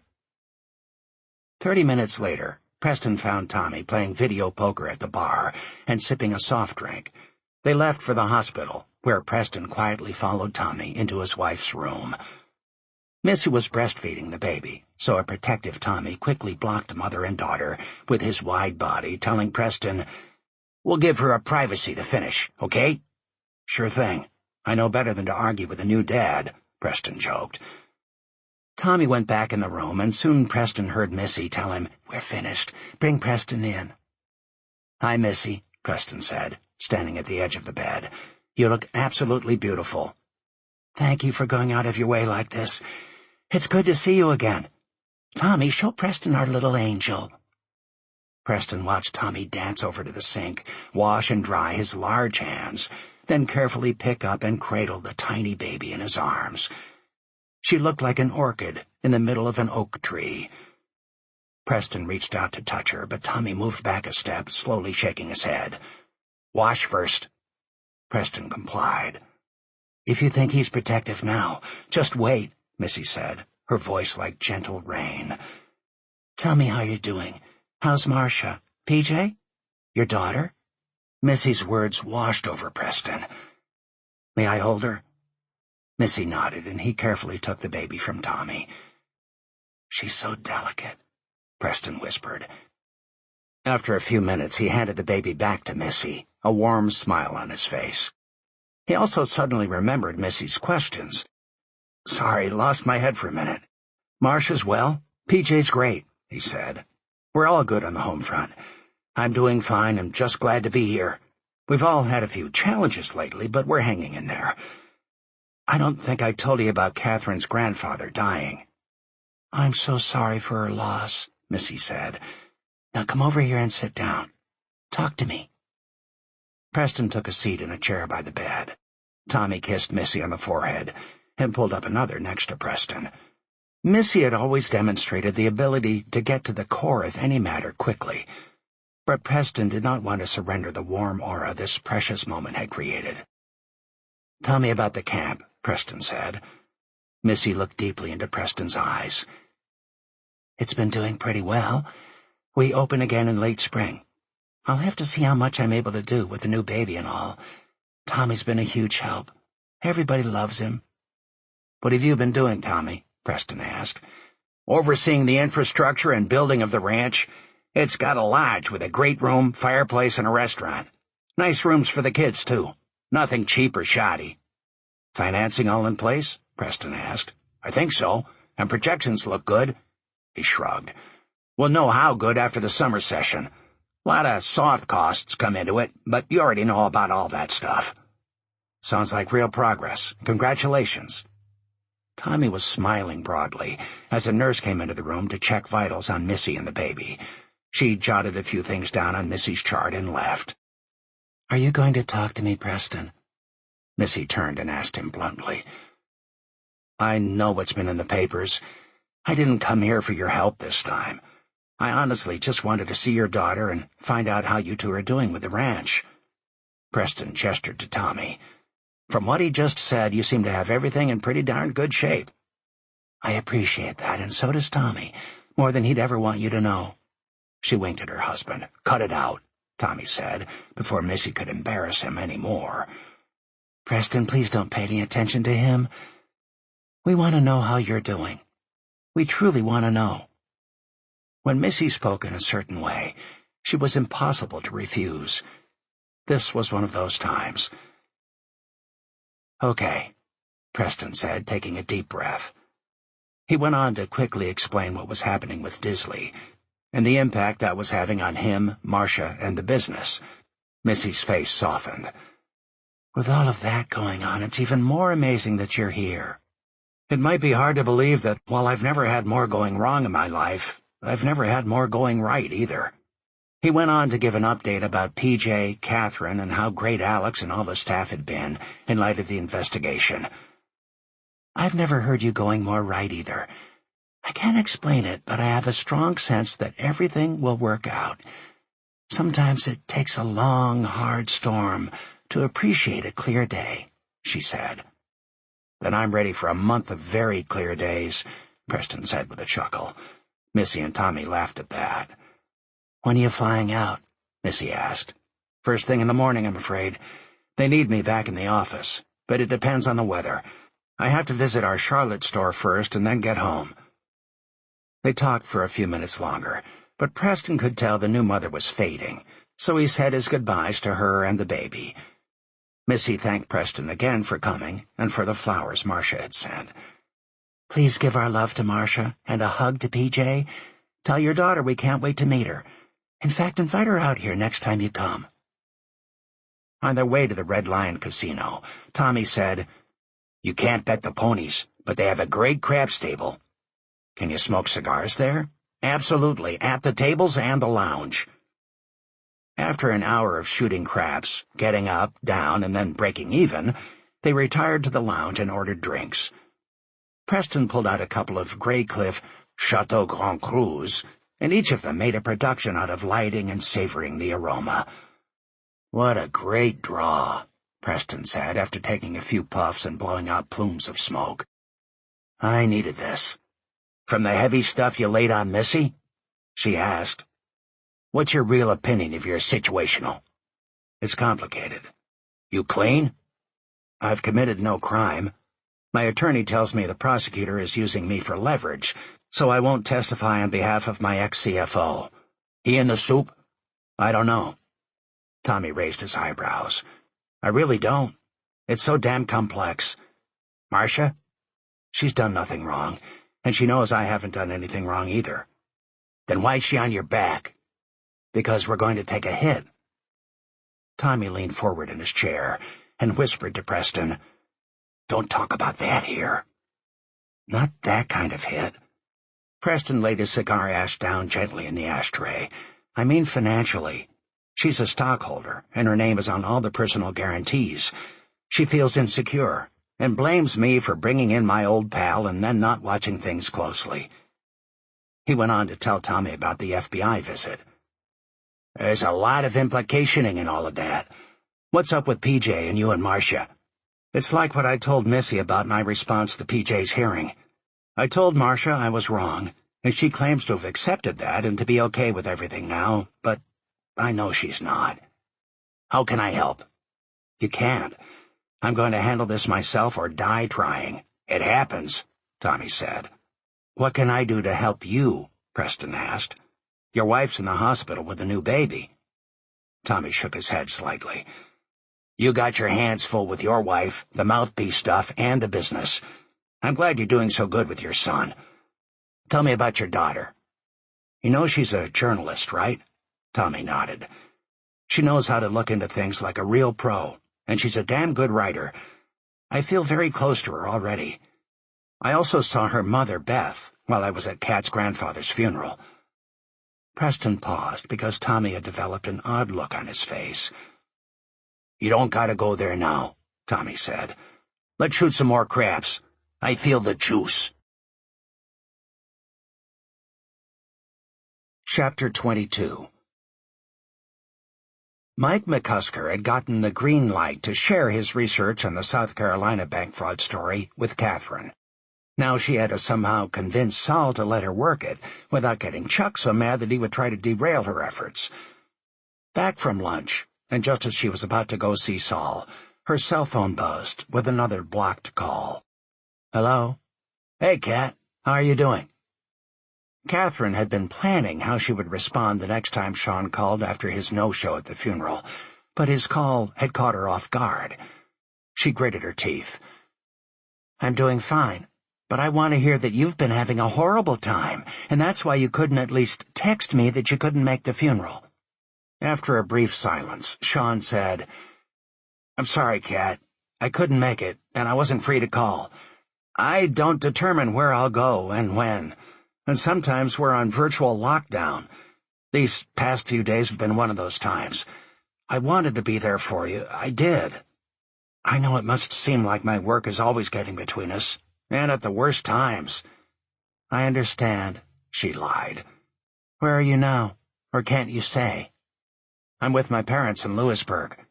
Sure you are. Sean, why are you calling me now? I miss you. I'd like to believe that, Catherine said. Look, Kat, I've always been up front with you about the demands of my job. Catherine said nothing. How did things go at the funeral? I'm sorry your friend couldn't make it either. What did you just say? I said I'm sorry for what happened with Susan. We must have a bad connection. Did you say you're sorry Susan couldn't make it? Yeah, and I hope rehab will help her. Catherine paused. When she finally replied, it was with an air of caution. I hope so, too. Well, duty calls. I have to leave early tomorrow morning, or I'd come see you. I'll set up something at the first chance. Love you. Right, Catherine said, a little confused by his declaration of love, and not caring what he thought about her curt reply as she hit the end call button. She had finally pinpointed what had been bothering her. There was no way that Sean should have known about Susan's no-show at her grandfather's funeral, and he certainly had no way of knowing that her friend was in rehab. Unless he was having her phone calls monitored. Catherine decided to put her visit to Saul on hold and hunkered down at her computer. Opening her screen, she wrote an email to Angelo Bertolini, the retired New York City Gold Shield detective, now working as a private investigator that she had met before joining the newspaper. He had proved a great help on her first bank fraud story, and had since become her go-to PI, someone she could trust to help her with her investigative stories. After a couple of emails back and forth, she and Angelo agreed to meet later that afternoon, once again at NYC's Flatiron Building, the site of their first encounter. She put away her notes and files and dropped by Chuck's to let him know she was headed into the city to follow up a lead and would not be back until the next morning. He just grunted a reply. Hi, Angelo. Thanks for coming on such short notice. Sorry I'm late, Catherine said, a bit out of breath as she sat down. Couldn't find any parking nearby. No problem. Been watching the people. Never gets old. She pointed to a second cup of tea on the table. Is this for me? She asked, already reaching for the handle. Yes, he said, smiling. It sounded like you had something pretty good to tell me. Or bad, Catherine said, leaving her coat buttoned. It was nippy outside, and she still felt chilly. Let's have it. She took a hearty swig of the tea. Lukewarm at best, it still felt good going down. I met a guy in April of last year named Sean O'Malley. He was in the final stages of training with the Secret Service. We started dating, and have been close ever since. At least, I thought we were. I don't mean to be indelicate, but how close is close? You got it. We've been exclusive for a while. So now you're getting married? She pretended to throw her tea in his face. No, we're backtracking, if anything. As you know, I've been heavily involved in investigating bank fraud cases in New York for the past year. Hey, I'm the guy who investigated your father, and who told you that other investigations were going on at a federal level. Wait a minute. Secret Service. Is that where this is going? I don't know. What I do know, or at least suspect, is that he may have bugged my cell phone. What makes you think that? Catherine sighed. Angelo, I'm not imagining things. My best friend Susan is an alcoholic.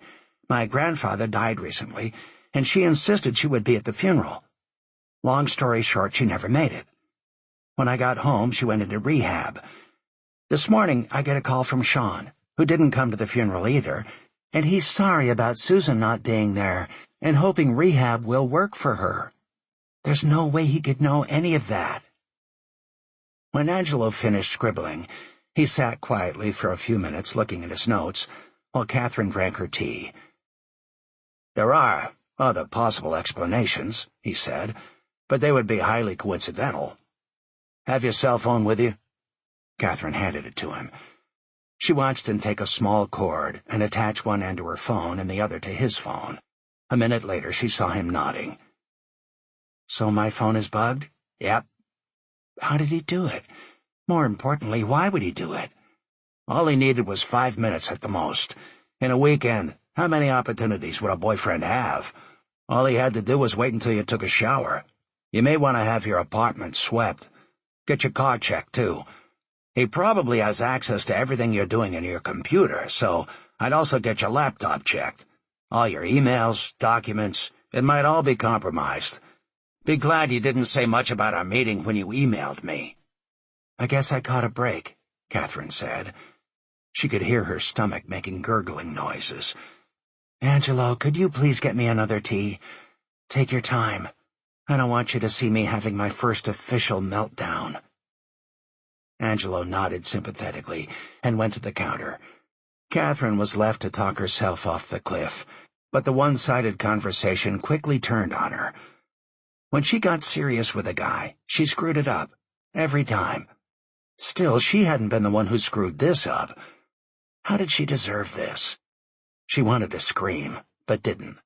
Maybe later, but not now. Angelo returned with 2 more steaming cups of tea. Is there any chance you can get the bug off my iPhone without Sean knowing it's gone? You can do it yourself. Go back to your computer, plug it into your iTunes, and then hit Restore. Back up everything first. You'll probably lose some stuff, but the bug will be gone. Angelo winked.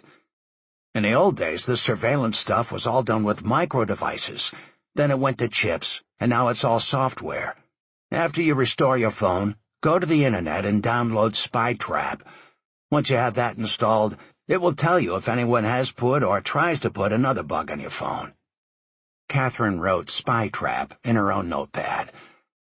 Assuming Sean did this, what would you say were the reasons? He's in the Secret Service. That agency's about a lot more than taking a bullet for the president. They're part of Homeland Security and work with the FBI. A big part of that is dealing with financial crimes, including banks. Like bank fraud? That and hacking, credit cards, identity theft. It's a broad reach. I'm not my father, and I don't work for his company. Why would they spy on me? Why? Because you may know something they don't. I'll say this. If they can do it, they will. The agency isn't nearly as clean as the public is led to believe. I thought I was cynical. By the way, he wouldn't need to put a tracker on your car to know where you are. All he'd need to do is triangulate your phone. Police do it all the time for missing persons. Men are the biggest two-legged frauds on earth.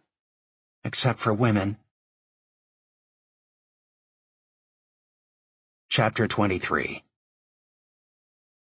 As he was being jostled around in the back seat of a taxi on the way in from LaGuardia in heavy traffic, Preston was fast learning what it meant to slide down the corporate ladder. Before the Disley fiasco, he would have made the trip from the airport in a comfortable, smooth-riding limousine, reading the paper and catching up on his phone calls. Instead, he was in a smelly cab with bad shocks, a window that would not crank down, no legroom, and a driver from hell. The clank of the windshield wipers provided an annoying rhythm as a pelting rain turned to snow. In the last 4 days, he had experienced sun in San Francisco, snow in Elko, sun in Charlotte, and now rain and snow again. He was tired, but to his surprise, he also felt strangely buoyant, even upbeat. An encouraging review of his store and staff in San Francisco, seeing Missy, Tommy, and Skylar, good morale and numbers coming in from Atlanta, and stability and growth in Charlotte had made the whirlwind trip worth the time and expense. According to his calendar, his first meeting upon returning to the city would be with Alex back at the office. He would be there shortly if the weather did not cause a traffic snarl. Less than an hour later, Alex was briefing him on the status of the Manhattan dealership. He had a lot of questions about the stores Preston had visited on his trip. Alex also told Preston another FBI agent had called while he was gone. The man had wanted to know if Preston would agree to another meeting. Preston quickly rang his attorney about the call and whether or not it was time to tell the FBI about Terry Thompson and his former general manager's actions. Snyder said yes, and they set the meeting for 3 o'clock that afternoon in the conference room at his office, depending on whether or not the FBI agents could make it. "Can Alex be a part of it?" Preston asked. "If he wants to be," Snyder said, adding quickly, "but I only represent you." Alex, who had heard the attorney's caveat, nodded. "Should I bring Wilson Holdings' attorney into this?" Preston asked. "I'd rather you didn't, but that's up to you," Snyder said. "I'll have Alex call the FBI agent back, and then I'll touch base with you." Hanging up, Preston turned to Alex and asked, "Are you good with coming along today, even though Barry isn't representing you?" "Sure, even if I have to fend for myself in this pool of sharks." Preston's tone became more serious. "My gut tells me to call our corporate attorney and see what he has to say." "Can't hurt," Alex agreed. Later that morning, the meeting with the FBI confirmed, Preston called Whitcock, Brookfield, and Stevenson, Wilson Holdings' corporate counsel. He told Andy Brookfield about the upcoming meeting with Barry Snyder and the FBI that afternoon, and that he would feel better if Andy were there to look after the holding company's interest. "We don't do criminal work, of course, but I'll be glad to sit in," Andy said. "I'm under the impression that Wilson Holdings is not a defendant." "Not at this time," Preston said. "I want to keep it that way. The FBI requested this meeting, and I want to cooperate. As you know, I fired our CFO, and he's a defendant. The GM is also gone, and he's probably involved too in some way." "I can be there," Andy said. "Just let me call Barry to make sure I'm welcome. Sometimes attorneys can get tetchy." "Fair enough," Preston said. By noon, all was set for the meeting. Preston and Alex arrived at the MetLife building a little before 3, as did Andy Brookfield. They rode the elevator up together to Snyder's office, checked in with the receptionist, and took seats in the elegant waiting area. Preston immediately recognized, sitting across the room on a lone couch, the agents who had ambushed Marcia and him at their apartment. Benetti was wearing a white shirt, blue suit, and solid gray tie, while Sullivan, also in a blue suit and white shirt, was wearing a purple tie. Benetti's and Sullivan's were two faces he would never forget. A secretary Preston had not seen before greeted everyone and showed the men to a large, well-appointed conference room, where Barry Snyder soon joined them. Barry sat in a solitary chair at the end of a long, boat-shaped cherry table. The two agents watched as Preston took a chair on Barry's left side. Next to him sat Alex and Andrew Brookfield, a tall man in his mid-60s, with intelligent eyes and a presence that screamed Harvard. After everyone else was seated, The agents went to the other side of the table and picked 2 chairs in the middle. After a few stuffy greetings, an exchange of business cards, and the usual offer of refreshments, the latter refused by all, they got down to business. Barry Snyder steered the meeting from the start. Looking to his right and directly at the FBI agents, he said, "You gentlemen have asked to speak with Mr. Wilson, who has indicated his willingness to cooperate with you. I ask that no recording devices be used in this meeting by anyone. However, you're free to take notes. You both okay with that?" Both agents nodded. "Please proceed, then," invited Snyder. "Would you describe your relationship with Alex Herman?" Sullivan asked. "What is his role with Wilson Holdings?" Preston answered both questions and the others that followed, most of which dealt with current employees, such as the sales managers and finance and insurance personnel. "We understand Robert Reynolds was the general manager of your Manhattan Mercedes dealership. What can you tell us about him?" Sullivan asked. On the table in front of him, Preston pushed around a pair of reading glasses that he had just removed from his coat pocket. Sensing that such fiddling would make him appear nervous, he placed them on the bridge of his nose. "I don't know a lot about him," Preston said. "Disley hired him last year in late September." "Did you approve the hiring?" Benetti asked. "No, he didn't consult me," Preston said. Sullivan jumped in. "He had that much authority?" "Yes, he was the CFO of the Manhattan store and of Wilson Holdings." "What exactly were Reynolds's responsibilities?" Sullivan asked. "I don't know what Austin told him when he brought him in, but the GM is head of store operations. He heads the new and used car sales team, including the managers who all report to him, along with the service department and the fixed side of the store as well." "Fixed?" Benetti asked. "Body shop, warranty, and finance and insurance," Preston said. "Did he have an employment contract?" Sullivan asked. "No, he was at will." "How did you feel about that?" Sullivan pressed. "Knowing what I know now, I would have fired him just as I fired Disley," Preston said. "Why did you fire Disley?" Sullivan asked. Preston sat upright in his chair, taking care not to answer too quickly. "He was arrested and never told me."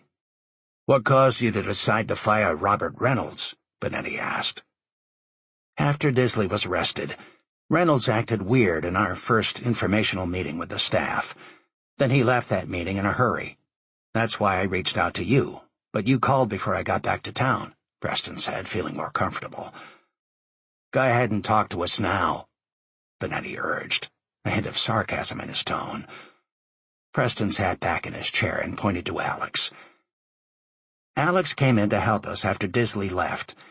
In looking into the financial side, Alex talked with Bill Lamb, our new car sales manager, and they discussed what we call the gross sheet, that lists all our sales numbers so we can do reviews and track metrics." Preston proceeded to explain the low sales prices for the 4 Bentleys and the Rolls, and how that had cost the store 6 figures. "So you believe Disley and Reynolds were part of a scheme to benefit themselves at the expense of your dealership?" Benetti said. "I'm not sure how it went down or how Disley or Reynolds benefited. What I do know is it hurt us. Alex can tell you more about it." The agents turned to Alex, who said, "Well, we'd still get our manufacturer's rebates. Any general manager would pick up on 5 upscale cars going through the system at wholesale. A GM's livelihood depends on profit. Our financial team would know about this, too. It would create immediate red flags. The only way this could go undiscovered would be for the GM to go to accounting up front with an explanation.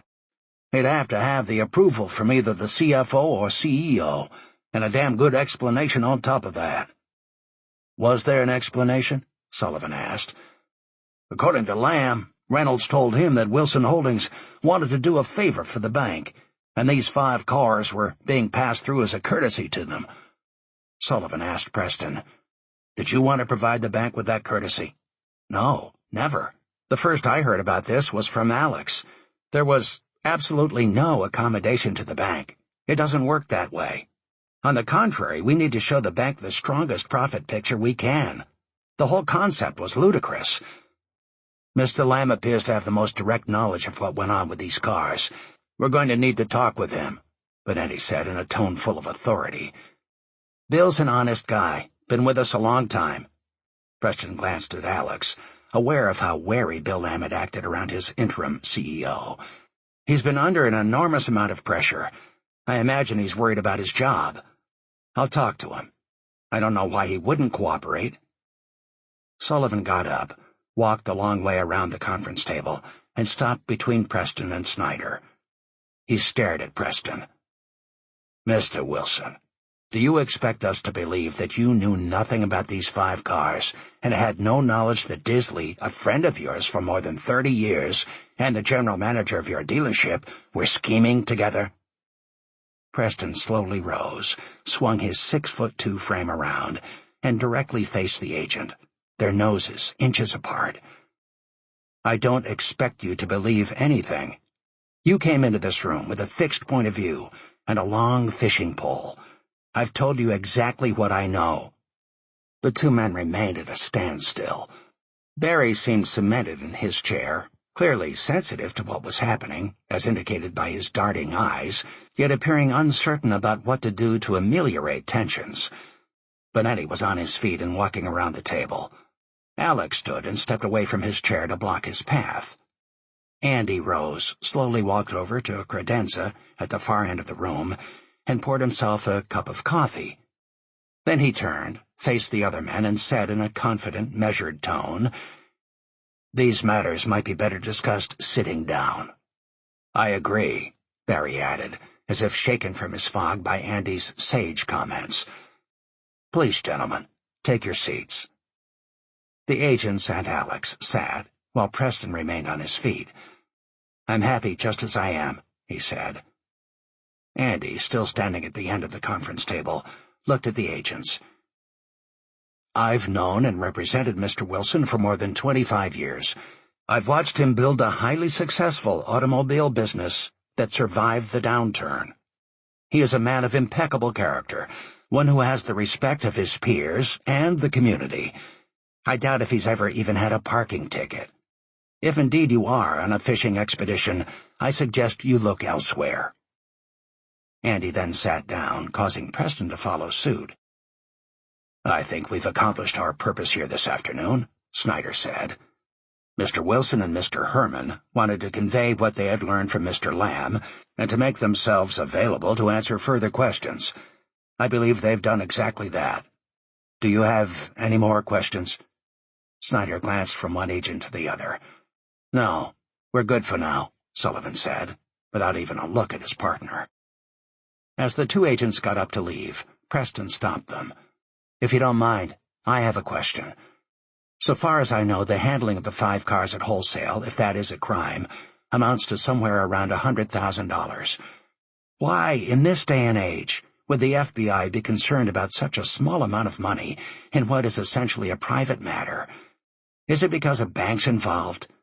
The men in this room are excellent attorneys, and I have to say not one of them has the slightest clue as to why we are here." Bonetti looked at Sullivan and said, "We aren't at liberty to discuss the case until it goes to the grand jury. In the meantime, we'll let you know if we want anything else." "Are you going to want to talk to Lamb?" Preston asked. "We'll let you know." Bonetti led his partner out of the room without so much as a thank you to anyone.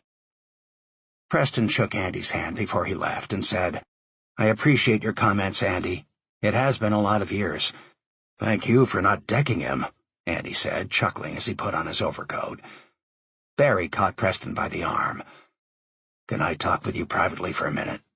Alex nodded, saying he would wait for Preston in the lobby. After Andy and Alex had left and the door was shut, Barry said, "That was quite a meeting. I won't keep you long. I just want to go over a couple of things. My guess is that Reynolds will soon be arrested, and Lamb will be subpoenaed to testify against him. I would like you to bring Lamb here so that I can take his statement. We don't want to get blindsided if we can help it. We don't know what Lamb might say." Preston's thoughts went to Snyder's $1,000 per hour fee. However, he knew the attorney had his best interest at heart. "That's a good idea. Alex told me that Lamb has been difficult to communicate with. I've never found this to be the case, and as I said, he's probably feeling a lot of pressure. I'll smooth things over with him. Remember, Our focus is to keep you from being indicted. Right now, we're walking through a minefield. At some point, I'm fairly certain the government is going to want you to testify. We'll ask for immunity, and unless the prosecutor consents, which I doubt will happen, it'll be up to the judge. Without immunity, you'd have to take the fifth. I don't want to alarm you, but you need to know what might happen as this case moves along." "I know this is complicated," Preston said, throwing his reading glasses, which he had accidentally just broken, into a trash can. "I may have shot myself in the foot trying to cooperate with those FBI guys. I don't trust them for a minute. If I didn't think you were doing the right thing, I would have advised against it. Let's just see what happens next." As Preston rode down in the elevator, Snyder's last words reverberated in his head. "Yeah, let's see what happens next." Chapter 24. Catherine and Chuck were in Saul's office finishing up their weekly review when Catherine decided the time was right. "One other item, Saul, if I may." "Yes?" Senior officers in a Braden, South Carolina bank were recently found guilty of criminal fraud. Braden is a small town like ours, and a local law firm was hired to sue the bank and its officers in hopes of making restitution to the private investors whose monies were misappropriated. A local reporter is covering the story, focusing on Alice Hawkins, an elderly woman who's well known in the community and who lost her entire retirement savings in the debacle. The reporter has asked me to join him in fleshing out the story into a series on how such fraud can hurt a community. "Why did he call you?" Chuck snarled. Watching Chuck squirming in his seat, obviously scared she would tell Saul he had unilaterally vetoed the story, she just smiled and continued. "I know the lady. She and an attorney she worked for as a legal secretary are legends in Braden. The reporter is in over his head, and she suggested he call me since I have experience covering bank fraud." Saul looked at Chuck. I already turned it down," Chuck said, glaring at Catherine for broaching the subject. "This is just another Catherine Kelly love fest. The story is not local or even regional, and therefore it is not for us, period." Saul shifted his gaze to Catherine, who gestured at Chuck. "How soon we forget," she said. "A few months ago we saw real growth in circulation and readership, thanks to our bank stories. Local banks committing fraud with national implications. Leads poured in. Congressman Quinn testified in Washington before the House Banking Committee, calling for the elimination of fraud and curbing wrongdoing in our banking system. They cited my articles. The supporting articles since from big-name reporters haven't stopped." Chuck snorted. "Yours have." He smoothed out the wrinkles on his slacks. "I can always count on you for a low blow, Chuck," Catherine said, finally having had enough of him. "I could have chosen not to disclose that Preston Wilson was my father and carried on, as you well know, but I decided to be upfront and transparent. I felt I owed the newspaper and our readers that." "Settle down, guys," Saul interjected. "You made the right call, kiddo, and you did it for all the right reasons." Saul turned to Chuck. "We are a local paper serving our community. The response to Catherine's bank stories was phenomenal. I have a reputation that I've worked damn hard to earn and maintain, and that Pulitzer certificate hanging in my office says that our little paper means something. I'm getting old enough that I probably won't have too many shots at another one. South Carolina isn't South Africa, and since Braden is a small town and we're a small town, the people in this community will likely see parallels. So if Catherine can help our readers see how such abuses in our financial system hurt not just Wall Street but Main Street, I'm going to let her go for it." The look on Chuck's face, already grim, turned sour. "I have a green light?" Catherine asked, ignoring Chuck. "For now. But don't forget that lights can change." Catherine decided to quit while she was ahead. "I understand. Thank you." She gathered her files and started for her desk, only to spin around and return to Saul's office just as Chuck was leaving. "I think there's a little more we need to discuss, if it's okay." "Go ahead," Saul said, taking a seat behind his desk as Catherine stood in front of him. "To do this right, I need to go to Braden, talk with Alice, meet with the reporter face-to-face, see what he's uncovered, and just as important, what he hasn't. I want to talk to the lawyer handling her case. It takes a day to drive down. It means at least a week on the road. That's if I don't get sidetracked with other things there." Catherine could feel the heat of Saul's best see-through stare. "You could have told me this during our meeting. So what else have you held back?" "Nothing. Nothing at all." "So this is all about how long you're going to be out of the office on my nickel?" "Yes." "I've been doing this too long. There's something else, and you need to spill it." "Not on this, but there's something going on I don't understand that might be related. I don't know. Before I finished my bank fraud article last year, I tried to talk to my boyfriend, who happens to be a Secret Service agent. He shut me down. Now I find that he's tapped my phone, and I'm worried my apartment may be bugged too." "What?" "I'm dead serious. A private investigator I know just found a bug in my iPhone, and he wants to check my apartment." "You lead an interesting life, kiddo. I'll order a sweep of the phones in the office while we're at it. Thanks for telling me. In the future, I'd rather hear about such things sooner rather than later, okay?" "Is that it?" "Yes, and yes." Catherine was humbled by what Saul hadn't said. "Knowing you, you're going to dig deep in Braden. That will certainly take some time. If it weren't you, I'd make you take an unpaid leave of absence, but I'm not going to do that. Take the time you need, go to Braden, and follow your nose to the story. Just document every dime you spend if you expect to be reimbursed," Saul said. "Are you doing this because you pulled me off BNA? I don't know. I do know you're too damned good to be sitting in this office when there's a story to write, so get going before I change my mind." Catherine felt her face flush with pride. "Thank you, Saul," she said. "You're the best." "I'm just thinking, this boyfriend of yours bugging your phones," said Saul, giving a low whistle. "What? Now you've got me nervous." "I don't want to scare you, but there might be a lot more to this than a paranoid agent with sophisticated surveillance at his disposal who wants to keep track of his girlfriend." "What other reason could he have?" "I don't know, but you can bet we're going to try to find out. Be extra careful and keep in touch. You've got my private cell number. Call it if something is going on you're not comfortable with. That means any time, day or night." Catherine left her boss's office, unsettled at best, but knowing there was little she could do at the moment. She could not make any decisions about Sean until she received Angelo's report. "Damn it, Sean. What's your game?" After 6 hours in heavy traffic, Catherine finally pulled off the highway and got a room for the night in a motel on Interstate 95 just short of Richmond. She woke early and refreshed, pleased to be returning to Brayton.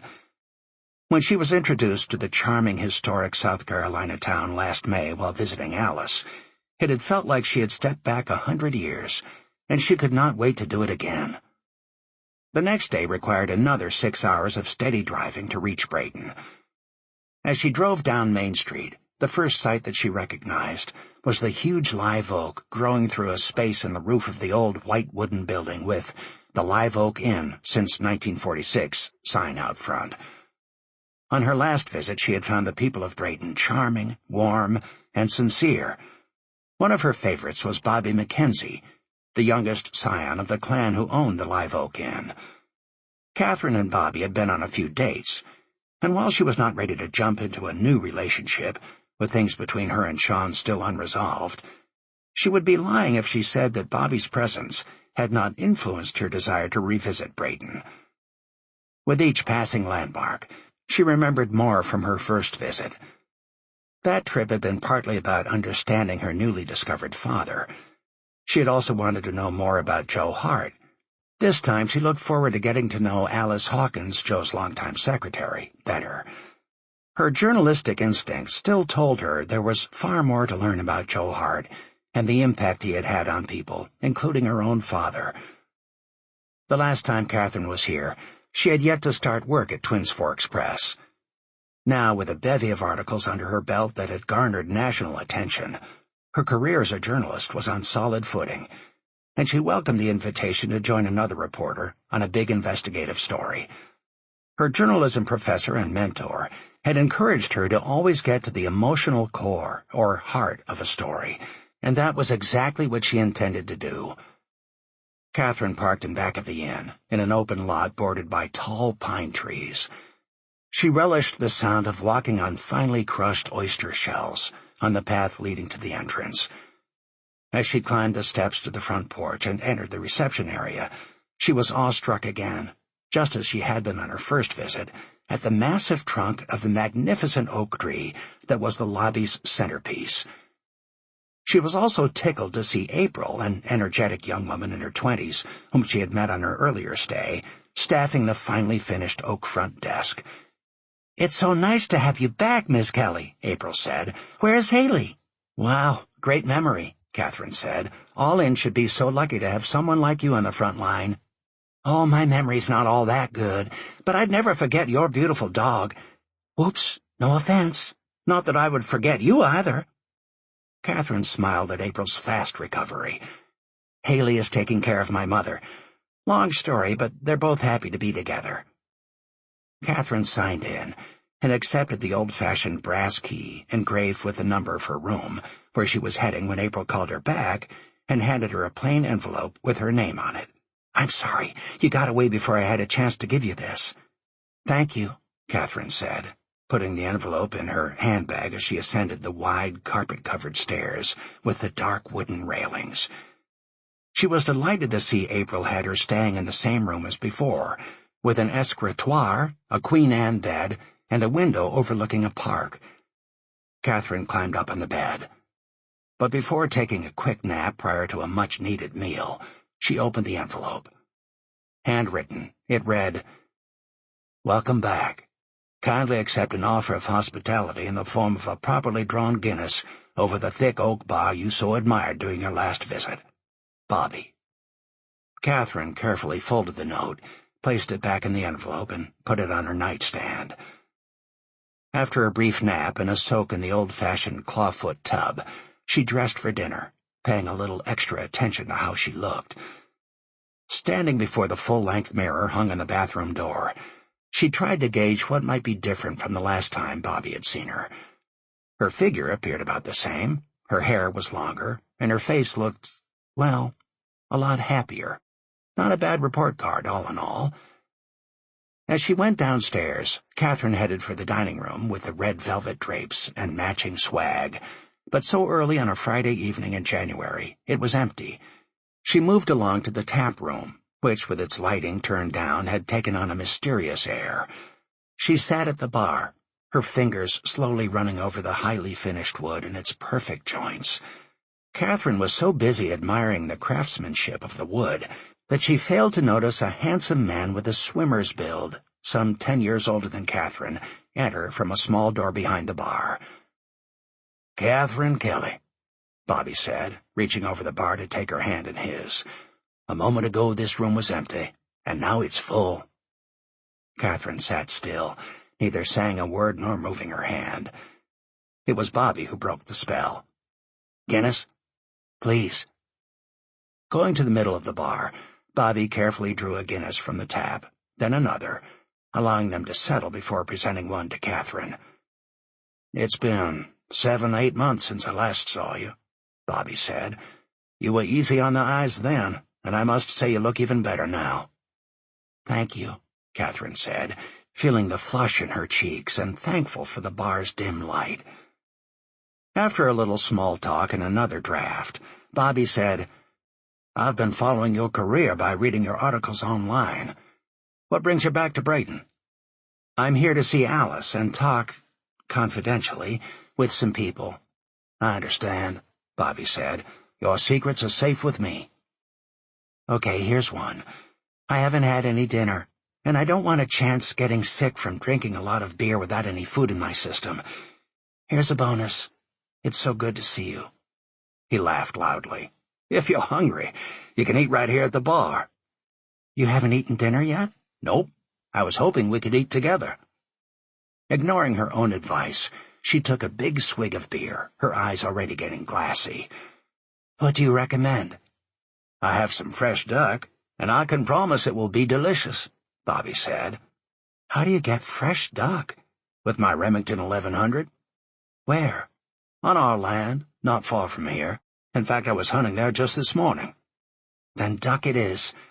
She laughed and touched her glass to his. Bobby left to place their orders. When he returned, he observed, "You're back in town to work on that Braden bank fraud case, aren't you?" "That I am, but let's talk about you," she said, starting to feel the heavy beer on her empty stomach. "Your father and mother and their ancestors go back a lot of years here. I fondly remember our discussion about your great-great-great-great-grandfather, Hugh Mackenzie, coming to this country in the mid-1700s.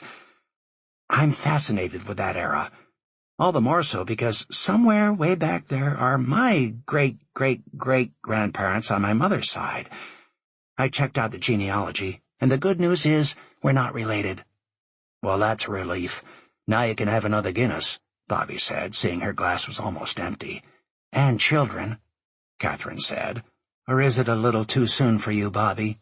"Before dinner? Yeah," Bobby quipped. Their dinner arrived, and at Bobby's direction, the young waitress set up a table in front of the fireplace. There were only a couple of other patrons that quiet night, so he and Catherine were free to eat and talk as the fire blazed under Bobby's careful watch.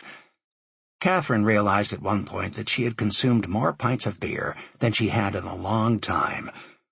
She knew she would pay for it in the morning, but tonight she just did not care, as she found Bobby's company delightful. Talk turned to his interests. He told her about his hunting and fishing, how much he loved Brayton, and his part in running the inn. Bobby's passion for boating and fishing reminded Catherine of Preston's love of racing, which her father had talked about with her at length. She told Bobby about Preston, her grandfather's passing, and how much she loved her work. She never violated her personal code of ethics, carefully steering clear of Preston's current trials and tribulations. When the evening came to a close, Bobby escorted Catherine to her room. "How long will you be staying in Braden?" he asked. "I have to guess you already checked my reservation, didn't you?" "I admit I did take a peek, but I had hoped maybe it was an open-ended stay." "I'm not too certain about how long I'll be here. Perhaps a day or two more. Depends on how work goes," Catherine said, as she braced herself against the door to her room while she fumbled in her purse for the key. "It was good to see you again," Bobby said, gently taking the key from her and opening the door. He carefully guided her inside, and then wedged the heavy door open with his foot as she collapsed on the bed. He stood quietly, their eyes locked on each other's, until he finally smiled. "You must be exhausted after such a long trip. I've kept you up way too late." Catherine felt certain emotions tugging at her that far outweighed the hour of the night, or her fatigue, but she decided to err on the side of caution, knowing she would curse herself someday for doing so. "I had a great time," she said, closing her eyes but opening them immediately for fear she might fall right to sleep. "It's been so good to see you again, Bobby." He gave a little nod, a half-salute, and started out the door. "Where are you going?" Catherine asked softly, and then could not believe the words that had come out of her mouth. Her heart was pounding against her chest as he walked over to her. "Sleep well," he said. She felt a kiss on her forehead and heard the door lock as Bobby pulled it closed behind him. Not bothering to take off her clothes, she shut her eyes and immediately fell asleep. Chapter 25. The sunlight shining through the window woke Catherine after 9 hours of the soundest sleep she could remember enjoying in a long time. Even better, she had only a slight hangover instead of the monster she had anticipated, and her breakfast coffee took care of the remaining after-effects of the prior night. She almost skipped, with heavy briefcase in hand, the 3.5 blocks to the Braden Constitution, easily making her 10 a.m. meeting with Alice and Mike. The 3-story colonial red brick building had a similar look to her own newspaper office, and as she walked in, she loved the smell. Reporter Mike McCusker greeted her. With his toothy smile and big, raw-boned good looks, it was as if he had just stepped off a high school football field. He was quick to share that he had earned a degree from the College of Charleston, a school with a fine journalism department. It was not 2 minutes before Alice joined them, giving Catherine a big hug and sparing her any more details from Mike's resume. "It's good to see you, my dear. You look wonderful," Alice said. "You do too," Catherine replied, hugging her again for good measure. The trio moved to a small conference room.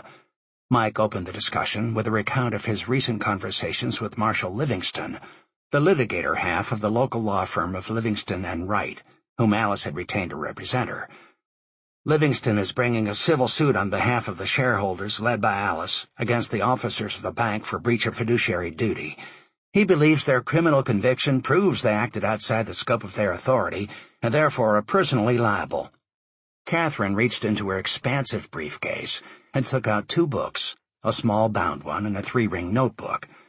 Crimson pen in hand, she began taking notes, pausing only to ask, "Can you tell me more about why Mr. Livingston believes Alice and the others like her have a case?" "Mr. Livingston says the officers are personally liable because it was their decisions that caused the bank collapse. My idea is to follow the civil suit as it progresses throughout the trial, but I would also like to talk to the people who were harmed, which would put a face on the crime. I think it would be powerful to show how innocent, trusting locals like Miss Alice were bilked out of their life savings and what that means to them going forward." Catherine was impressed. He was already twice the reporter he'd been when they'd first talked. He was obviously a quick learner, and now it was her turn to provide some background for what they were trying to do. "Assuming the officers and directors are liable, there are going to be 2 issues. 1, how much could the shareholders possibly expect to be awarded if the bank officers were found guilty, and 2, how much would be collectible in the end?" "I hadn't thought about that," Mike said, a little uncertain again. "How would we determine that? Can't imagine the bankers would want to tell us." Catherine gave Mike an understanding smile. "I'm not a lawyer. Still, perhaps with the right kind of support from the media, the case could be settled for an acceptable sum for those who were harmed. There might not even be a need for a trial, though I kind of hope there will be one. Being paraded through the public square is sometimes the only way to stop bad people from playing fast and loose with the money of those who trusted them." Both Alice and Mike nodded at that. "I am upset about the money I lost," Alice said, "but it is also the principle. I would hope if we make these officers and directors pay, it will make other bankers think twice before trying to do something similar in the future." "You are so right, Alice, and I hope we do just that," Catherine said. "First, let's get your money back. As my journalism professor always said, follow the money." Mike grinned. "I volunteer to find out which bankers have the deep pockets. If there's money to be had, I might have enough clout from my last banking fraud series to perhaps get the big media players to come take a look. If CNN or the network news team sent a crew, and this was followed up on the morning talk shows locally and hopefully nationally, you'd be amazed at how quickly people could come around." Catherine could not help noticing that McCusker once again had a deer-in-headlights look. It made her realize the weight she would be carrying on this story. She shot a sympathetic look at her potential partner. "If I decide to work with you, Mike, are you planning to have us share the byline in the stories? Or do you view me more as a behind-the-scenes consultant?" "Gosh, no, Catherine. I mean, I've already received approval from my editor for dual bylines. We're in this together, and I think your name should go on top." She laughed. "That's more than generous. But let's slow down. I came here to get an understanding of the nature of the story before I decided what I could contribute, if anything. Basically, I'm here to help Alice get her money back, and if my national contacts can help make that possible, then so much the better." "I know you'll make a valuable contribution," Mike said. "Mike, perhaps you're missing my point. What I'm trying to say is that if I'm going to be a part of this story, I want the end result to be consistent with the quality of my prior stories. I don't want to be at odds with you or what you're doing. To me, this isn't about a trial. It's about what got this to the trial stage. It's about the people like Alice who were harmed. Mike looked shattered. Do you think I'm a liability? I don't know, Catherine said, aware as she said them that the words would hurt him. But if they were to move forward together, he deserved to have a partner that would be straight with him. What I mean is, I just don't know anywhere near enough yet. That's why I'm here. My approach is to dig, and then dig some more. It's not about reporting on the way the trial proceeds. Any intern can do that, and most do it pretty well. If I'm going to get involved with you as a co-reporter, I'll want us to drill down and ask the right questions and do the legwork and research necessary to get the answers no one wants to hand over. Such as? Mike asked, making it clear he was still miffed. What is the specific conviction potential? What about the economic impact on each person and the community if the civil case doesn't go anywhere? The part the Fed played? Will the depositions be made public? How long until a trial if the case isn't settled? Was the FDIC involved or aware of what was going on? As a company that sold stock to private investors, was there any SEC exposure? I've learned that a company does not have to trade publicly to draw SEC attention. There just has to be enough money and people involved. I doubt this bank's total capitalization is enough for SEC interest, but we'll need to confirm that. As difficult as getting the story will be and knowing what questions to ask can be, writing such a story in a way average readers can understand may be even harder. I can see how it could be a challenge, Mike said, and his voice carried a newfound respect for Catherine. The bottom line is that we have to have the facts to be able to show what happens when people like Alice lose their nest eggs because of greedy, dishonest bank officers. I'm with you 100%, Mike said. Just tell me what you need me to do. You should definitely be the lead reporter, and I promise to do my best to keep up. Catherine smiled and nodded. She knew how difficult it was for a reporter to be as candid as Mike had just been, especially in front of a source. She looked at Alice. How do you feel about the most personal aspects of your finances being made public knowledge? Everybody reading about your life savings, how you arrived at that money, the gifts you received from Mr. Hart, and whatever else your bank accounts might reveal. Alice reached into her handbag and took out a tissue. I'll have some of that iced tea you offered earlier, Mike, if I may. Mike slumped back in his chair, clearly displeased to be asked to leave the room. But before Catherine could say anything, he thought better of it and jumped up from his seat and left. Alice smiled as he closed the door and said, I have nothing to hide, my dear. You do what you need to do for the story. Just know I will always be proud of you, no matter how this turns out. I only wish Joe were here right now to listen to the way you handled that young man. Don't worry about me. I'm sure the path you create will be one I want to walk. Catherine basked for a moment in Alice's approval. Thanks, Alice. And please know I appreciate you suggesting to Mike that he bring me in on this. I'm also glad you didn't mind sitting in on our Come to Jesus meeting. It's important that Mike has a clear understanding of the purpose behind these stories. Call it vanity, but in the end, I have to be proud of what my name goes on. He and I both need to know we did the best possible job.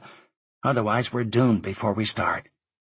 Before Alice could respond, Mike returned with a tray of iced teas. After serving everyone, he sat down and addressed Catherine. After thinking about what you said, I realize how shallow my approach must sound to you.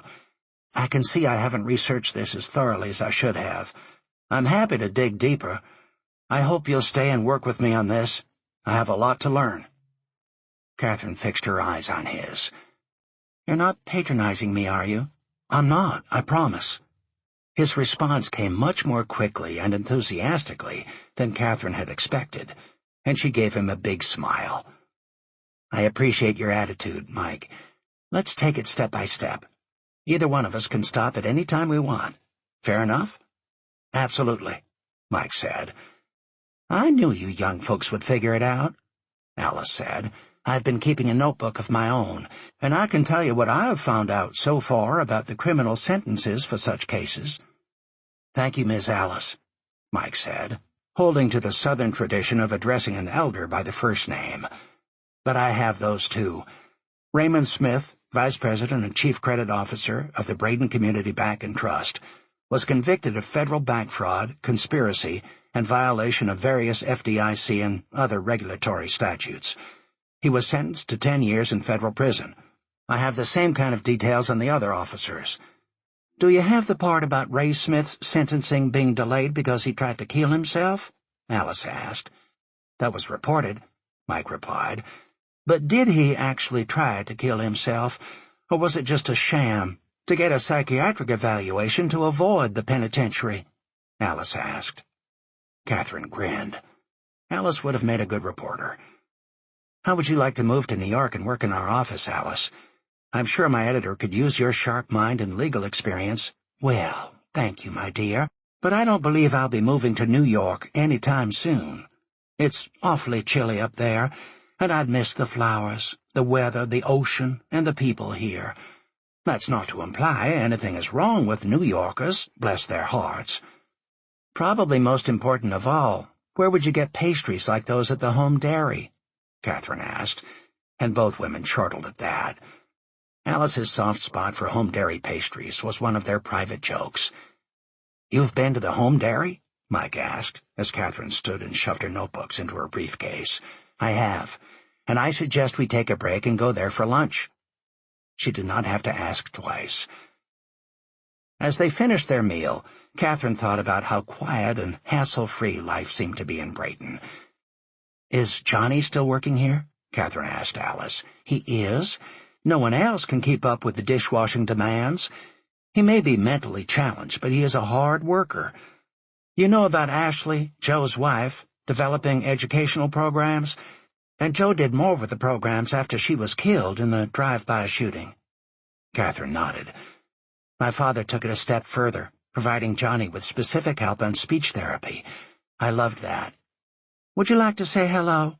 Alice asked Catherine, who nodded with enthusiasm. We'll be back in a minute, Alice said to Mike.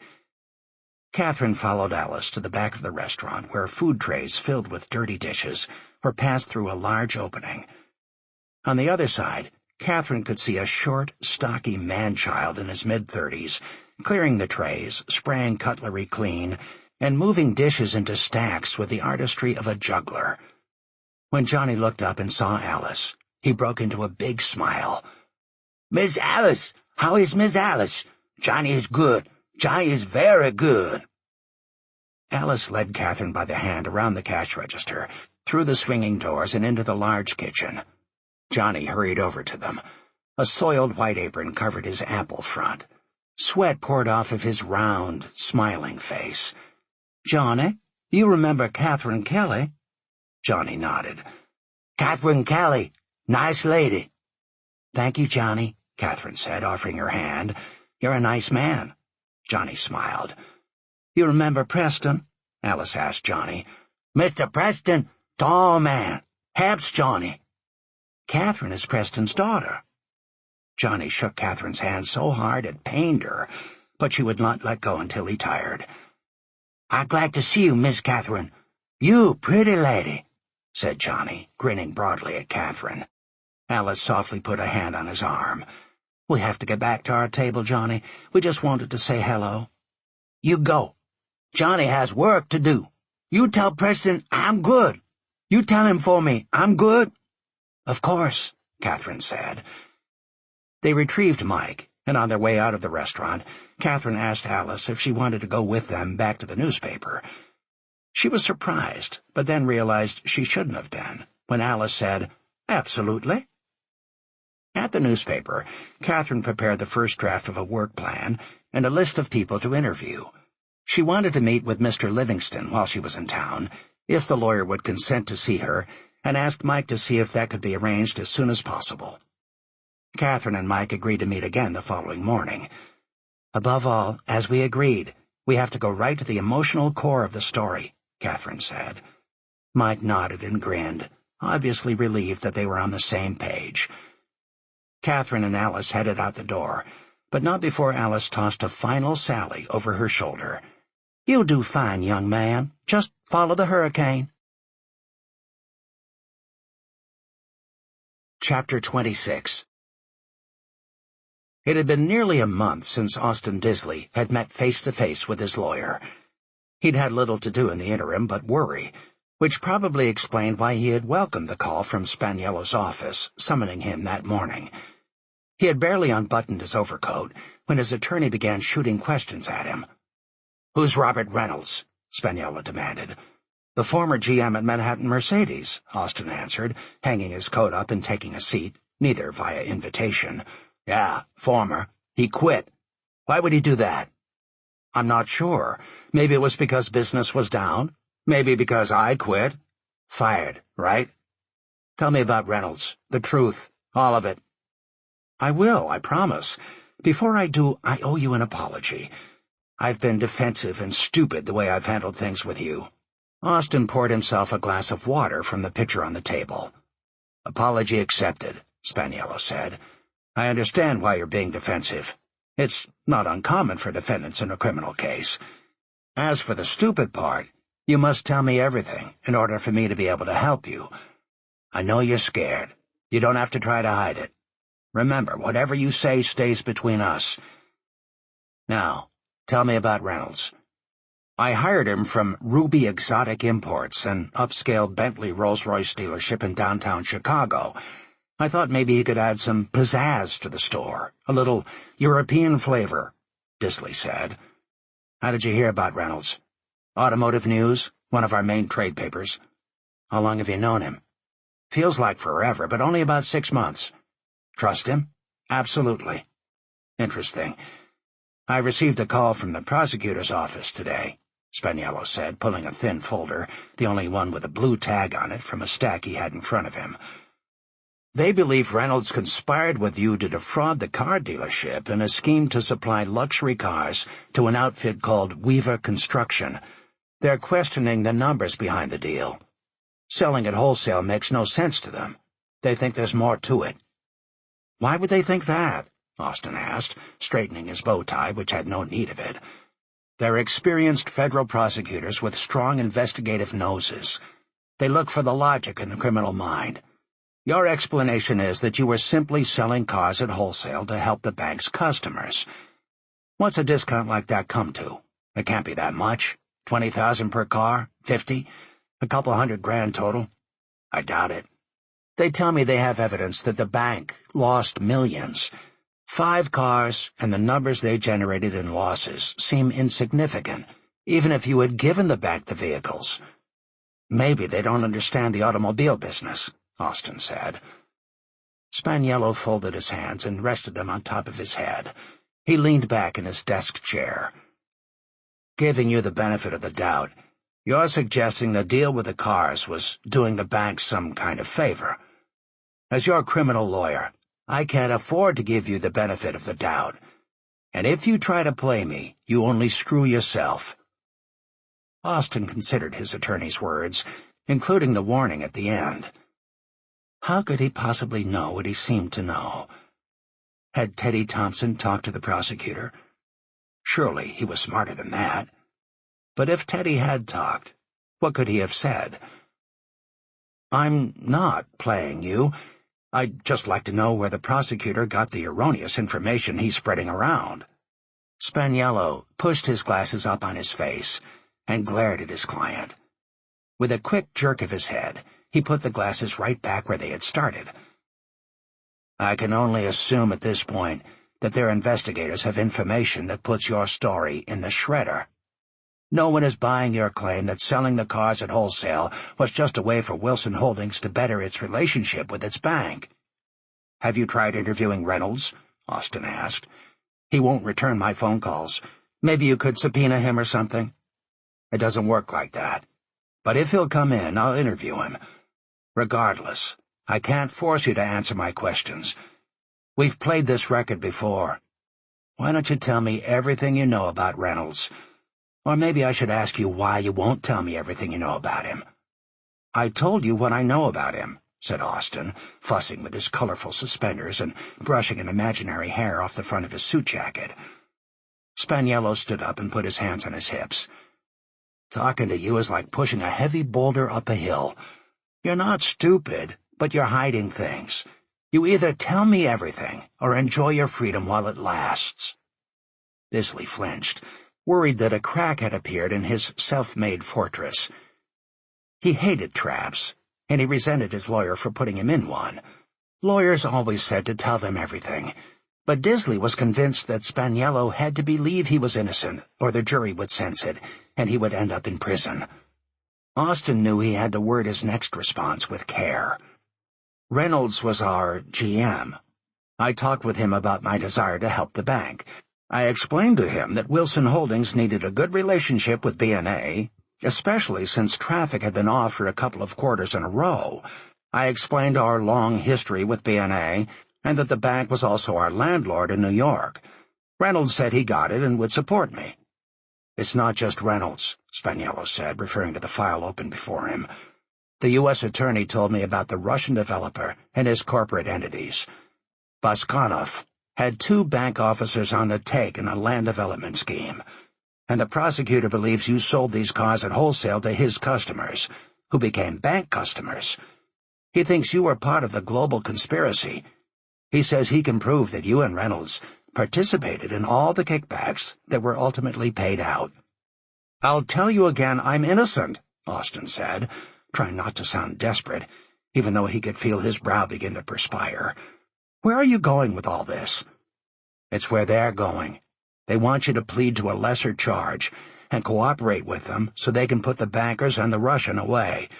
And they want to know whether Preston Wilson knew about this or was involved in any way." "Was he?" Spaniello's last words tightened the screws on Disley. There it was, the plea bargain. He knew it, but he couldn't implicate Preston.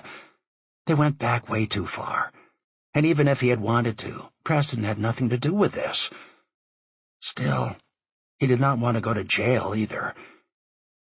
It occurred to Austin that if his attorney was trying to get him to turn on Preston, then somewhere someone else was trying to do the opposite and turn Preston on him. That made him think of how his old prep school buddy had fired him, which still rankled. How could Preston turn on him, especially at a time like this? Hadn't he worked tirelessly for Preston, covering for him when he was out of the store, doing his job as well as the job of CFO, bringing donuts to the staff and the hot-looking receptionist in the front with those super-long legs? Preston never did appreciate all he'd contributed to the company. He blinked his eyes, realizing he had been a long time getting himself in this current mess. Austin gave his lawyer his most trustworthy look. "Preston is my best friend, and the most honest man I know. He wasn't involved in any wrongdoing. If you believe nothing else I've said to you, believe that Preston Wilson would never do anything to compromise his business. Reynolds and I were trying to make points with the bank."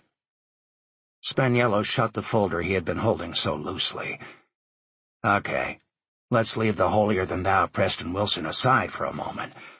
What about you, the bank, Teddy Thompson, and Baskanov? You haven't explained anything about how they are all connected." Austin stood and glared at his attorney. "Frankly, I don't intend to. If you don't believe me, just say so. I need a lawyer who's got my back." "Sit down and listen," Spaniello said in a cool, determined voice. "Bank fraud and conspiracy, if proven, will mean an ugly life change for you. I need the straight story from you, and so far my gut tells me I have not gotten it. There are too many pieces missing." Disley sat down, feeling a little faint. "I don't know how much more I can tell you," he said. "Can or will?" Spaniello asked with ice in his voice. "Why don't you get out of here and think about everything you haven't said while I decide if I still want to represent you?" Austin stormed out of the room, not even bothering to put on his overcoat until he was on the street in the frigid cold. Back at home, Austin rehashed the conversation with his lawyer over 2 neat 25-year-old Glenlivets on ice. Spaniello had been so direct, abrasive even, and so damned expensive. Austin didn't like him, and he sure didn't trust him. But he needed him. Then Austin's thoughts returned to Preston. The more he thought about it, the more worked up he became. Didn't Preston realize the burden this arrest would place on him? Not just the time and energy, but also putting up with the interviews and inquiries. Then there was the money. That damn Italian lawyer was charging him a fortune, and knocking him around in the bargain. Austin had always thought that he and Preston, being both men of station, were united against the rest of the world. They went so far back, all the way to Hotchkiss. In their day, you did not go to Hotchkiss without real money, old money. Children of wealth was how Austin's father had always referred to them. Some might think parents sent their children to prep school to ensure a good education. Austin knew better. The school was actually the first step on the way to a life of corner offices, board memberships, Hampton golf games, and charity balls. He knew he needed to develop a good relationship with his roommate, keenly aware that his time at Hotchkiss and in the future could depend on it. So he had watched Preston carefully. It was not long before he could see through the politeness and facade, realizing, for example, that Preston had a problem with his father. As letters came from their mothers, their talk often turned to their families. Preston loved his mother dearly and wanted to feel the same way about his father. He had told Austin about being forced to go to the mountains on summer hunting and fishing trips with his father and a guide. It was supposed to be their time to bond as father and son. Otherwise, he rarely saw his father. The elder Wilson was always away on some so-called business trip. It was also soon clear that Preston was a leader, a quality that had always eluded Austin. In their studies, however, they were more evenly matched. Austin maintained a slight edge over his roommate in math and science. Preston did better in English, history, government, and the arts. Socially, Austin tried harder but with less success than Preston. Both on the tall side compared to the other boys. Preston's body tended to muscle, while Austin's to water. Perhaps that's why Preston was more outgoing, better at sports, and more attractive to girls. All traits Austin aspired to but could never seem to attain. One thing Austin undeniably had over Preston was a substantially wealthier father. He took great pride in reminding Preston of his dad's monetary wherewithal whenever the opportunity arose. Through all of that, Preston was a good roommate and friend, always looking out for Austin, and including him in circles in which the boy would not otherwise be accepted. That inclusion was crucial to Austin. He instinctively needed assurance, even insurance, that it would never stop. He was all too aware that he was riding Preston's coattails. As their differences became more apparent through the years, Disley looked for some way he could achieve parity. He saw his opportunity when Preston returned from spring break one semester, quite upset. Preston confided in Austin that his father had entered a private venture with Lehman Brothers. His commitment, $4 million. He had paid the $500,000 down, but because Preston's mother had cut him off from her trust fund, he had no way to meet the overdue $3.5 million call. If his situation became public, he would not only lose what money he had already invested, he would also be ruined in the eyes of his cronies. Austin offered to talk to his father about the matter, and as it turned out, his father called one of his colleagues at Lehman Brothers and told him off the record that he knew Peter Wilson was coming up short on a deal, and if the deal made sense, he would like to take Wilson's position. In just a matter of days, Preston's father called his son with the news that, by a stroke of luck, he had been able to get out of the deal, and he was sorry if he had worried his son. No mention was made of Mr. Disley's intervention. However, Preston knew what had happened, and he told Austin he would never forget the help, no matter how long they lived. After Hotchkiss, Preston went to Princeton, Austin to Colgate. They promised to keep in touch, but did not end up seeing each other again until Austin attended Preston and Marcia's wedding several years later. By then, Preston was operating a highly successful car dealership in Manhattan, was in the midst of starting another, and was clearly on his way to building an automobile empire. Austin had not fared as well. Wall Street had not been kind to him. 8 jobs, each lasting no more than a couple of years, and paying less than the job before. How could such a talented and bright financial genius have such bad luck? Austin, never short on vainglory, finally called Preston to tell him he was available if he needed help in his business. Preston hired him on the spot. Austin poured himself another scotch. He had backed up his buddy in there today, but he deserved better treatment from him. Preston never should have fired him. Austin grabbed the highly confidential CFO files that he had taken with him when he left Wilson Holdings, went to his computer, and methodically entered the company's bank account numbers and passwords for the operating account for the 5 stores. Without the slightest hesitation, he arranged to have $80,000 from each dealership wired to an account he had set up for himself in Nevis, a little-known island paradise in the Caribbean, southeast of Puerto Rico. He convinced himself that 2 years of his annual $200,000 salary was only fair, since with attorney fees he certainly needed the money. Chapter 27. A great deal had happened in the short time that Catherine was in Brayton. After an extensive interview with Marshal Livingston, she was more convinced than ever that he was the right attorney for Alice in the class action lawsuit. He seemed to have a good grasp on the bank's exposure, and he was definitely interested in seeing that the community of local investors was made whole, or as close to it as possible. To that end, Mike had gotten some early financials together, and from the looks of them, unless the bank officers who were charged had done some fast work to protect or hide their assets, there would be plenty of money to spread around, even after Livingston's firm took its third of the proceeds. It was not just progress on the story front that had Catherine feeling better. She had found she loved spending time with Alice, and with Buck, the elderly woman's black German shepherd, with the know-all brown eyes, which had been a gift from Joe Hart. Then there was the time she was able to spend with Bobby, always the perfect gentleman. No regrets there. Okay, maybe 1 or 2, but all things considered, it had made for a good trip.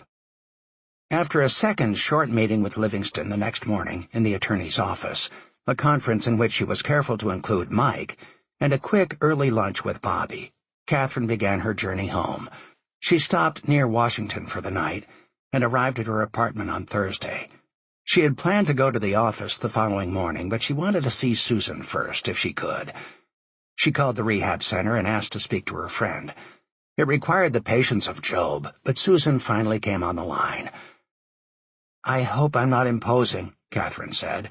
"I've been out of town and just wanted to hear your voice and see if I could visit you. But after talking to a half-dozen people just to get you on the phone, it sounds like it might not be all right." "Susan, should I even be calling you?"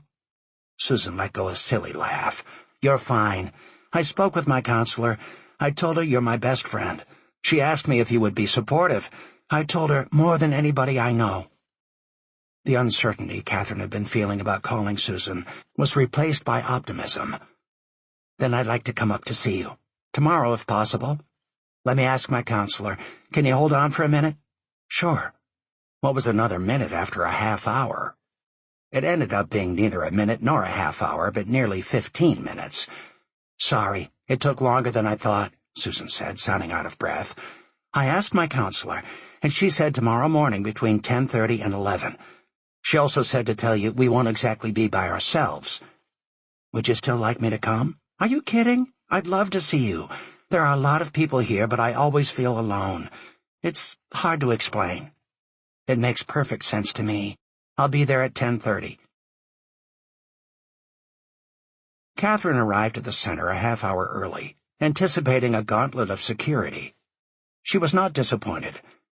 After Susan's counselor verified her visit, a photo of Catherine was taken. She was then given a badge with her picture on it and directed to a stately 4-story brick building covered in ivy. A male staff member, built like a weightlifter, escorted her down a long hallway to a large room containing several tables with chairs, with small couches arranged in clusters. The pleasant room, with its soft colors and rich appointments, could have been a sitting room in a resort. A dozen or so people were already milling about the room, adults and teenagers of various ages and ethnicities. As soon as Susan spotted Catherine, she rushed to greet her friend with a warm hug. Catherine was pleased to see Susan in what appeared to be a brand-new white blouse and blue skirt. a far cry from what she had been wearing when she checked in. "Let's sit over in the corner," Susan said, pointing to an empty couch with no one close to it. "You look wonderful," Catherine said after they sat down and took each other's hands. "How are you?" "A lot better. In fact, I think I'm ready to leave here, but they don't agree with me just yet." "You feel like talking about it?" Catherine asked, smiling. "That's all I've been doing since I got here.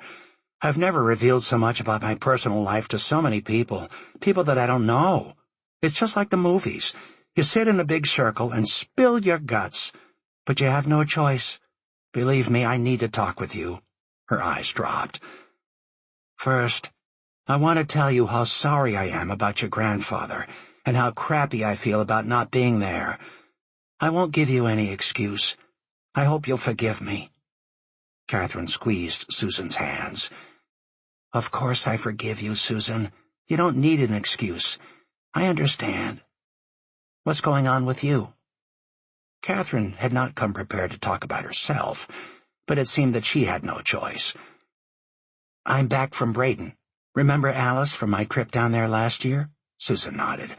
"I've been invited to co-author a series of stories about a bank that failed because of malfeasance by its officers. The shareholders lost everything. Alice was among them. It's an interesting case about the people who suffered and what's happened to them," Catherine said. "I remember you took Haley with you last time. Alice has a big German shepherd, right?" It was now Catherine's turn to nod. "What was the name of that restaurant you loved? You went gaga over the pastries." "Oh, you're talking about the Home Dairy," Catherine smiled. "I might have eaten there a time or two while I was in town. Those eclairs, the lemon meringue pie, they call to a person. Bobby and I went there for dinner one evening, too." "Wait a minute," Susan said. "Bobby? Who's Bobby? What happened to Sean?" Her voice had grown steadily louder. "Quiet down, or they will kick me out," Catherine said. The last thing her friend needed to hear about was Sean and his machinations. "Come on, let's have it." Catherine, her brows furrowed, rested her cheek in her hand. "It's on hold with Sean. And yes, I like Bobby. It's early, but I like him a lot, and I think something could develop. I just don't want another long-distance romance." "So what happened with Sean? Was it just the long-distance thing?" "Susan, we only have a few more minutes, and I want to make the most of them. Let me just say that Sean let me down, badly." Susan stared at Catherine like a sad puppy wanting more. "Oh, all right. He put a bug on my cell phone, and then he used the phone to track me." "What? That's like something out of a stalker movie," Susan said, her small face and big eyes contorting in confusion. "Why would he do that?" "I don't know why he did it, but I intend to find out." "How did you figure out your phone was bugged, and that Sean was the one who had done it?" Catherine let out a big sigh. She was not going to avoid telling Susan more, so she explained how she knew her car was tracked and her phone bugged, and how she deduced, with the help of Angelo, that it was her boyfriend behind it all along. "What I don't know is why he did it," Catherine said. Susan sat quietly for a minute, chewing on her bottom lip. When she finally spoke, she seemed puzzled. "Sean isn't stupid, is he?" she asked. "What's that supposed to mean?" Catherine asked. "You said he slipped with the mileage, and then he made another mistake talking about me. Not once, but twice." "So?" "I don't know. Maybe he's trying to tell you something. He's no dummy, and he sure knows you're not." Catherine scowled. She wasn't ready to believe there was a good reason or a deeper meaning behind Sean's behavior. "Forget it," Susan said. "Maybe I have it all wrong. I just know you cared about him a lot, and he sure seemed to like you. From what you've told me in the past, I have always picked up a good vibe from him. How can you care about someone you can't trust? So then to hell with Sean. Tell me about Bobby." The mere mention of Bobby's name picked up Catherine's spirits. "His name is Robert Mackenzie. His family is Old South, and they own a beautiful historic inn he oversees. He's gorgeous, too. Smart, funny, hunts, fishes. I'll say it again, he's gorgeous." "How is he in bed?" "Susan!" Both women laughed. "Well, I'm not ready to get into that, at least not right now, Catherine said. She noticed an attendant motioning to the other people in the room that it was time to go. If you're able to, call me any time. Do you want me to tell your parents about my visit and how you're doing? Please don't. I'm working with my doctor and sponsor on all of that. Then I won't say a word. She hugged Susan, gave her a kiss on the cheek, and walked with the other visitors to the door, where they were shepherded from the building. Back in her car, Catherine was thankful that she had gone to see Susan. She felt she had done right by her friend in doing so, and felt better for having made the effort. Their discussion about Sean, however brief, had brought a number of questions to the surface for which she was going to need answers, one way or another. Chapter 28. While the rest of the country was guzzling beer at their favorite sports bars or finding other ways to celebrate President's Day, Carol Martin was stuck in her office on a calculator, attempting to assess the damages from the bank fraud conspiracy. So far she had run the numbers 4 times, mainly because she could not believe the staggering tally. More than $50 million. The specific damages were not as easy to delineate, but she kept trying. She knew asking Gil and Mark for help would only draw attention to her inexperience. She pushed on into the night, and finally at about 1 in the morning she could go no further. She would see in the morning if there were any holes in their case that might stop everything before it got to trial. The next day, Gil began the meeting with a request for investigation updates. "Carol, do you have anything for us?" he asked. Carol scanned her reports again and nodded. "We have the architecture and the bank officers. The loans to Boscanov's companies were to buy 25 lots valued at $75 million. Fairy tale financial statements and bogus bank appraisals supported the loans. To reinforce the developer, B&A provided the sub-developers of Easy Buy, which became Weaver Construction, with its own financing." "What's the link to Disley? Can we tie it to Wilson?" Gil asked. Boscanov apparently felt he needed a hook with his buyers. Thompson came up with the idea of having his buddy, Disley, throw an upscale car at wholesale into the first 5 sales. When Boscanov did the math, he wanted more. He squeezed Thompson for additional money from the bank, and he talked Disley into buying 5 of his company's used Cadillac Escalades at 3 times their value, an approximate $1.2 million hit to Wilson Holdings, in addition to the new car discounts. Gil pressed her. "Again, what about Wilson?" Preston Wilson and Alex Herman, a car finance expert who also happens to be a shareholder of Wilson Holdings, and their attorneys, recently met with the FBI to tell them about the resignation of Robert Reynolds. He was a relatively new GM who they believed helped Disley with the car sales as a way to garner favor with B&A. For the 3rd time, was Wilson in on the cover story? Gil asked.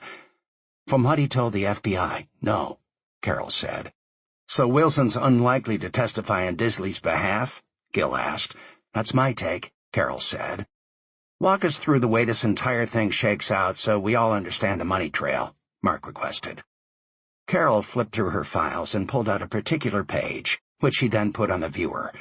She took out a laser pointer and began to set the stage. Developer applied to the bank for financing to buy 50 lots in the Hamptons, each appraised at $3 million. These were 3/4-acre, high-end residential building lots. The appraisals were artificially inflated. The fair market value of each lot was only $1 million, not $3, so the total actual value was $50 million, not $150 million. Yet the bank agreed to loan the developer 85% of the bogus market price, or a little more than $127 million, leaving the developer to come up with the remaining 15%, or $22.5 million. Gil, typing furiously on his iPad, looked up and said, So to meet the bank's down payment requirement, the developer simply takes the 15% he's supposed to put in. Gil paused while he did some calculations, and then continued, That amounts to $22.5 million out of the $102.5 million, and he's left with $80 million, before the first lot is even sold. Damn, that's quite a payday. Right, Carol said. Except to complicate matters, 2 of the lots did each sell for $3 million. That's the irony. If there weren't any kickbacks, we'd have a weaker case because 2 of the lots were sold for the inflated appraisal amount. What's the big picture in terms of damages to the bank? Mark asked. Carol put up a different page on the screen. It's too early to tell, but the bank lost the money it loaned the developer.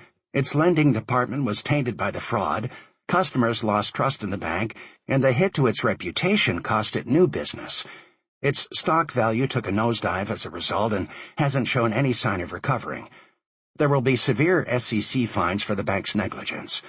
Outline the bank's misconduct, Gil said. Carol put a bullet point chart on the screen. Here's the first page, she said. It's pretty straightforward. B&A misconduct. Failure to follow bank protocols for loans, breach of commercial loan commitments and related agreements, bad faith in commercial transactions, fraudulent and negligent representation of credit information, failure to disclose improper conduct of bank officers, breach of covenant of good faith and fair dealing, engaged in fraudulent inducements, engaged in conduct that constitutes a violation of the Racketeer Influenced and Corrupt Organization Act, or RICO, breach of duty to disclose information, fraudulent misrepresentation of information to third parties, breach of duty to loan participants, breach of duty to construction borrowers, conspiracy to commit fraud with borrower and sub-borrowers. That'll do it for now, Gil said. Carol removed the bullet point sheet and replaced it with an outline of the damage calculations. The numbers I've given you aren't hard costs, but as the projections indicate, she pointed to a set of numbers at the bottom of the screen, the bank could conceivably, if its stock stays down, show a $1 billion loss this year, most all of it attributable to this off-the-books deal. Have you been able to determine how the money from this scheme was supposed to break down? Gil asked. She put up yet another page in the viewer, complete with pictures of the alleged perpetrators, and aimed her red laser light at one person. Stacy Bowers, a vice president and principal at CCB, is who I believe originated the scheme. She's been talking to the FBI, trying to cut a deal. She flipped to another page. When B&A acquired the bank CCB, it took some doing by Teddy Thompson, the VP of Real Estate, to keep the mess from being discovered during the acquisition. He also brought in Disley to help them close the deal with Beskanoff. Their plan was for the developer to get 45%, or $36 million. Thompson and Bowers were to get 45%, or $36 million, and Disley would get what was left. Not bad work if he can get it. With a smug look of satisfaction on his face, Gil got up from his chair. You've done a great job, Carol. He spun around to Mark. Let's arrest Reynolds and see if he'll help us get Disley. We'll pressure Beskanoff to cooperate in nailing Bowers and Thompson. Then we'll negotiate the pleas and see if we still have a trial. Gil rubbed his hands together. Either way, this will give us a lot of good press for putting a bunch of white-collar money grubbers in a federal prison for a long time. Gil called the meeting to a close, but asked Carol to stay behind for a word. He motioned her into his office and closed the door. This is sensitive, and strictly between us. Understood? Understood. I routinely get interagency alerts and inquiries from the NYPD Intelligence Counterterrorism Bureau. One came by this morning about a possible Russian intrusion into B&A and J.P. Morgan, money laundering, credit cards, bank account numbers. They believe entire customer databases have been compromised. It also mentioned something about the whereabouts of Goromykin. That's what caught my eye. The inquiry about a possible association between Beskanoff and Goromykin. Those are common Russian names and may have nothing to do with our case. But do you know anything about a Russian named Goromykin, or any connection between him and Beskanoff? I've never heard the name Goromykin before, and my FBI investigators have never mentioned any ties between Beskanoff and others in Russia. Do you want me to ask them? No, he said, taking a file from the safe behind his desk and removing a sheet of paper from it. I would like you to take a look at something. It's supposedly an English translation of a Russian email communication. Does it mean anything to you? He handed the paper to her. End web com. Set up site. Execution RUB BK. Cargo. G arrives platform 33 NY offshore. 19 to 22:15 hours. "Is that all there is?" Carol asked. "It's all we have." Carol studied the page for several minutes. Finally, she looked at Gil. "I'm no analyst, nor am I qualified to interpret this sort of thing. I imagine there are more pieces, but if I had to speculate, I would say that it looks to be a transmission indicating notice of termination of prior communications between parties and an instruction to proceed with a plan to set up something. With regard to Goremican and where he or she might be, I would look for a connection between cargo arriving offshore and G." Gil nodded. "But then again, it could mean none of those things," Carol said. "I agree," Gil said. "I don't know what it means either. You never saw the paper, and we never had this discussion." "Got it." Carol left Gil's office, pleased to finally be running with the big dogs on a major case. Gil might be only interested in the possible publicity it could bring, but that did not dull her excitement about putting some sleazy bankers away and helping recover some of the money they had cost a lot of ordinary people. As Carol sat in traffic on the way home, she recalled her husband's response when she had first told him about the magnitude of the case and what it might mean for her career. "Be careful what you wish for, honey." The memory made her turn up the radio a little louder so she wouldn't have to hear the doubts circling in her head. Chapter 29. Casey Fitzgerald sat in his well-worn leather chair in his favorite corner of his wood-paneled den, replaying in his mind what it had been like to sit in the bleachers with his first and third-born sons, watching every move his middle son had made in that afternoon's preseason Little League game. Filled with pride and hope for his trio of boys, comparisons inevitable, introspection unavoidable, he divided his life by 3. Where he had been, where he was now, and where he was going. As a chubby teenager with thick glasses, he had nonetheless dreamed of playing professional baseball. Once he accepted that that would never come to pass, he had compensated by getting straight A's in high school. By the time he was 22, he had an accounting degree from the University of Pennsylvania, and a year later he was a CPA. He followed this with a short jaunt to another part of the campus for a Wharton MBA, which he earned 2 years later. He married Amy, his high school sweetheart and the love of his life, and they were blessed with 3 healthy children. Most recently, he had enjoyed the challenges of being the CFO of an interstate mega-automobile dealer. That is, until last June, when he had resigned in something of a huff from Wilson Holdings, mainly because his friend Preston had chosen to back an old prep school buddy over him. All of this passed through his mind in a blur as he stared out the picture window in his den. Freedom now? Absolutely. He had a lot more time with his wife and kids, and tons less stress. Security? Not nearly what he had enjoyed after 20 years as an in-house financial counselor with a dependable salary and benefits, not to mention a car for himself and one for his wife. His current finances were indeed weaker, and building an accounting practice took time. However, he was also still a 15% shareholder in Wilson Holdings, and until recently his stock had carried a 7-figure value. That brought him to where he was going. Maybe. With Disley gone, how could he not try to turn the company around and protect his financial interest? Yes, it was time for him to take a deep breath and see if he could step back into the fray. But not before he spoke with Marcia. He reached Preston's wife on her cell, and they arranged to meet for lunch the next day at P.J. Clark's on the corner of 3rd Avenue and 55th Street in Manhattan. "Casey, you've lost weight," Marcia said, unable to contain her happiness at seeing the man she held in such high regard. He laughed. 8 pounds. We'll see how long it lasts. "How are Amy and the boys?" "Amy's great. My guys are growing. All 3 are dynamite athletes and smart as whips." He clasped her hand. "You look wonderful. How are you doing?" "You need stronger glasses. I'm a wreck. Preston, well, you know Preston. There is also this business with Disley in the store." Marcia's eyes went moist and cloudy. Casey could see her famous composure was about to break. "How about a beer and a hamburger?" Casey offered. Marcia smiled her agreement. He motioned for the waiter, who came and took their orders, and then he turned to Marcia. "Talk to me," he said. "My lawyer tells me, and I can't believe I need a lawyer, not to talk to anybody. I know talking to you will be between us."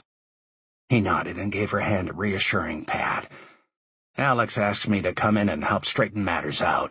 He says Preston is facing all this squarely. I need to get with Preston, but I wanted to talk to you before that happens." "What do you think we can do?" Marcia asked.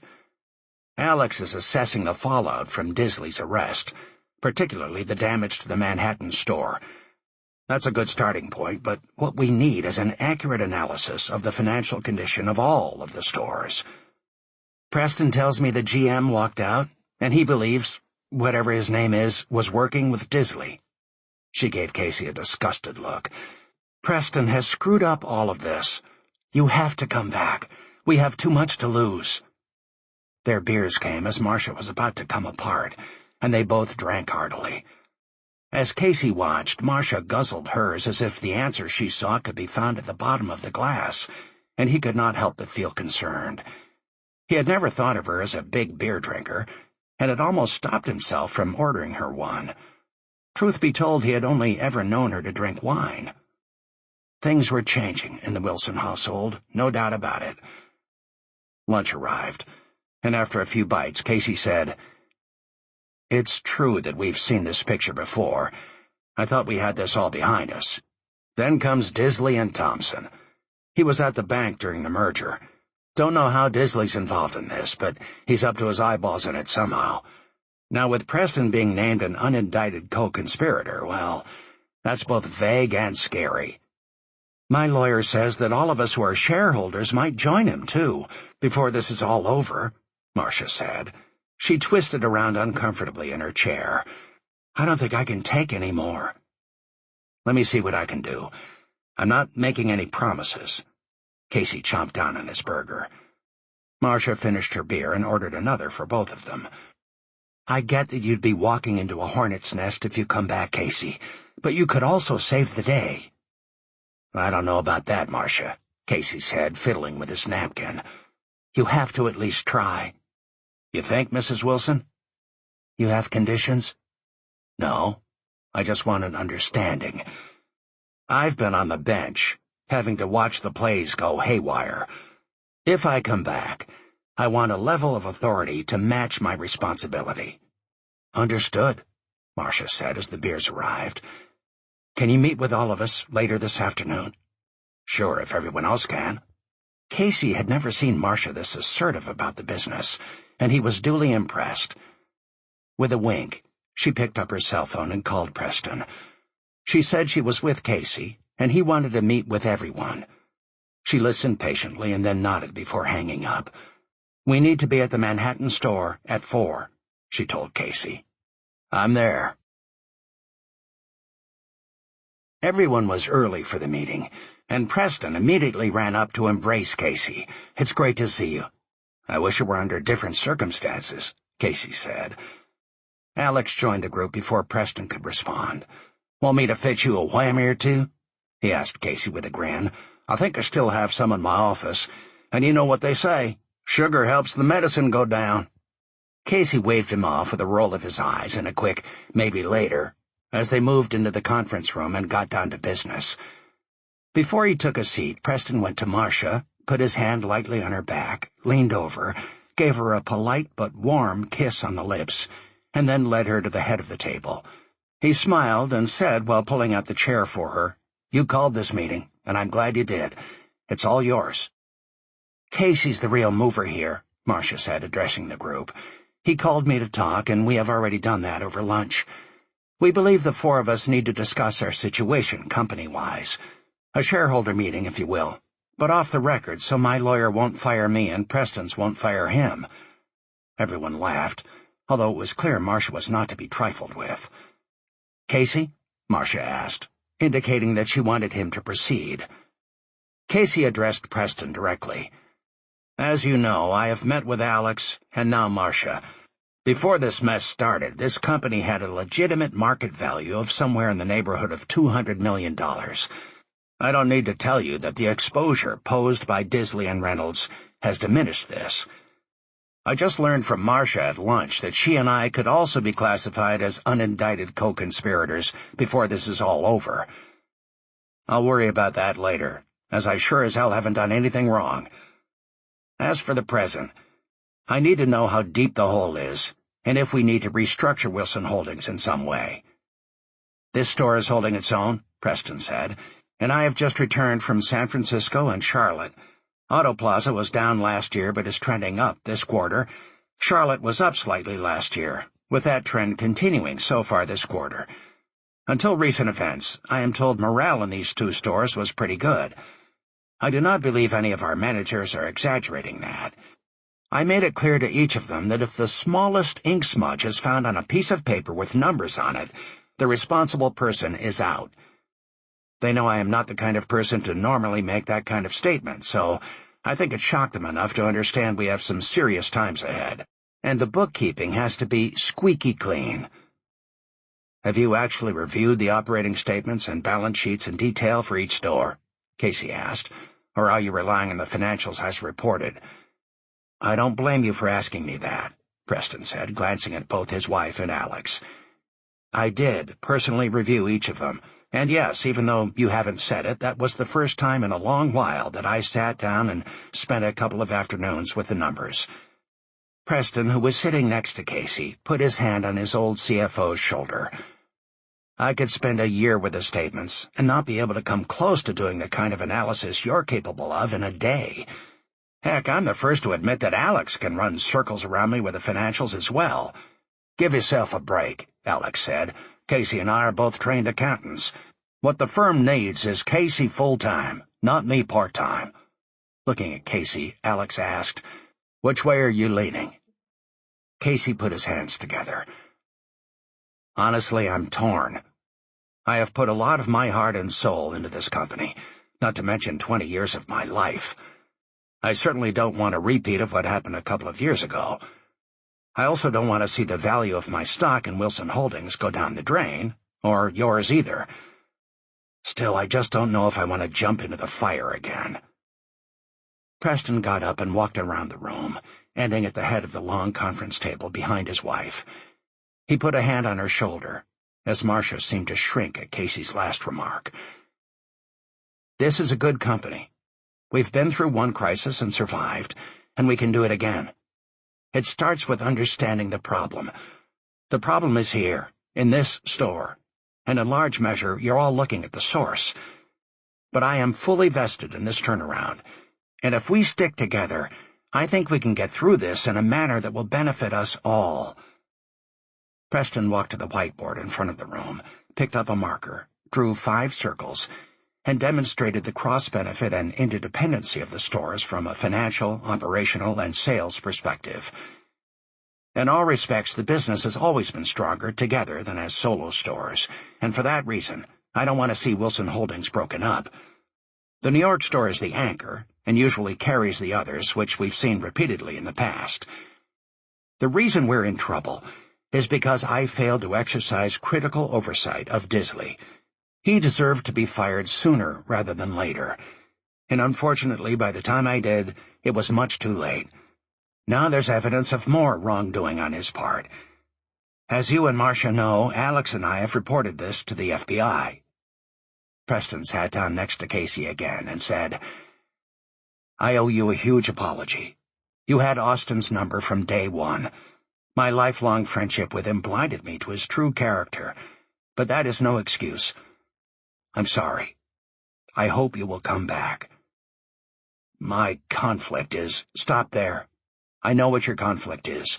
I've caused it. You don't want to have to watch me not do my job. Casey looked down and nodded.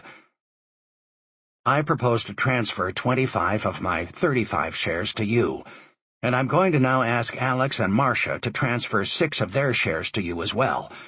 That will give you a majority. Alex is acting as temporary CEO, but he will have to withdraw eventually to get back to his own business. I can step in to handle sales, new and used, if you'll handle the financials along with operations in this store and the other 4. If he can spare the time, I'm also going to ask Alex to remain here for as long as he can, or until you get everything running the way you want it to. What's the price of the transfer of the shares? Casey asked. You've already earned it, Casey. 0. Alex? Casey asked. I'm in, Alex said. Marcia? Casey asked. Me too, she said, her features drawn but her voice strong. Casey sat for a minute, staring stoically at the whiteboard and Preston's analysis. Then he turned to Preston. It sounds like a plan, but I accept your offers on one condition. If we ever get out of this mess, and I wouldn't be doing this if I didn't think we could, I reserve the right to return the stock to each of you for the same price. Preston shook his hand, and then pulled him into an embrace. It's great to have you back, he said. Your being away has, well, you know. They hugged again. Casey leaned in closely and said, If you had run the business in the past, with the same degree of know-how you demonstrated in this meeting, you wouldn't need me. That night, when Preston opened the door to his apartment, he could smell a roast cooking. He gave a warm hello to Marcia, joyfully helped PJ stack blocks, and then gave his son a bath, read him a book, and put him to bed. When he returned to the dining room, he was surprised to find Marcia waiting for him at a candle-lit table. She handed him a glass of wine, followed by a kiss. I take it I can stay for dinner, he said, his face beaming. Marcia kissed him again, and her eyes welled up. Today, I saw the man I fell in love with. Chapter 30. Preston was at his office early the next morning, fully committed to doing whatever he could to help matters on any level, including car sales and improving staff morale. He had no way of knowing his newfound resolve would be tested within the first half hour. He had barely settled behind his desk when the receptionist poked her head into his office to tell him a Mr. Barnes was asking for him personally. Barnes? What does he look like? Lean, middle-aged, red hair, drove up in a metallic blue Porsche Panamera Turbo. I'll be right down. Moments later, Preston was shaking the hand of Red Barnes. The last time he had seen the man was at Joe Hart's funeral. If he remembered correctly, Mr. Barnes had been dressed in formal navy dress blues and had spoken at the service. Preston, Red Barnes, it's good to see you again. You as well, Mr. Barnes. Welcome to our store, Preston said with a smile. Please, call me Red. It has been a while. I'm sorry we didn't have a chance to talk more at Joe's funeral. Pretty tough time for all of us. The service was beautiful, Preston said. I was quite impressed. So many people knew and obviously loved Joe. We should all be so lucky to leave that kind of legacy. What brings you to the dealership? I've been reading a bit about you and wanted us to talk. I also hope to buy an Audi. That sounds great on both counts. On the car side, do you have a specific Audi in mind? I do. A 2014 R8 V10 Coupe Quattro manual. Actually, we happen to have that car in stock, Preston said. I've known the Audi people for years, and we were pleased that they allowed us to have a hot car a few months before the official release. May I see it? Certainly, Preston said. Before we go downstairs, however, would you like some coffee or water? No, sir. I'm fine. Preston led Red out of the corporate suite, across an expanse of highly polished marble, and into a large, well-lit room filled with new Audis. Red strode right past him, and over to the garnet-red Audi R8, with his silver-pearl vertical broad stripe behind the doors and black leather interior with beige stitching. Red took several minutes, studying the list of standard equipment and options listed on the sticker, periodically checking the notes in his leather notepad. You've done your research, Preston said. Yes, sir, Red said, opening the door and getting in. He sat with his hands on the hand-stitched leather steering wheel, looking at the dash, taking in the distinctive smell, and admiring the fit and finish of the vehicle. After several minutes, Red got out and carefully closed the door. I'm interested in buying this car. How much will it cost me? Will you be trading in the Porsche? If the deal works, it's a 2011. Do you mind if I have one of our managers look your Porsche over and take it for a quick drive while I work up the numbers? He'll need your registration as well." Red complied, removing the registration document from his wallet and handing it to Preston. "Let's go upstairs," Preston said while motioning for a manager to take the registration. Red nodded and followed Preston up the elaborate wrought iron staircase. As Preston entered numbers on his computer, he noticed Red taking stock of his office, particularly some photographs of Preston in a Porsche GT3 race car. "Those were taken at Daytona and Le Mans," Preston said. His intercom buzzed. "Excuse me." It was his used car sales manager. He listened, crunched a few more numbers, and ran off some papers. "Is this moving too fast? I don't want to get ahead of you." "Fast is good," Red said. Preston smiled and handed him the papers. "This offer includes the trade-in allowance for your Porsche and assumes that you're happy with all of the equipment and options on the R8 Quattro as it stands."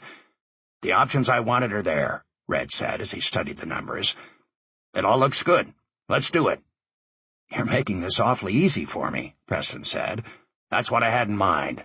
But it's also a fair deal," Red said. He looked back at the pictures. "So you've raced Porsches?"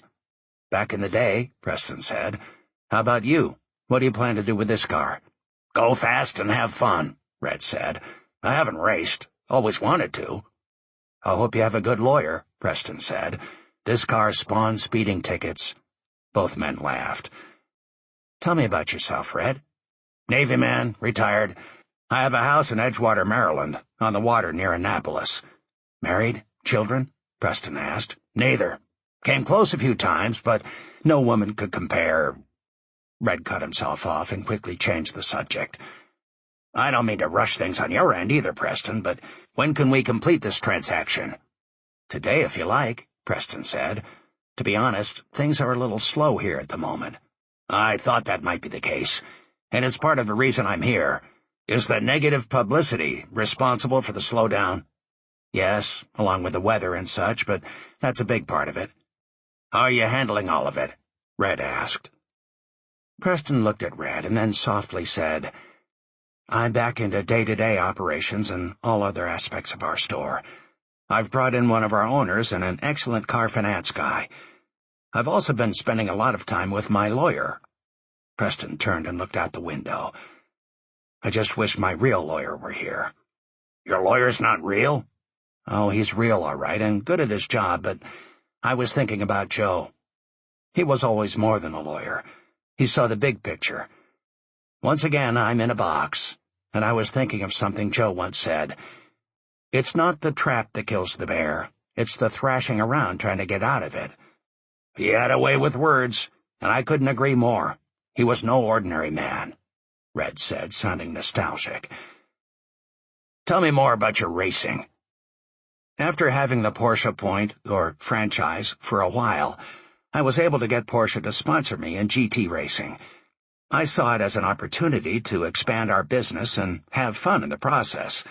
I raced for 10 years and did pretty well.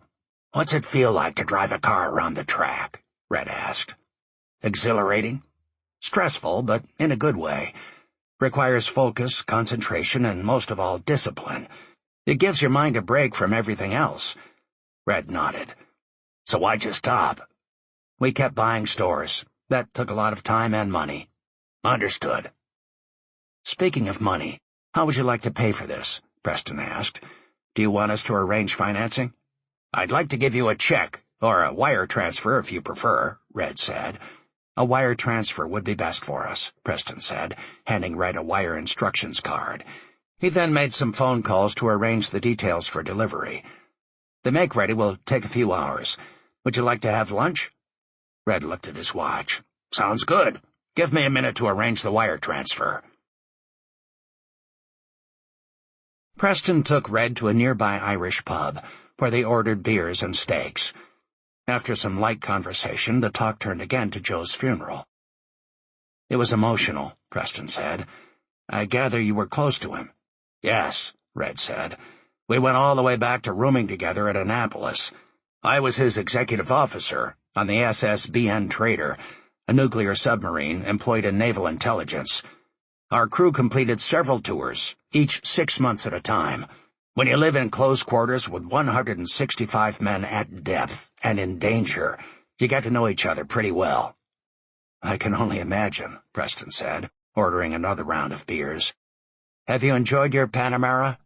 "Yes, it's a great car, particularly with the advanced steering option and turbo. Perfect for long trips, a little like a four-door 911.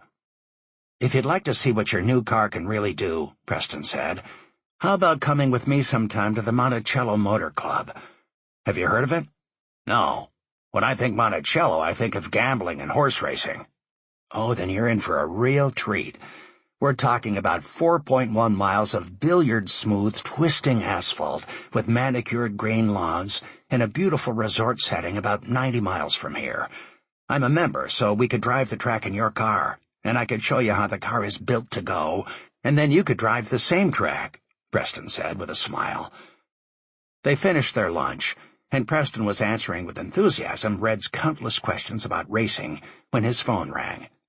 After the call ended, he told Red, "Your new car is ready." They returned to the dealership, where Red signed the necessary papers, turned in his Porsche, and then climbed into his new car. "Did you mean what you said about showing me how to drive this?" Red asked. "Absolutely." "Set it up," Red said, "as soon as you can." The next day, Preston and Red were in Monticello.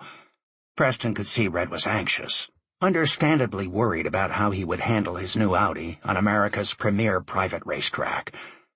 "Don't worry," Preston told him. "Your car is made for this." The temperature of the crisp March morning was perfectly suited to hot rubber tires spinning on asphalt. Preston, driving a new 911 GT3, followed by Red in his Audi, rolled past the metal sculpture gracing the Monticello Motor Club gateway. Through the gate, they stayed in the right lane. Preston entered the member's private code and led his guest to the center aisle of the gatehouse to sign in. After a tour of the facilities and a review of the track rules, Preston parked his car in one of the designated temperature-controlled garages for a checkup by the track's top mechanics. Then, with Red in the passenger seat of his R8 V10, Preston took the wheel of the Audi.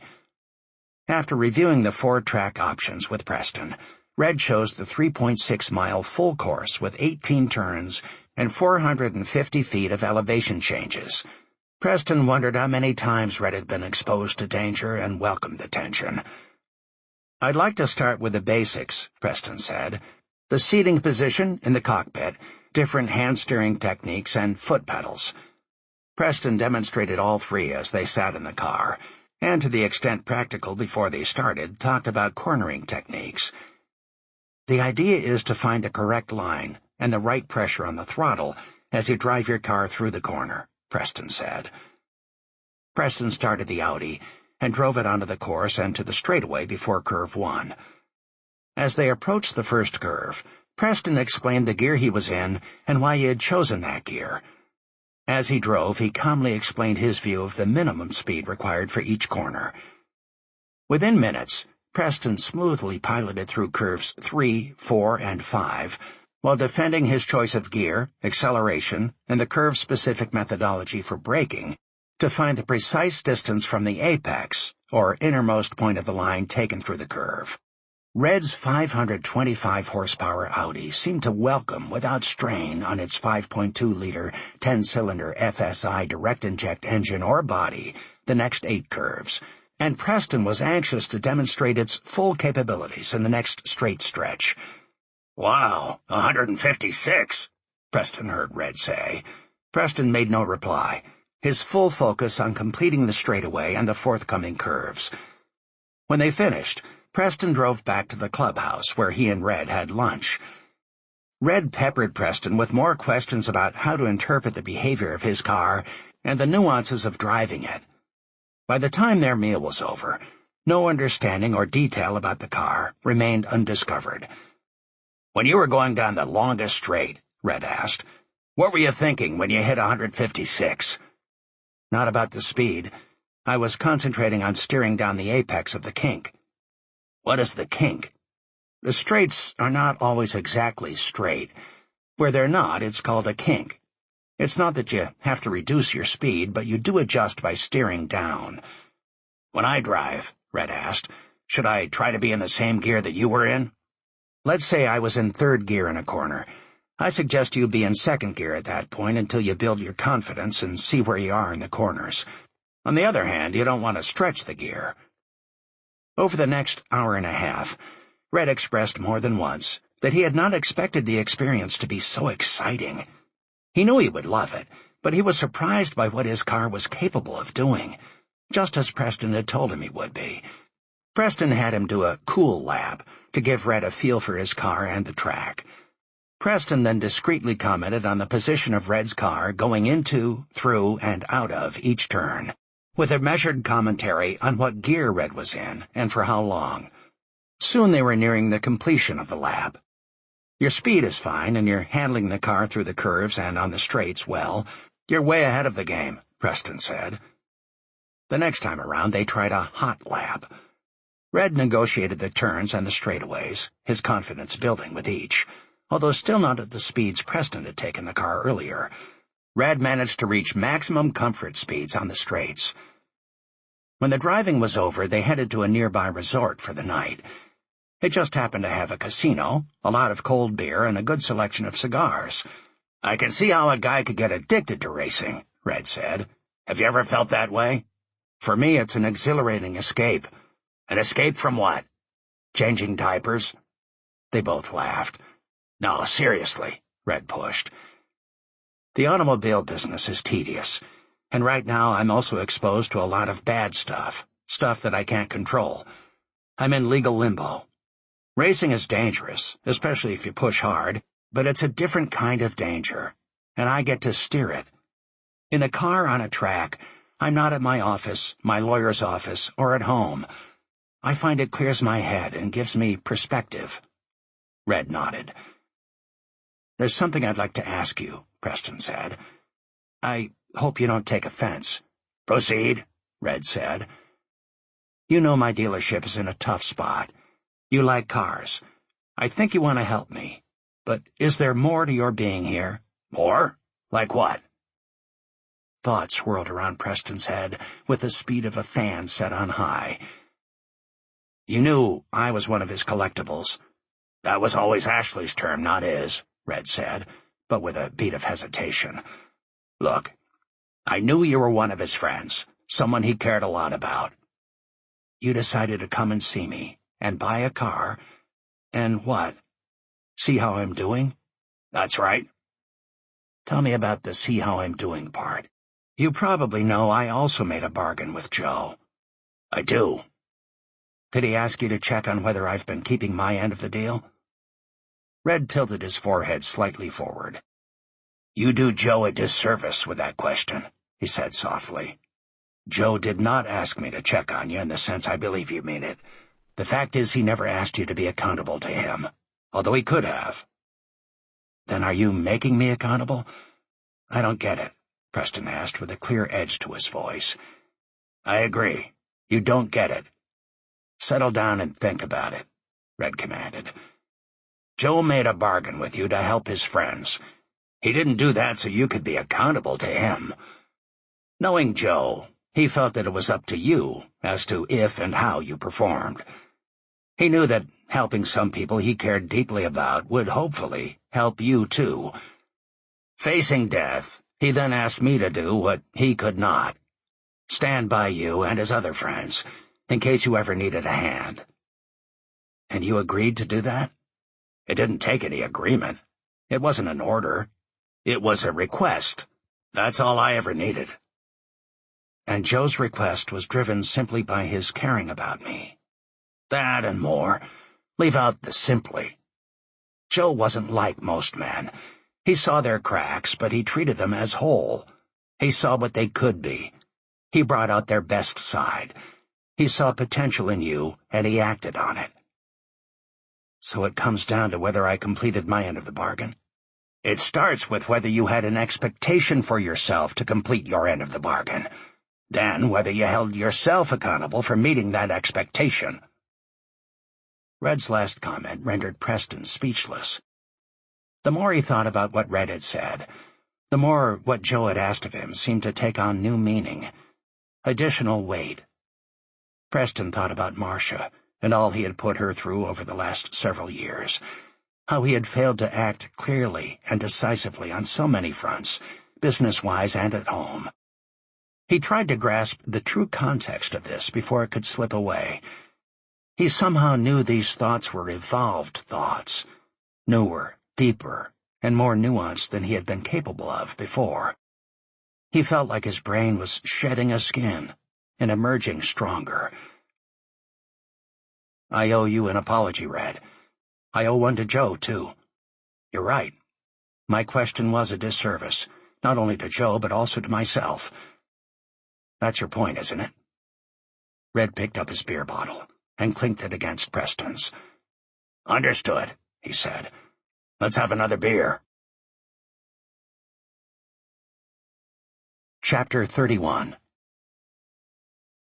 When the Newark Electronic Crimes Task Force merged with its New York counterpart, space was made on the third floor of the New York field office for the 15 New Jersey Secret Service agents transferred there. With his buff, 6-foot frame crammed into the small swivel chair behind his metal desk, Sean stared at all the pictures he had pinned on the cubicle's fabric wall in front of him. He hated the boxed-in feeling that these cubicles created.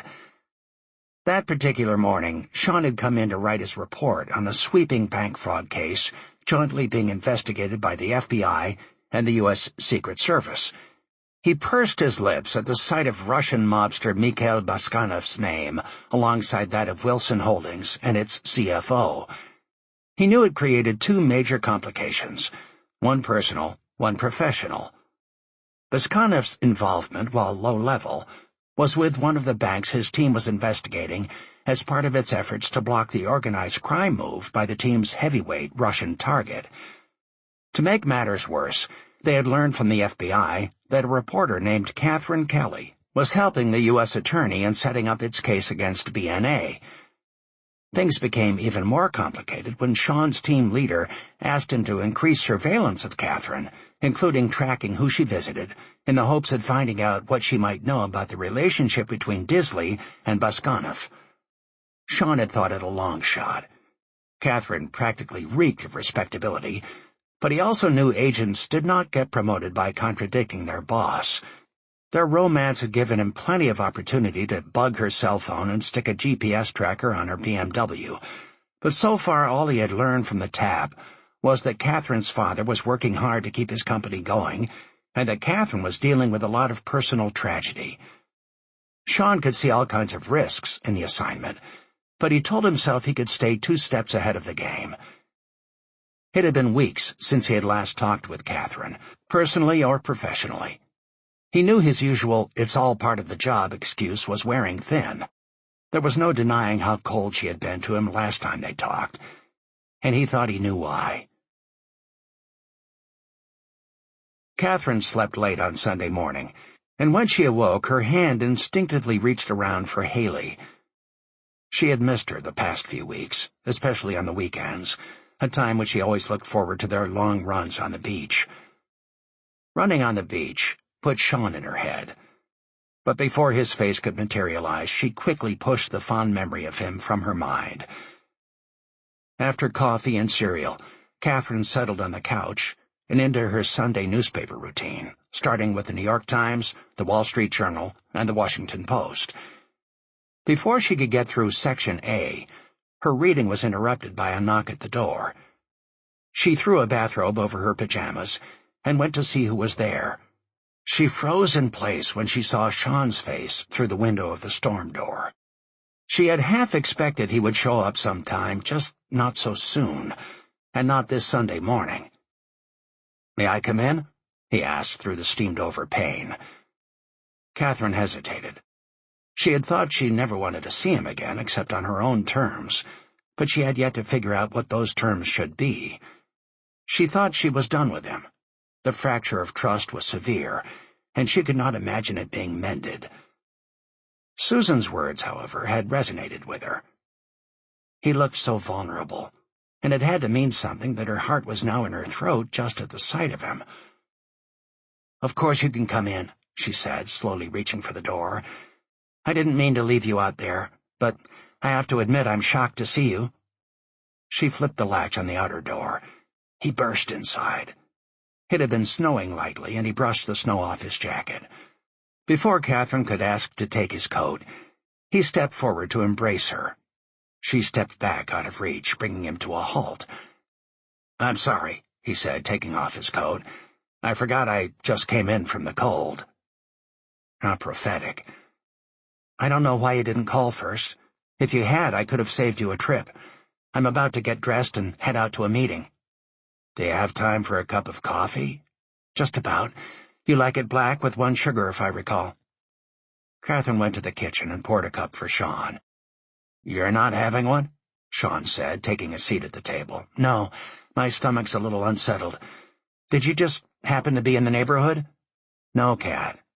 I've wanted to come see you for weeks. It's been way too long, and I miss you. I know you've been through a lot, and I know I haven't been here to help you through it. Again, I'm sorry." Catherine's shoulder muscles tightened as she struggled not to react to Sean's casual use of her nickname. She took a deep breath and let it out slowly, forcing herself to smile all the while. "It's been a rough time, but under the circumstances, I'm feeling pretty good about things. I have my family and friends and my work, and that's what matters." Sean reached over and tried to take her hand in his. Catherine eluded him by suddenly getting up to check something on her computer. When she returned to the table, she decided to address the obvious. "Work must be keeping you busy. How are things going? Getting the bad guys? Doing a little eavesdropping on the American heartland?" Sean's head snapped up. "We've had a lot going on. I was hoping I could get a break so we could get away together for a weekend real soon. How does that sound?" "I'm always for getting away for the weekend. Sadly, I'm so tied up with my work right now and being there for my family and friends, I don't see me having a free weekend for a long, long time." Sean looked confused. "Is it just me, or am I missing something? I didn't expect you to act quite this way." "I hear that all the time. Join the crowd." "Are you all right?" "Never better, Sean. Thanks for asking. Now I do have to go. You'd better put your coat back on. It looks chilly out there." "It seems colder in here. Have I done something, Cat?" "Sean, you haven't done a thing," Catherine deadpanned. And that was the honest truth. Not a thing to help her through her grandpa's death, or Susan's falling off the wagon, or anything else for that matter. "Well, you know, it would only be natural to be out of sorts with all you've gone through, losing your grandfather, Susan's problems." Catherine almost laughed. "Too little too late, Sean." "None of those are your problems, though," she said. "So why in the world would I be mad at you?" Sean got up and put his coat on. "That's good to hear. I should have called first. I'm sorry." Catherine walked Sean to the door, but she kept her distance. "I have to run." He took a step toward her. She took a step back, and he was gone. On the return drive, which he had not planned to take until Sunday evening, Sean had to use every trick in the book to stay awake, including opening both front windows. By the time he reached the rental car return, he had convinced himself that he was not surprised by Catherine's reaction to him showing up unannounced. He thought about the bug he had placed on her phone. He assumed it remained undetected. He knew what he was doing to Kat, and he knew if she ever found out, she would probably never forgive him. But it was necessary. He believed in the purpose and goals of the mission. The mission, for his employer, was all that mattered. He had thought he could thread the needle. Instead, he could feel it.